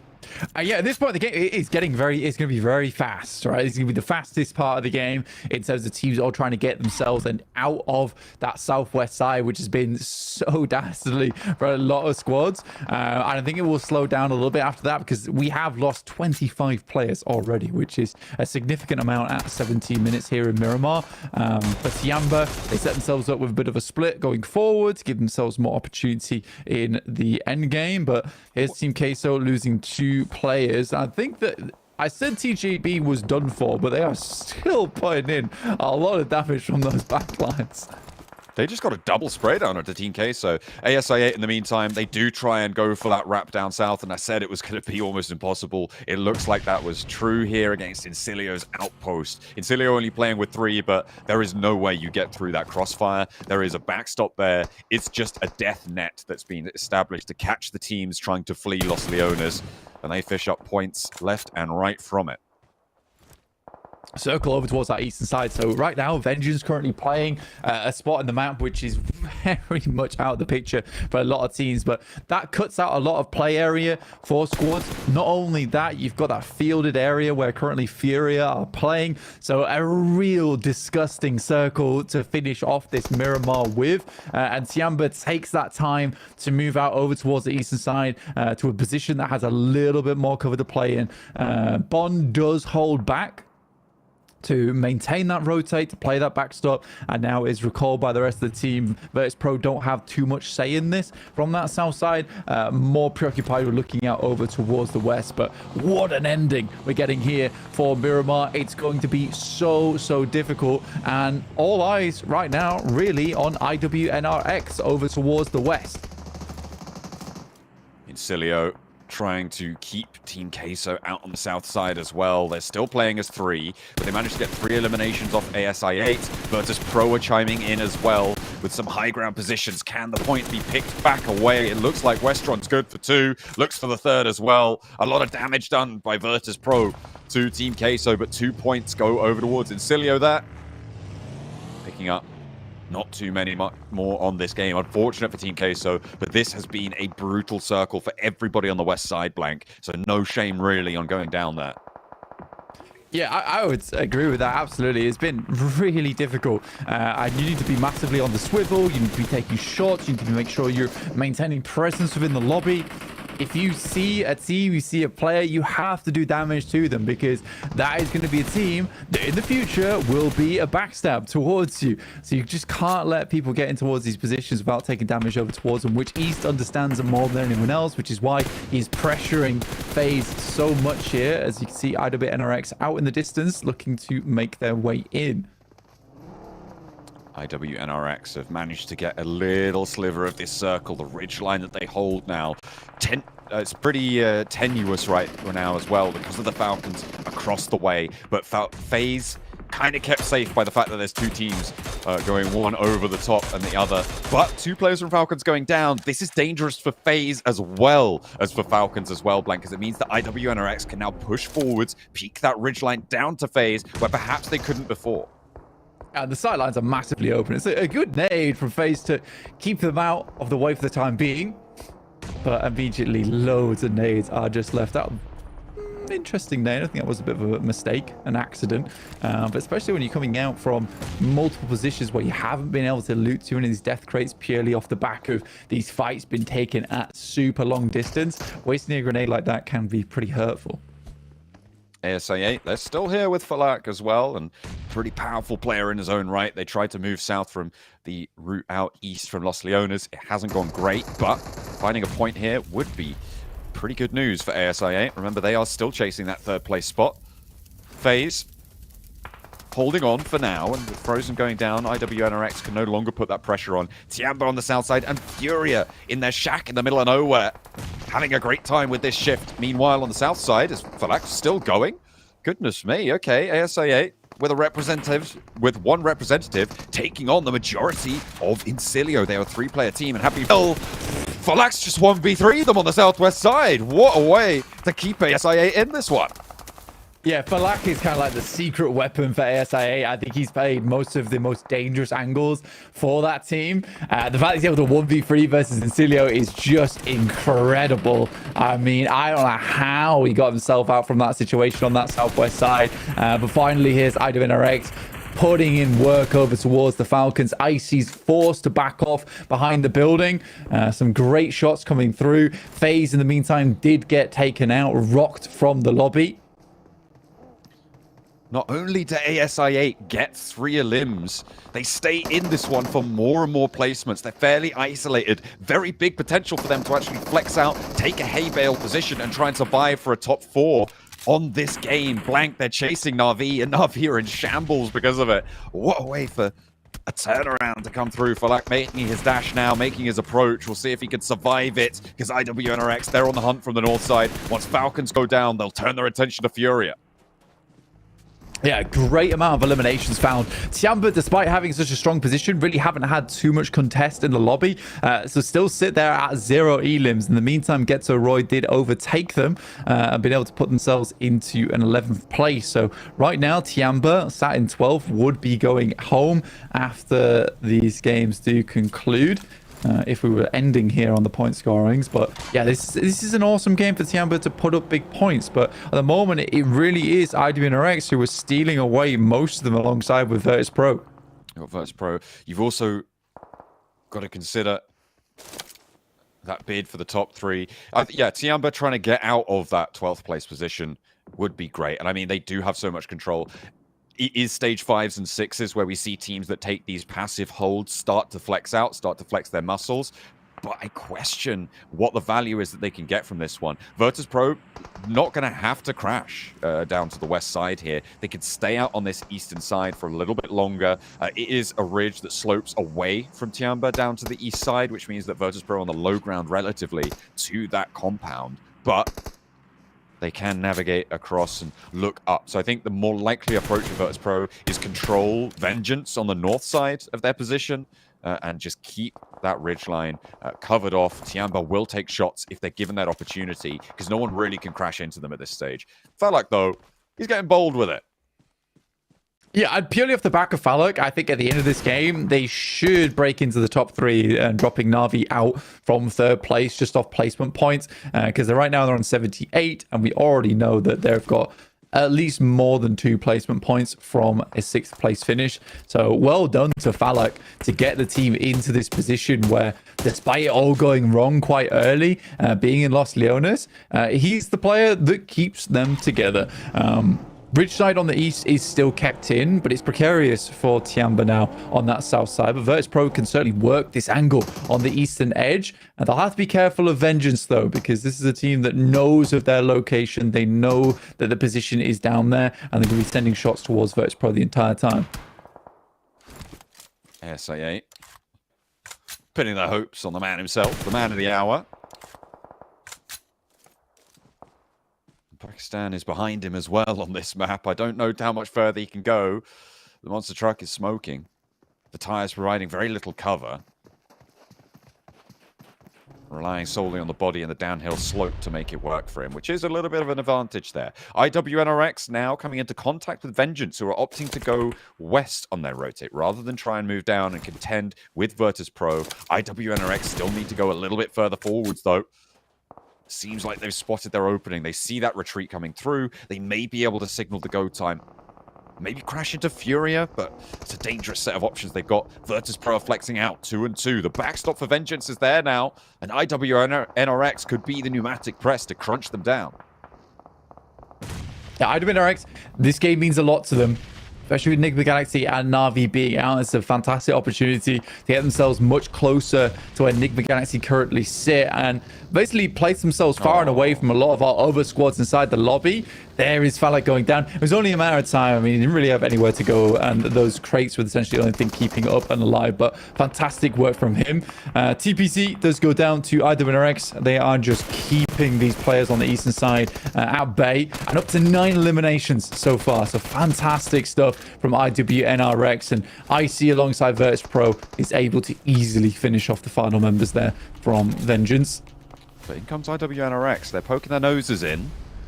Virtus.pro don't think that they belong. Tianba also looking to put pressure on. Virtus.pro actually now kind of caught on the outside here. Tianba look to establish the perimeter here, and they need these elims blank. They have none so far to show for the game that they found. A really well-orchestrated position that they found themselves in. They have had no pressure over this circle beyond occupying a central spot. And IWNRX continue to drain the points out of this lobby. They're up to double digits now, and the team from Turkey, they're making a bid for the top.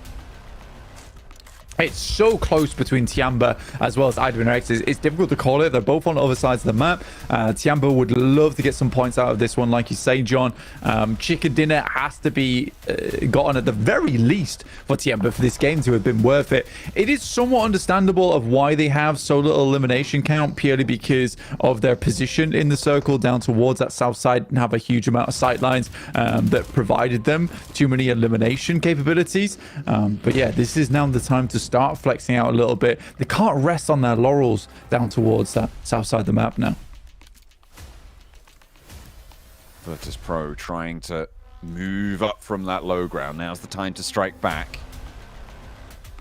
They've got stiff competition. Good news is that Icy goes down and launches that nade towards IWNRX's position. Kine does get knocked. The reses are coming through. A lot of damage being eaten by Virtus.pro, but not a knock seen. They can heal this one back up a little bit more. Zed Wolf close by. Tianba gets spotted. That's Furia. Goodness me. Silence has been quiet for a long, long time, but finally they're starting to poke their heads out above the pulpit here.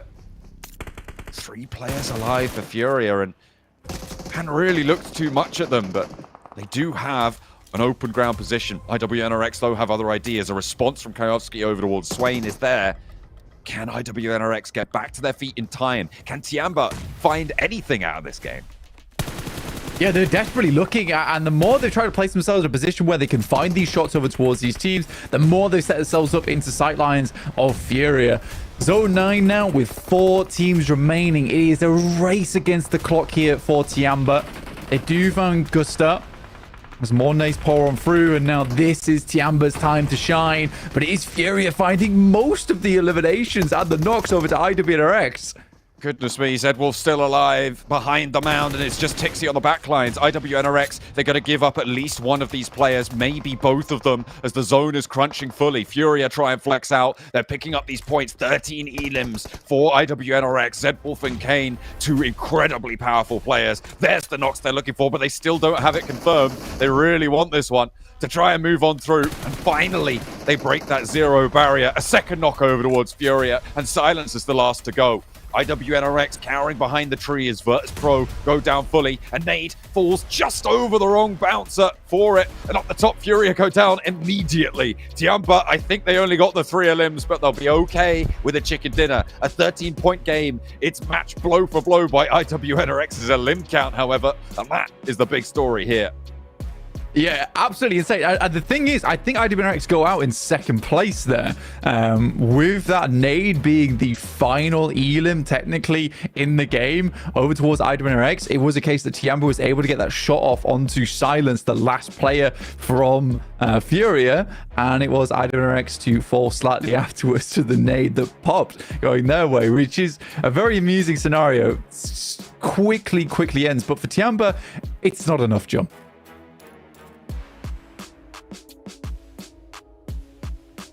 All right, well, I'm John now.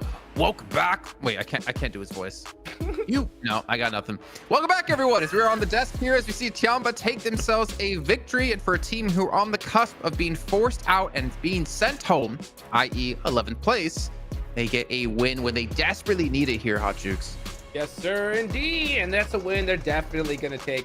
Landing all the way to the end zone. I love to be able to see Tianba pull it out right when they needed to. So, I mean, when it comes to their play style, they landed just south of La Bendita, which is pretty central to this circle. And honestly, they needed a game like this. They needed a kind of a free circle zone where they didn't have to move too much and be able to put some eliminations on the board. So I'm hoping they kind of utilize this and kind of rocket launch themselves up here, Max. It would be interesting to have the perspective of Tianba this game, because we know they typically like to play sweeping edge play style, but it's like playing center was kind of easy. we we didn't really have to do too much this game. We were just chilling in the center. They did do a little bit of a play that was similar to what Mira and Sejong were doing back in Group Yellow, which was to have a 3-1 split in the middle of the circle, and when the circle would shift, they would regroup in the better compound, which that resulted in them making it to the late game to then get the chicken dinner. But as you see, it's only 2 eliminations, so it's not like they were gunning down teams in good positions and taking their spots away. No, it was a very straightforward match, and it just gives them a decent 17 points on the board here. So good points, but it's a passive one, so I can overlook this match a little bit. Yeah. Sorry, you're saying Tiamba was 17 points. That was 12. They got 12. They only got 2 eliminations there. Yes. I bet they wish they got 17. I would buy. Maybe it makes sense. You know what, Jason? To be honest, I thought I was back in 2020 when you would get 15 points. I don't know why I said 15 points in my mind. I went back in time. 3 years ago. What? Yeah, I was like, wait a minute. It's not 15. He's very nostalgic, Maxman. Okay. I thought about Tixie. I was like, and I went back in time, Jason. That's how it goes. Yeah. Well, I mean, for Tixie, for instance, Virtus Pro did get themselves 11 points, and that's probably one of their, not guaranteed to be one of their biggest games they've had so far. So maybe they're starting to get into the mix here and figure some things out. Whereas Furia, I don't want to knock them too hard, to be honest, because they kind of played center for a super long time. They ended up getting 5 placement points, but at least for them, they did get 4 eliminations on top of that. So they got more limbs than the winner of that match of Tiamba. So at least they're showing signs of life. But I still need to see more out of this team if I'm going to, get them out of being knocked out in my head. Especially, there was a really clutch grenade at the end. I think that secures them 2nd place, and they also get the elimination thanks to the nade right on IWNRX before they get eliminated by the blue zone. But it is still not the big comeback of Furia, Jukes. I think this is not the big game. We're like, oh yeah, Furia, they're back, baby. Let's get it. Like, this is not the game. Just like we were kind of critical about Tong Jabao's win yesterday on Miramar. That was not the big game to come back. They've done that today. I still need more from Furia. Good to see they can get towards that late game, but again, 2 teams were kind of gifted strong positions in the circle. It was Tiamba and Furia. I still need a bit more. Yeah, that's exactly what I was going to say. Yeah, those are the 2 teams I was kind of hoping would kind of get gifted a bounce back game. And it really is a serious thing. When you're down and out and you're so low on the leaderboards, sometimes you get blessed that circle, you get a good game under your belt, and it just kind of takes a little relief off your shoulders, makes you feel like, you know what, yeah, we could do this, and then you can start playing all out, So I was hoping we would see that from Furia. I mean, yeah, they were dead center for so long, unable to get the chicken dinner, but you know what, 9 points is definitely got to be like, okay, finally we're putting something on the board, you know what I'm saying? So this is also, by the way, for IWNRX, 2 matches where they're first in terms of points, but they don't get the chicken dinner, which goes to highlight again how many eliminations they can get in these matches when they have the right situation available. And yeah, maybe from 2023. But kind of with good rotations, though. That's the thing. They also get decent placement points on board, Jason. So they got the best of both worlds. They're looking really solid. I do want to bring up Vengeance, though. They finished off in 7th place at 5 points in this last match. And I want to bring them up particularly because we were talking about while we were watching this match, they had this really far out split of a 2-1. One player was on the very southern side, the other 2 players on the very northern side. And Max, you're talking about, I was saying, oh yeah, they gathered information. But Max, you brought up a point about that information is only good in one sense. And yeah. I want you to go into that. I mean, information is good if you're going to do something with that information. And unfortunately for them, sure, they had that split. That was a good split, Jason, to be completely honest. By the way, congrats, XC, for being MVP of the game. GG's. But they had this good 3-man split to the east. There was no teams entering from the side of Impala, so they had free reign to do whatever they wanted over there. And they saw the fights between Falcons, FaZe, and IWNRX. They saw Tiamba and Fury in the center of the circle. They knew VP were going to be wide rotating south. They had all the information you could ever ask for in this type of scenario. But unfortunately, they did not go for third parties on fights to clear space. And unfortunately, by doing so, you're letting teams like IWNRX, like VP, close the gap between you and them, and they just get completely obliterated. So, scouting point, good. Didn't do anything with it yet. So I'd like to see Vengeance maybe looking to be a bit more willing to take fights when they have information that a good opportunity for an engagement is there for them. Well, we can see here overalls now after match 11 has finished off, and IWNRX have taken the top spot here at 97 points, 66 eliminations. Honestly, a massive start here out of this team from Turkey. And then, of course, Tiamba with their 12 points did manage to go from 11th to 7th. So again, we're still seeing it is extremely close here, and one good game, one chicken dinner can technically boost up the rankings by quite a bit. But for now, it's about that consistency and maintaining this over the course of the next 2 days. And of course, one more match to come today. You know, I try to only spit facts. If I was spitting lies, it would be a little bit weird. But as we look down the list, Alter Ego, hey, you know, credit to them. 8 points in the last match, Max, able to get themselves up to 10th place. It's still not safe by any means, but at least they're not 11th anymore. At least they're showing some signs of life in terms of fragging power. I want to praise them, but Jukes, looking at their fight where they got a bunch of those eliminations, it was Na'Vi doing a weird engage. So I can't even say like, oh, Alter Ego played it well. It was Na'Vi being a bit of an oddball in that engagement, unfortunately for them. But it might give them the push they wanted to start climbing the rankings. Yeah, I mean, Alter Ego were coming all the way from the south side towards that late circle, and they just weren't able to even get into it. So, I mean, it's just a tough match for them, and you're going to have those games, right? You're going to have those games where, you know, you're going to get stuck in a position where there's just nothing you can do. You got 3 of the best teams in the world just right in front of you, and you're going to get taken out. So, I mean, you just got to look at that one, shake it off, and then just come back in the next game. You know, one team, though, that I feel could have done better in this one was Falcons. You know, Falcons was a squad that had a really good position on that north side, and this is the second time, Max, I've seen them get taken out early because they're in a dominant position, but they leave outside that spot to go clear their backs outside a circle, and it catches them up so many times because they leave that spot and then it gets taken by somebody else and they get taken out by IWNRX. So I want to see Falcons just maybe be a little bit more patient. I understand the aggression. I understand what they're trying to do. But sometimes when you have that good spot, it is better to just stay there. I fully get the point you're getting to. I was just waiting for Falcons, realistically, this game, Jukes, to leapfrog IWNRX's position and be the gatekeepers of the northwestern edge. If they do that, I think they clear IWNRX, and then who knows, maybe they go the entire way and get the win, not too sure. But they were a little bit too complacent this game, and they were not willing to bake these big rotations. They could have even maybe sent it into Vengeance because they were super split, and that was a great push opportunity. But I think they were a bit too hesitant, and IWNRX, again, we talked about it many times, Jukes, if they see a team show weakness, they will punish you and they will get those 4 points you are worth at that point in time. So yeah, Falcons here, maybe a bit too hesitant, and that did cost their lives in this game. Okay, well, another player or team. Oh, I gotta stare him down. Hold on, I gotta stare him down. Oh, same face, dude. There it is. He smiled. But obviously, Alec from I8, man, we talked about him a ton when it came to CSA, and we saw him there have, again, some pretty good impact. I think he finished off at 3 limbs against Cecilio, which I believe Virtus Pro was helping assist on too, he said, Max. But, you know, Fallic, for me, is I think my big question was, how well is he going to play when he gets to the global stage? And I'm impressed. I'm really happy with his performance so far. Yeah, I would still have to say currently the best fragger in Pakistan, for sure. It's undeniable at this point. Sure, some people might say Crypto, but I got to say Fallic plays with his team compared to Crypto, and that's definitely helped him out a lot in the past. But even when he's solo, Jason, you don't want to think you're going to get an easy elimination against him, because if he has nades in particular, I'm telling you, you're in for a really, really bad time.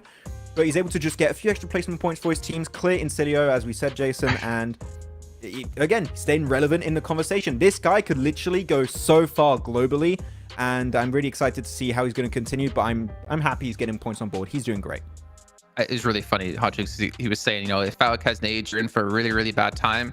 And I was thinking, well, if IQ has nades and you're under the banner of I8, you're in for a really bad time. That's true. Team nades we see in the fast, but obviously we're just kidding here. We're not trying to harass IQ at all, because they have been playing fantastic. But it comes down to the last match here. This is the last match of the day. It's the halfway point of the group, Hotchukes, and I think this is the appropriate time for us to start getting worried about some of these teams. Yep, for sure. I mean, that's going to be everybody there at the bottom. I mean, it really is going to get to that do or die point. We saw a lot of teams at the bottom here in Group Yellow at this point, and they were not able to make it back. So I want to see a chicken dinner right here, right now, from these teams at the bottom. Well, let's find out. Head into the final Miramar of the day, the halfway point of the group. Let's go back to our commentators of Johnny A and Blanky B. Thank you very much, Jason. It's me, Jason, over here on the casting desk. Max is bald and Infinix GT20 Pro. That's pretty much the summary of Jason. There you go. That's my impression. What do you think? Yeah, it was pretty good. But yeah, not sure how to proceed. Well, let's with proceed my with whole life. Let's go. Yeah, but yeah, we're heading over towards the northwest side. El Pozo Paraíso down towards the southeast side. Yeah, it's a last game of the day, last chance for some of our teams to get themselves into a position where they can be vying for that top spot coming into tomorrow, because I really do think that tomorrow is going to be the game changer. But yeah, for Tiamba, it's not, that game was not enough. It was a good chicken dinner, fair enough, great rotate at the start of the game, but kind of a lackluster finish from them. Hopefully looking for more, like they were saying back on the desk. Jukes is saying they want to see a big chicken dinner if you want to make a bid for the survival stages. Even over on the east side, Furia do have a bit of a hot drop. I'm not too sure who that's with, but it looks like Furia, they're eating the dirt right now because they have been put down. I think that's by IWNRX with a bit of knife action over on the east side. We're going out that way with the circle too. IWNRX start with a big chunk of points to kick things off. Yeah, it's the same drop as before, where they found one Elim onto Furia. This time, instead of just sending one player, they send all four. So some mind games happening for the lads over on IWNRX. Just jumping on the bonnet here to see if they can get themselves as far as possible without having to get to, because this vehicle only holds two, but this is one way of doing it. You can fall off like that though, as you did see, but at least you get another player towards another vehicle and they can get moving. An unfortunate first vehicle to find as a 4-man drop, but hey ho, there you go. It's pretty rotten for Furia. They have pretty bad time, but they got Kayovski. Come on, what can you do as a solo? I believe that he can carry on for at least the next minute, maybe minute and a half. Yeah, Kowski's not a bad player at all. He's actually a really good player. But for Furia, things have not been going their way. I think that last game was probably their best game so far out of the tournament. And even then, they were pretty much silent the entire game, all the way up into the ending. Here's our replay on that fight. It literally was just full-on melee action and then baited into the building to a micro Uzi. So very well played to IWNRX, and that is 3 points, which will set them on the first triple digit of the lobby of 100 points here in Group Red. Excellent stuff. And if you can close out towards that 120 mark at the end of the day, it will be brilliant for them. So if they can rack up a chicken dinner here, that would be a phenomenal day. And I mean, to be fair, with the circle breaking out to the east, they do have a good opportunity to take up a strong spot here. However, the metric that we're looking at over 4 days of gameplay was Team Spirit in first place with 225, which was a record-breaking first place, actually. Back in last week, they broke the record from last year, which was 220. And came through with 225, as I said, which would mean that you'd need, what was that, 112 and a half points at the end of today. So if you can get 113, you're ahead of their averages per map performance. Should be great. Be great news for these squads. But again, last match of the day, we head over towards a similar location of the map, over towards that east side, but less dominated by Los Leones, so you won't have as many teams crunching into that horrible spot of the map. And because the playing path wasn't as southern, you can have a lot more rotates that can happen over towards the north side as well and wrap around past El Azahar. So it's much easier for a lot of our squads to get in towards this one. Specifically looking at Navi, who started in La Cobreria up towards the northern edge of the map. That is one of those rotates that I'm talking about, over towards Cruz Dubai through to El Azahar, potentially taking up some of these high ground positions. Team Queso, they've got the M249 in the pocket with Melodious, but he's on his own right now. The rest of Team Queso further out to the east. You see them currently with ASIA kind of bearing down upon them. They're going to give this one up. They don't feel like they're in a favorable spot for it, but this is even less favorable. Out in the open, and losing a player like that, oh, it's such a rotten time to have it happen. Pretty rubbish, all things considered. And Team Queso cut down to 3. Yeah, unfortunate. But that's the way the cookie crumbles sometimes, and ASI will put themselves at 1 more point, who, again, in that last match, able to just about shunt themselves into 3rd place there over Na'Vi. All thanks to Falak, who, as Maxman was saying, probably the best player from their respective region currently. Even putting them over Crypto, which is a bit of a statement, honestly, but I think he's right. He definitely plays a lot more with his team, and that's what makes IS8 so strong. But still, in those solo situations, he is a monster to come up against. It is a pretty terrifying sight for sure. Virtus Pro, the team from EMEA, the little brother of the region right now, The rest of them all the way up at the top of the tables, but just can't quite keep pace. He's not got long enough legs. Stop being mean to him. Stop picking on your little brother. But right now, the lobby is certainly picking on them. They have not been able to really have too much momentum gather at all, which is quite unfortunate. I mean, they have had some shine through moments back in EMEA, but it's just not transferred on over. Alter Ego as well. They have today, I mean, they definitely did change up their play style, right? Like, it was definitely a good start to the day, finding really strong results. But it's just not being consistent enough to put them safe right now. They're on 57 points, but they've been flirting with that 11th place bubble for a long time now, and it's somewhere they just don't want to be. Yeah, it's a struggle as well with it's Pro, Gesso Roy, Team Queso, all being within just a few points of Alter Ego right now. Similarly to FaZe, though, being on 58. It's a scary position to be in from 8th place downwards. All these teams are so close to dropping out into those bottom 5. And again, not securing it going into the end of day 2, it just feels bad. It just feels bad with how close it is towards that 11th place bubble. Yeah, Karovsky, he decimates a vehicle, but we'll find another one. I think that was on purpose. I think he saw the new vehicle, maybe low on fuel on the buggy, and then put it into the dump truck because he knew other teams are going to rotate through here and might use the buggy as well. So he's taking it out of action, can't get it out of there, takes a new vehicle. Yeah, it's a fair enough play to go for, especially when you're solo. You don't really want teams tailing you in the future. It's TJP who've had a magnificent comeback over day 2 and the end of day 1. Chamber now behind them, though, in 7th place with 62 points after that last game. And with another Eastern shift on the circle, it's another potential chance for Tiamba. We're currently tucked in over on the central side of the circle on that eastern edge of the coast. Yeah. I don't know if you caught that as well on the stats on the left-hand side for TJB. Long's no longer a lone outlier at the bottom of the tables. Definitely now leveled with the rest of the team, all of them sharing the load equally on TJB.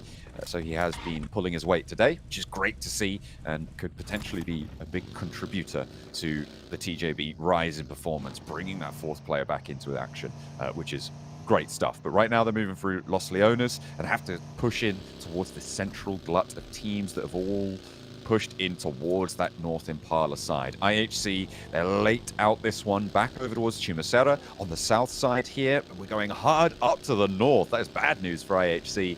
They still have a long way to go. This is a pretty mean shift, all things considered. Everybody on the north side of Impala doing okay, but there's a lot of ground that is unoccupied on the north.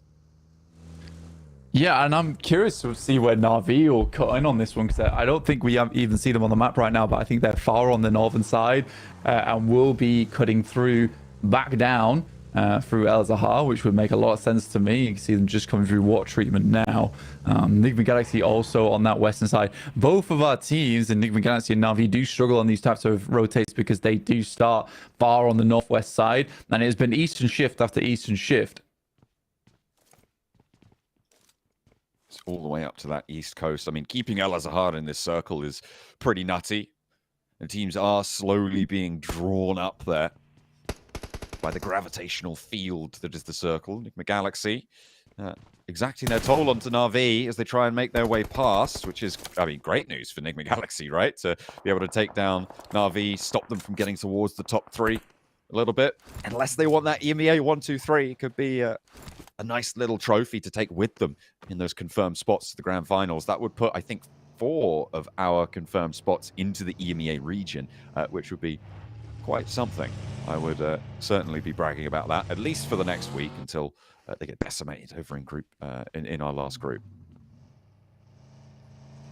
Yeah, I mean, Na'Vi losing one player there is somewhat unfortunate, and I don't think Enigma Galaxy is comfortable with letting them get too further into this one as they take a little bit more damage. Team Queso, though, Gesso Roy taking some damn good damage over towards them here, and Queso did lose a player early on, so now down to just 2 players.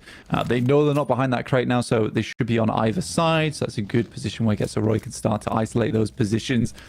Alter Ego again losing a player. I was glad to see Tiamba move up because I was sort of curious of why they weren't moving as fast as I might have liked there, but they do take it slow. They grab the longhouse over on the northeast side. I don't think it's a bad position whatsoever. You can control the coastline very well from that spot.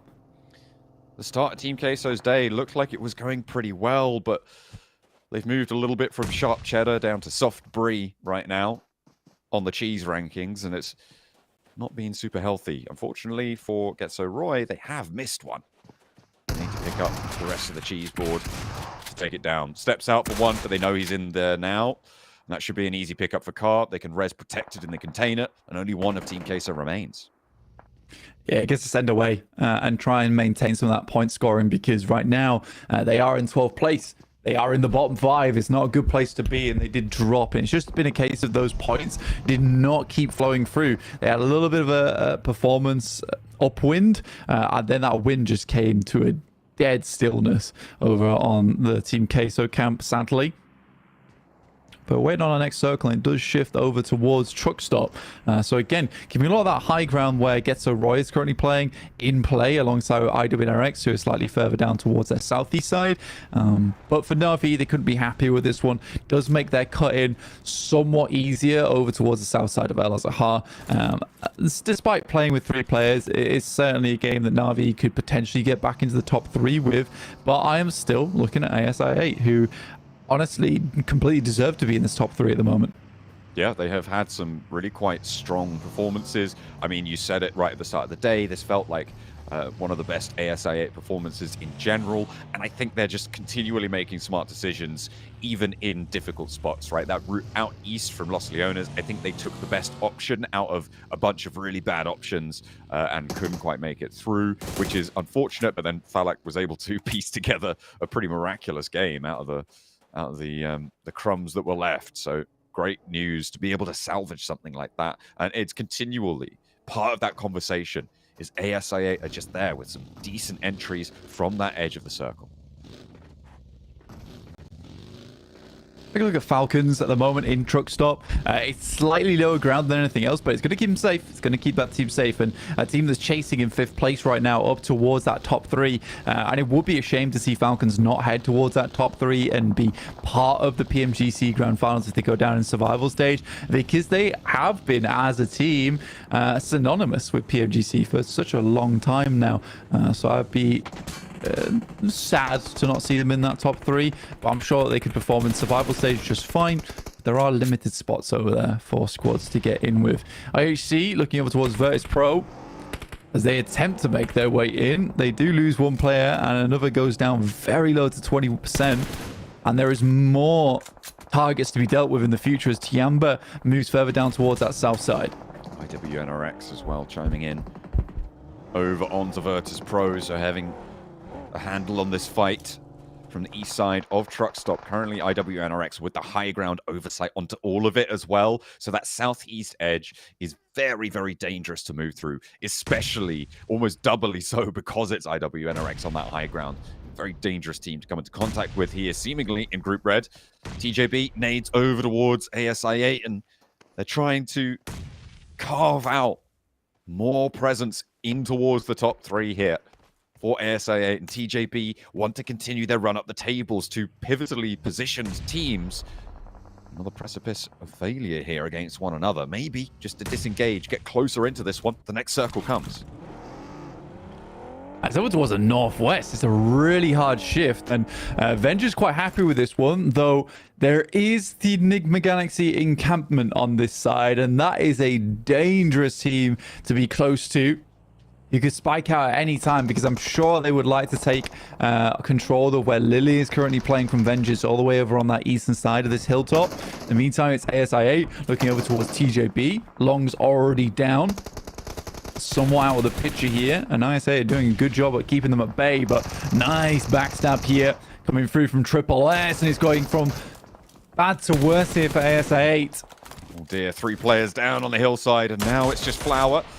on the low ground here, but still looking for more. Challenge sent back up. It's 1v1 on this situation. IQ with the high ground with the nades as well. The inside track, and it's a pickup for TJB. This is the correct decision to make. Picks up 3 points just like that, and IQ cannot get his teammates back on up. This is very unfortunate stuff, and Flower, I mean, he's taken one hell of a peppering to the shack, but it's not going to land the damage. IQ burns the roof, but it's going to heat nothing but the metal. Flower stays alive for the time being into the buggy. IQ wants to disengage, and both of these two teams take one another down. It's Na'Vi's chance to try and push through. IQ steps back out of the vehicle. He really wants this fight, stays out in the blue. Flower with the spray, with the Vector, can't get past it, and IQ's on for another lone game for ASI8. Yeah, almost had it for TJB. I mean, it was a good backstab from them there. And it looked like ASA had it completely under control. But 5 elims for them, I think they'll be okay with that one. IQ being able to make it further into this game too is good news for them. Kayovsky in the wings for Na'Vi on that north side. Don't know if they know where he is right now. There's FaZe up against Alter Ego. Again, a team that wants to put more points up. But right now with 0 elims and only 1 player left. Hans for you, nade over the top towards Noise, caught with a little flurry of bullets there. Noise makes his approach, but the blue zone's pushing in again, and Hans for you stays alive. Incilio across the way. They want to try and suppress it, but no luck there. ASI8 with their lone player as well, still off in the distance, but he's not going to risk peeking over here when he knows there's sightlines from Mela off in the distance. Incilio taking looks out this way as well. Much too dangerous for a solo to try and take that fight. Tiamba, in the meantime, on the northeast side, trying to push on in, but IHC trying to stop it. 2 players alive of theirs in IWNRX further south, not really going to have the time to flex out this way. Tiamba up against IHC. QZ behind the rock, finds the first pick off and then looks for the second. There is this little bit of backup here, but 1 player down for Tiamba, and Shan likely to fall shortly.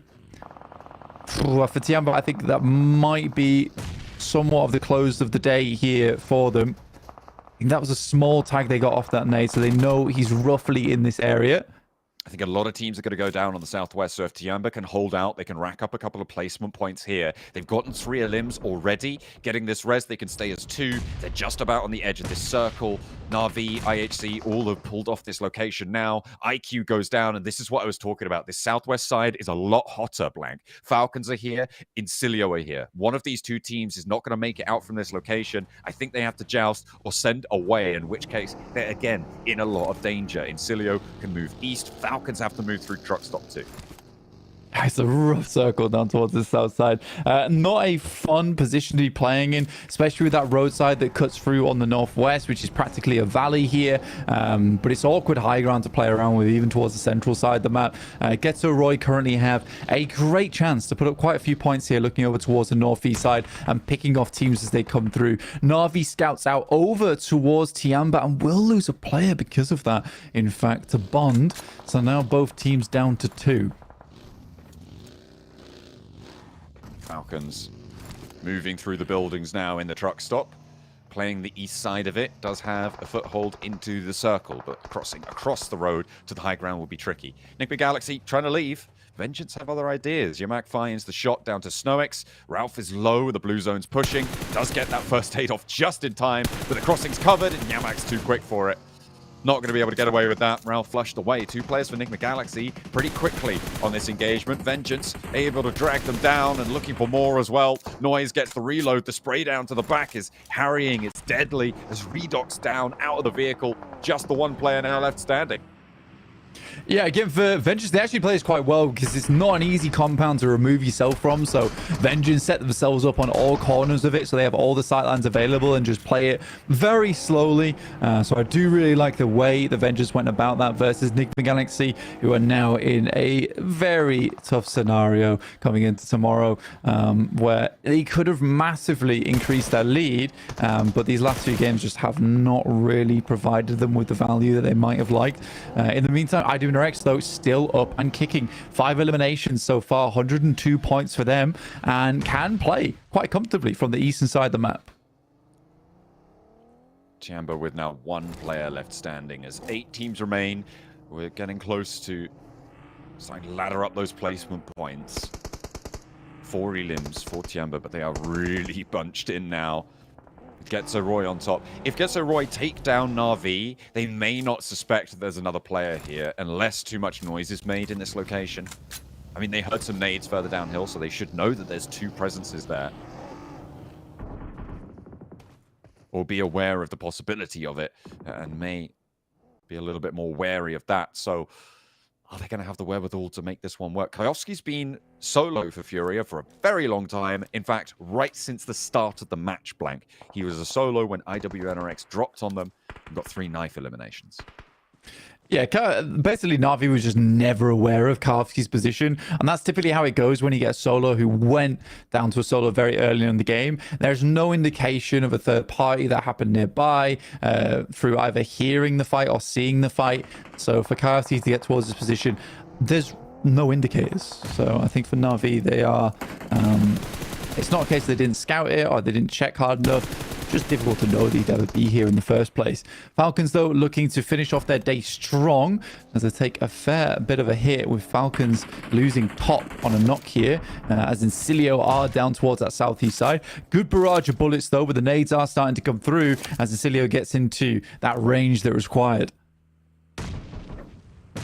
Mountaintop that gets a Roy, a real powerhouse of a position. A lot of cover, a lot of oversight. Danger for the Falcons as they try and leave the truck stop. This is that difficult road crossing I was talking about. They have gotten up to the ridge, but Incilio looking pretty solid to hold off the Falcons here. 4 elims found already. All 4 of their players alive. The Falcons, not so lucky, will not be afforded the same luxuries. As one of their players already down. East, that outpost, Icy on a wide flank up towards the north side. Quite separate. Closer to Vengeance than anything else.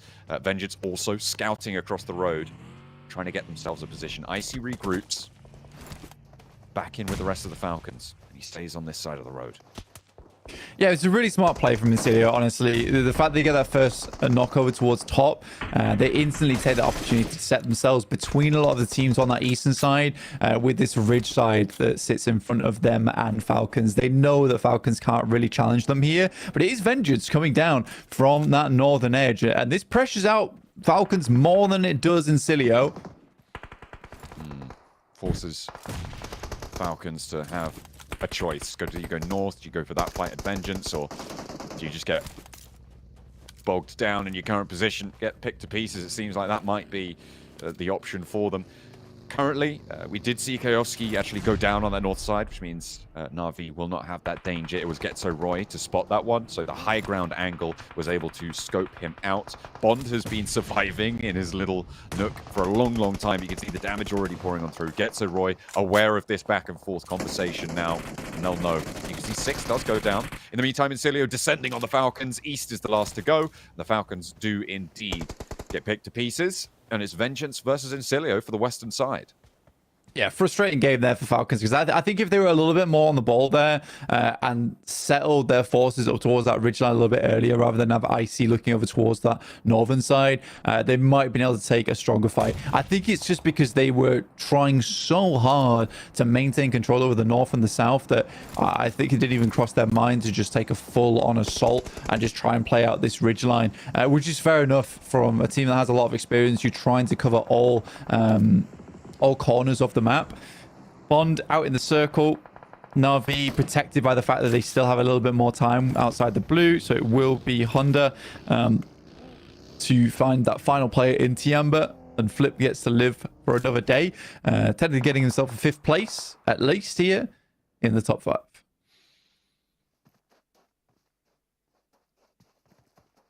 Vengeance spreading out, currently on a 3-1. With Lily taking sightlines over towards Getzo Roy. I mean, this high ground position for them has done very, very well. The question is, can they transition back down south? Because IWNRX, that danger, that threat, a lot of strong teams. I'm liking the dynamics of this one. Flip, very low, not down just yet fully. A scrap between 4 full squads will be quite a way to close down the halfway point of this group. I mean, it's kind of It feels kind of thematic for what's been happening so far in this group. Everybody's in this fight. Yeah, we got a lot of teams trying to get this one done. And it's nice to see that it's Vengeance in 14th, then our 9th place team, 7th place team, 4th place team, and 1st place team. So this is somewhat of an equalizer game towards the end of the day, especially because so many of our strong squads did go out quite early in both our last 2 matches. That breakaway doesn't seem as horrendous anymore. Flip zigzagging, gets back into position, and Porsche is forced off the angle by the blue. So Flip lives to tell the tale. I've got to see Porsche versus Lamborghini 1v1, right? That has to be in our future somewhere. It's only a matter of time, surely, before we see that one pop off. We'll have to wait, though. Just that little bit longer. Na'Vi, last player to stand. 1 Elim. Trying to push ASI8 out of the way, but they're on 85. A little bit off in the distance. But top 5, the placement points are going to help with that. 1 more Elim. Or maybe Incilio or IWNRX go down in this fight and you ladder up that way. Nades in hand. Westron launches towards Frozen. Immediately lands on the mark. That's a really difficult res as well. So a great start to this fight for Incilio. 4 players alive. And they can start to move up to this angle, leaving 1 player at the back. They start to reinforce this position, but the crossfire is there. It's excellent control here for IWNRX to keep their teammate alive. Kane not going to go down without a fight. Getso Roy can start to chime in, though, and this makes it so hard for IWNRX to hold off this push from the south. It's getting really tough now for IWNRX. Good shots from Incilio. And this is classic Incilio, honestly, in terms of just the fact that they'll have these moments where they just pop off and then they're quiet for the rest of the day. But IWNRX not able to get too much further. Getso Roy, on the other hand, 9 Elims. I mean, they have had one of the most unbelievable positions on the map for such a long time now that it makes sense for them to get a good game off the back of this. Fash, though, with a classic off angle for him, getting a bit of damage done and allows the rest of his team to regroup and repass the situation as they move further up towards these crates. Getso Roy still have 4 players alive. Vengeance starting to establish a northern line here. With IWNRX down to 1, it's all up to Swain to show us why they're at the top spot, or just go down in the midst of it all. But again, he is kind of in a little dip between 2 Crossfire teams, which in general is one of the safer places to be as a solo until that fight concludes. It's very unlikely that people are going to fully commit forwards because the team on the other side will just take those shots in. The question is, how long can Swain survive this if Incilio look to try and move up to those crates? Vengeance, I think, right now in control of this one. Yeah, they've got a fantastic spot to play in. Getso Roy basically living... No way. No way!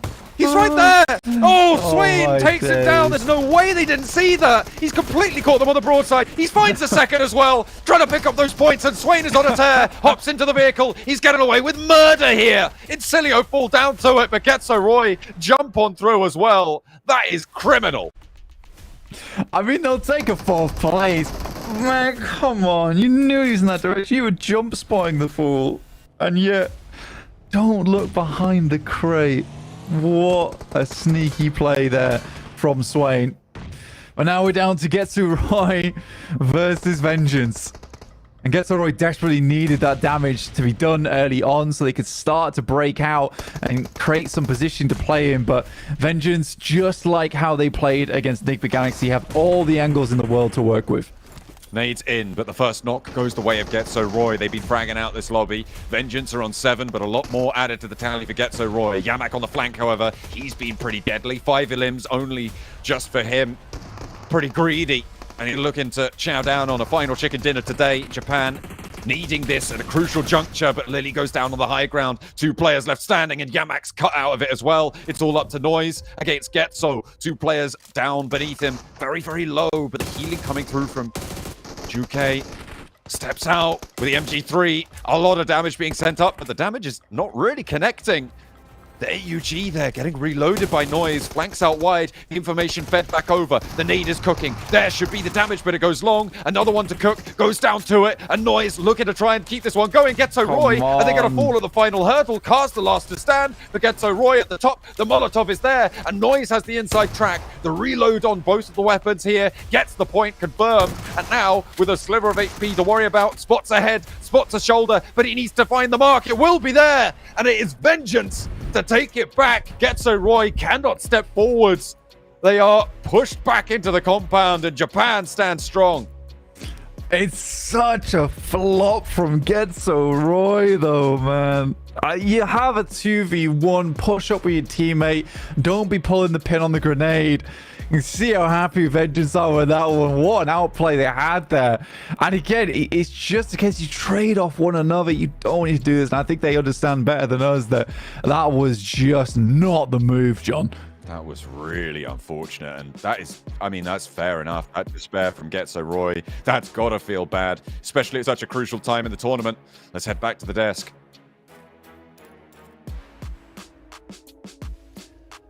I don't know what I can say that doesn't tell that tells a better story than the faces of Getso Roy right now.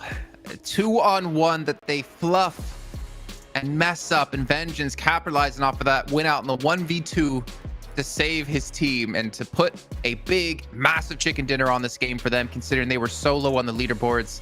Max, I know you're angry. Let it out. Let's hear it. I don't even know where to start on this one. Vengeance should not have lost 3 players, in my opinion, that fight. There were some angles that were taken that were way too risky in the first place. And then you guys highlighted it during this game too, Jason, which is the 2v1 onto Noise, and they just send it one by one, and they just fumble what could have been an easy wrap-up to get that chicken dinner. I don't know, but this is the first game I feel like of this PMGC. I'm just like, I'm a little bit frustrated because there was a lot of mistakes for the wrap-up. But you know what, Vengeance at least get himself their first chicken dinner, so GG in that front. Oh, I mean, you did predict them to win. Goodness. I mean, I just felt there was like something weird in the ether, just saying, it's Vengeance time. It's going to be the win coming up. I didn't want to, but I felt like they were going to. And actually, before this game-winning play, Jason, they even got eliminations on Nigma Galaxy, which if we're looking at right now, currently one of the top fragging teams alongside IWNRX. So maybe Vengeance are like, we are going to be aggressive now, and it's working out.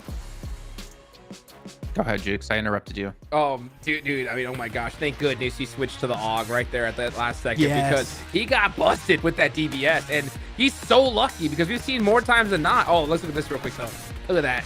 IWNRX always putting points on the board no matter what the situation was. But man, that was so close to the end. I wish you guys could have heard Max's reaction because he was like, Vengeance, what are you doing? Well, Jukes, it was so... If we were going to hear Max's reactions, we needed a lot of these.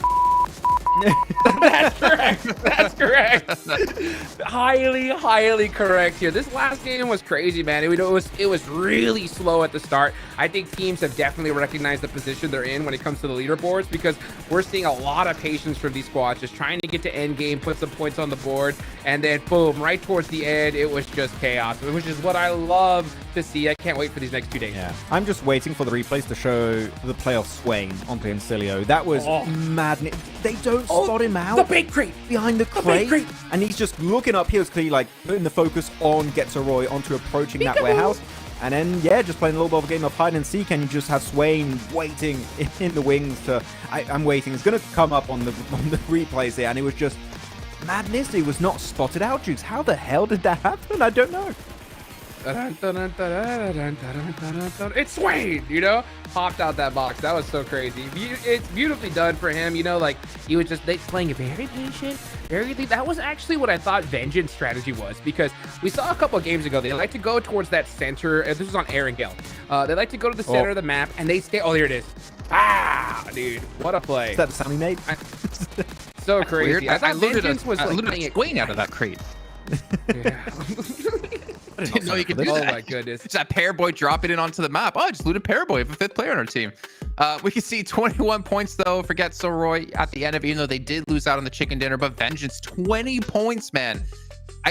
You know what? I'm gonna check the overalls from before. Did that double their points pretty much? Yeah, they're at 44. So like almost 50% of their points they just got on that match. They're gonna be up to 64 now, which from what I can see, is going to be top 11 unless some things have changed. Yeah. This is what I wanted to see. I had screamed it. I was like, I want to see one of the teams at the bottom, you know, really pop off. And they did. Vengeance, you know, 10 elimination chicken dinner. These guys got to be so excited, Max, going into the next 2 days. Yeah. I mean, we're talking about Vengeance also gets a Roy, right? They were at the bottom of the leaderboard for a big portion of time here, and they're able to push it with this second place 15 elimination game. 15 eliminations. Ooh. Doing really so much work on all the teams who are trying to exit El Azhar. I think you had Furia, you had Na'Vi, you had Tiamba. And actually, one thing I really have to give respect to Get to Roy for was their mid-game 2-2 split. They had 2 players holding down the warehouse to negate a possible breach happening and sending 2 players to the northeastern cliffside of that warehouse, making sure they're keeping tabs on all of the teams that were trying to exit that city. And because of that play alone, Hot Jukes, it got so many eliminations before the final fight, realistically. So 2-2 split, that was absolutely on point for Getsoroy. Can we talk about Incilio though? Because I feel like they played a position super well that we were discussing while watching the match. The fact that you had Falcons coming in from truck stop near the little taco shop there, and Incilio decided to actually push onto the high ground or take the high ground away from Falcons and then just play that high ground to their advantage perfectly against them. Do you want to take it, Jukes, or I take it? No, you go ahead. Go ahead. No, the approach of Incilio was really good because they understood, oh, we got some really good dips we can play around. So we can just outplay Falcons in terms of how long we can stay in this kind of terrain. And Falcons, they had a good angle, right? Initially, I think, Jukes, that with Icy far northwest of Truck Stop, and he was trying to give some assist, but unfortunately, Incilio was so stacked in terms of utility, grenades in particular, that Falcons knew we can't play this ridge anymore. We have to go back into the city. And then 3TN, really, Jukes just gets the perfect angle to just dismantle all of Falcons. Yeah, and you know what? I mean, that's what I think has been like Falcons' weakness here is, like I said, they're just doing a little bit too much. They'll be in a really good dominant position, but then they'll send somebody out to go scout, get some info, or they'll head back outside of the blue zone to try and take out a team. And they got caught off guard. Cilio just full sent it, which is what they needed to do, right? They needed to secure this position. And because Falcons did have Icy on that off angle, they were down a player and got taken out. So, I mean, great plays from Cilio to recognize that, hey, you know what? We got to make this decision, and it's a push they needed to do. For sure. It was that decision, then the decision to push into IWNRX as well, to pincer them between Incilio and Getsoroy too. So it's a really smart play overall. I really like to see that, and it gives me some hopes for them going forward, as they're going to see them in 8th place, where IWNRX will be holding the #1 spot, the first team to break 100 points with 0 chicken dinners as well, where Enigma Galaxy have 2 below them, I8 has 1 below that, and we have seen Getsoroy move in from, I believe it was 12th place up to 5th from 1 match. Wow. Yeah, there's a big point sponge, I feel like, at the top. Yeah, sorry? Look how close it is for 5th all the way down to 8th. Yeah. 3-point difference, dude. I mean, this is going to get weird. And it's not even that far away from 3rd place. So this is going to be, I think, one of the closest groups we see, especially if this trend like continues into tomorrow. I don't like. We keep talking about tiebreakers. It could be an issue here. We had DRX Alpha 7 tied for 2nd and 3rd place. We might have a tiebreaker again here for the top teams. It's insane. I don't like this. I don't like knowing that Vlad, the only one to say he thinks Group Red is a group of death, might be right, because it's hard to lose. It's true in this one. We can see Ventus though did be able to move out of the bottom teams into the safe place of survival stage in 10th with a good result for them. I'm hoping for them in particular that was also like a little bit of a breather, like the mental breakthrough of like, okay, we can win games, we can get eliminations, and if they can use that tomorrow and continue this momentum, I mean, we're really going to see the power of South Korea and Japan and what they can bring to PUBG Mobile. It's very important to say when looking at Vengeance, a lot of the players, this is their very first international event, right? And I think that they going from the Japanese scene to global is a big shift, even bigger than some PMSLs into PMGC, and it takes time to adapt. It really does take that much time to adapt for them, so they're going to try and make it work out, and hopefully this last game, this win is going to help them a lot. But here you go, MVP of the day is ZWolf again. Back to back MVP for day 1 and day 2. Red, this guy is a menace, and who's going to stop him? As of right now, no one, really.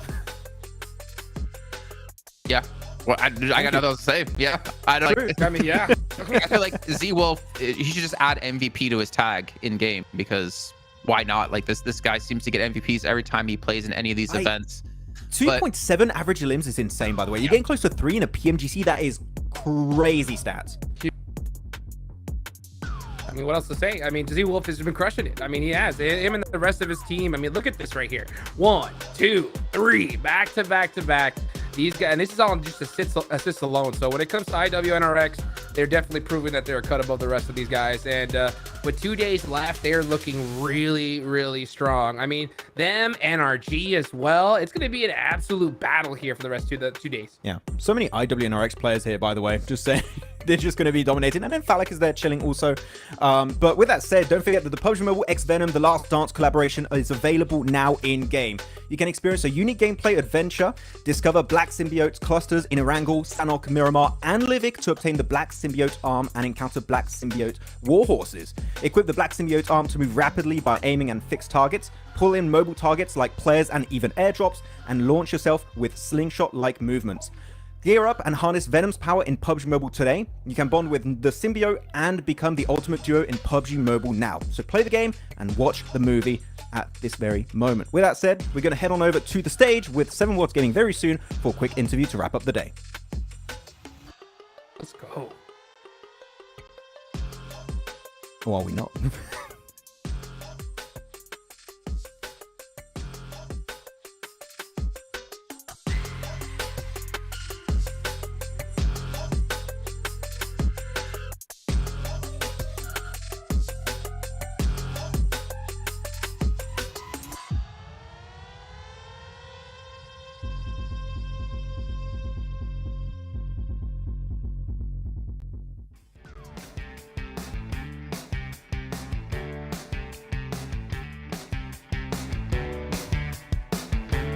Welcome back as we are ending day 2 of Group Red. I'm joined by none other than one of the players of the team that's currently in first place, Frozen from IWNRX. You guys have been so consistent in regards to being able to get those second place finishes. How important is it for the team to finally get a win? Valla bu maç bugün maçlara dengeli olarak ikinci oldunuz. Bu win'i almak için en önemli şey ne sizin için? Öncelikle takım arkadaşlarıma teşekkür ediyorum. Çok güzel performans sergilediler. Sorunun cevabı ise... Neydi abi soru ya, unuttum. Soru win'i almak sizin için ne kadar önemli? Yani win almak bizim için önemli değil. Önemli olan daha fazla puan çekebilmek. Yani win'i alamayıp 5 kill alıp da ölebiliriz yani. Ama önemli olan fazla puan çekmek. Biz bunu iyi yapıyoruz. Win alamadık ama ikinci olup bol kill'li maçlar çıkarıyoruz. Yani önemli olan bunlar bizim için bu. Gerisi diğer maçlara kalmış yani. He's saying that he's thankful for his teammates that they did a really good performance. Actually, trying to get win is not important. Our main goal is to collect a lot of points through kills to get through all the matches. All right, well, I mean, if it is a matter of collecting points, you guys are currently doing that really, really well, as you are 13 points ahead of second place going into the last 2 days of Group Red. Is there anything you guys feel like you need to be able to change? Şimdi son 2 gün kaldı bu maçın bitmesine. Takımınızın bir değişiklik yapması gerekiyor mu? Top 3'ü korumak için. Yani şu anda oynadığımız oyun güzel. Önemli olan tabii ki de güzel puanlar çıkarabilmek ama oyunumuzdan yana bir sıkıntımız olduğunu düşünmüyorum. Yani aksine gittiğimizi düşünüyorum. İnşallah bozmayız da son 2 günde çok iyi maçlar çıkarıp inşallah İngiltere'deki PMGC finaline katılırız. Teşekkür ederim yani. Well, there's not much more to change. Actually, we're doing good right now.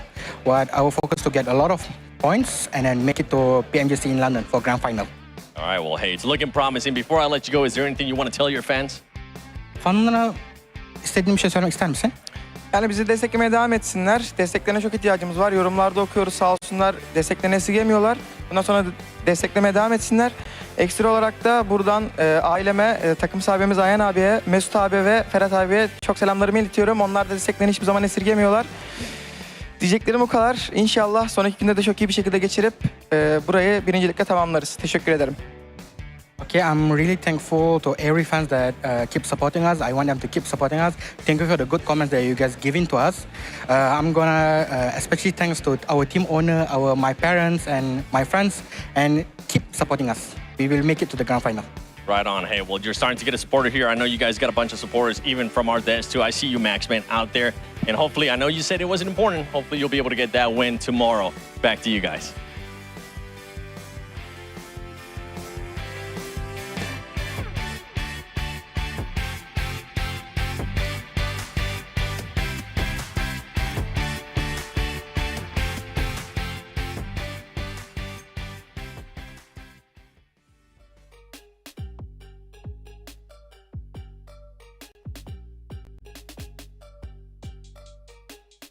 Vincent Kaplan for supporting him his entire career and talking about him as being a standout player. So, you know, just a little critique there.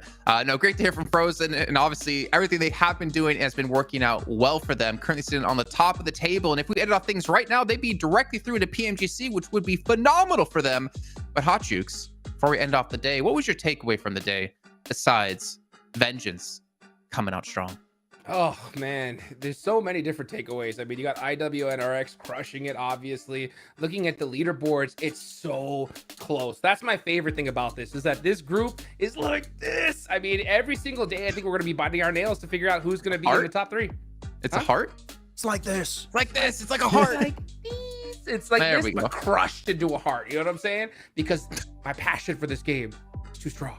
Well, hearts are going to be crushed, right? If you're not 11th or higher, you're not going to be advancing through to at least the survival stage. You're going to be going home, and that's going to be a little bit of a longer trip for some teams than others. But what about you, Max? Like this, Jason. Also, no.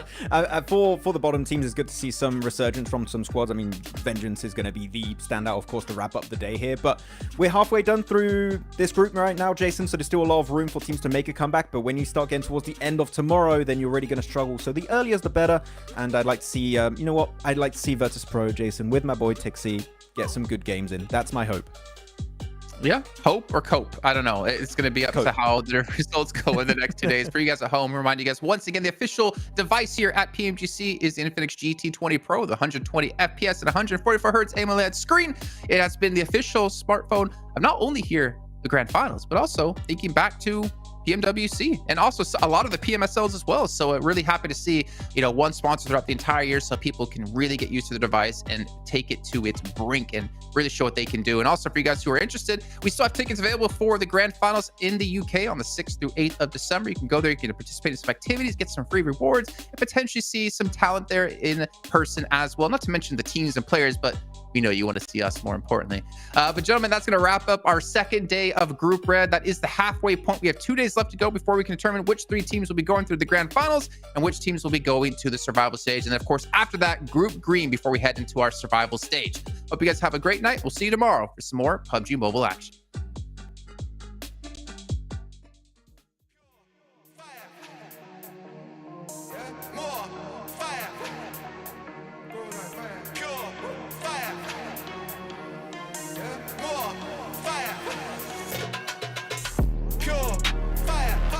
Come bring that fire, yeah? We could've gone lifted higher, yeah? Out of control, inferno, wild, more fire, fire. We're gonna come bring that fire, yeah? Waves up, lift that higher, yeah? Out of control, inferno, wild, wild, fire. More fire, grow that fire, pure fire, yeah? Pure fire, grow that fire.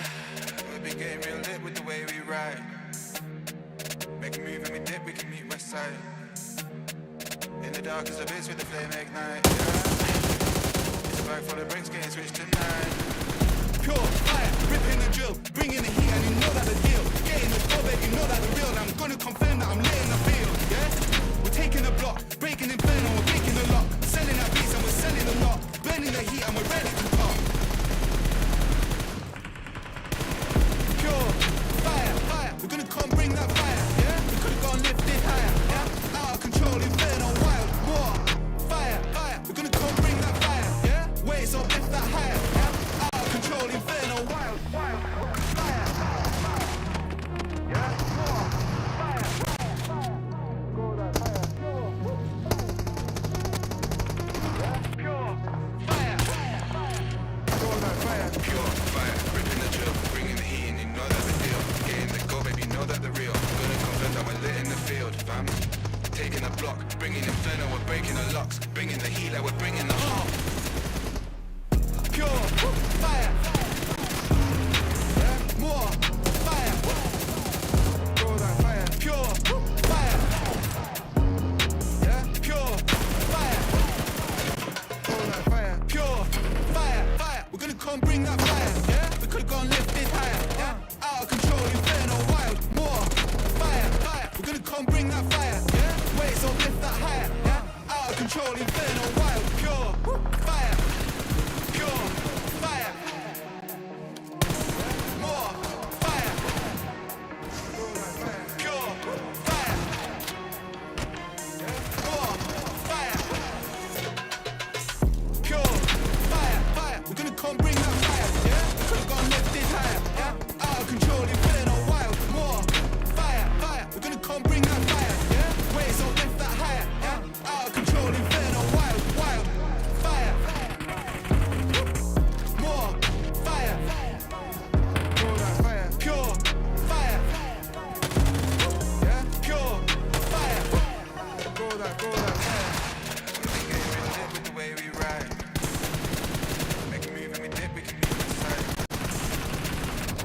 dark as abyss with the flame ignite, yeah. It's back for the bricks getting switched tonight. Pure fire, ripping the drill, bringing the heat, and you know that the deal. Getting the goal, babe, you know that the real. I'm gonna confirm that I'm lit in the field, yeah. We're taking the block, breaking inferno, we're breaking the lock. Selling our beats and we're selling them not. Burning the heat and we're ready to talk. Pure fire, fire, we're gonna come bring that fire, yeah. We could've gone lifted higher, yeah. Out of control, inferno, wild, more fire, fire, we're gonna come bring that fire, yeah. Waves up, lift that higher, yeah. Out of control, inferno, wild, wild, fire, fire, fire, yeah. More fire, fire, go that fire, pure fire, fire, fire, go that fire. Pure fire, ripping the drill, bringing the heat, and you know that the deal. Getting the go, baby, you know that the real. Gonna confirm that we're lit in the field, fam. Taking the block, bringing inferno, we're breaking the locks. Bringing the heat like we're bringing the heart. Pure fire, yeah, more fire, go that fire. Pure fire, yeah, pure fire, go that fire. Pure fire, fire, we're gonna come bring that fire, yeah. We could've gone lifted higher, yeah. Out of control, inferno, wild, more fire, fire, we're gonna come bring that fire, yeah. Waves up, lift that higher, yeah. Out of control, inferno, wild, pure fire, pure fire, yeah. More fire, go that fire. Pure fire, yeah. More fire, pure fire, fire, we're gonna come bring that fire, yeah. We could've gone lifted higher, yeah. Out of control, inferno, wild, more fire, fire, we're gonna come bring that fire, yeah. Waves up, lift that higher, yeah. Out of control, inferno, wild, wild, fire, more fire, go that fire. Pure fire, yeah. Pure fire, go that fire. We've been getting real lit with the way we ride. Make a move and we dip, we can meet my side. In the dark as abyss with the flame ignite, yeah. It's a bag full of bricks getting switched tonight. Pure fire, ripping the drill, bringing the heat, and you know that the deal. Getting the goal, babe, you know that the real. I'm gonna confirm that I'm lit in the field, yeah. We're taking the block, breaking inferno, we're breaking the lock. Selling our beats and we're selling them not. Burning the heat and we're ready to talk. Pure fire, fire, we're gonna come bring that fire, yeah. We could've gone lifted higher, yeah. Out of control, inferno, wild, more fire, fire, we're gonna come bring that fire, yeah. Waves up, lift that higher, yeah. Out of control, inferno, wild, wild, fire, fire, fire, yeah. More fire, fire, go that fire, yeah. Pure fire, fire, go that fire. Pure fire, ripping the drill, bringing the heat, and you know that the deal. Getting the go, baby, you know that the real. Gonna confirm that we're lit in the field, fam. Taking the block, bringing inferno, we're breaking the locks. Bringing the heat like we're bringing the heart.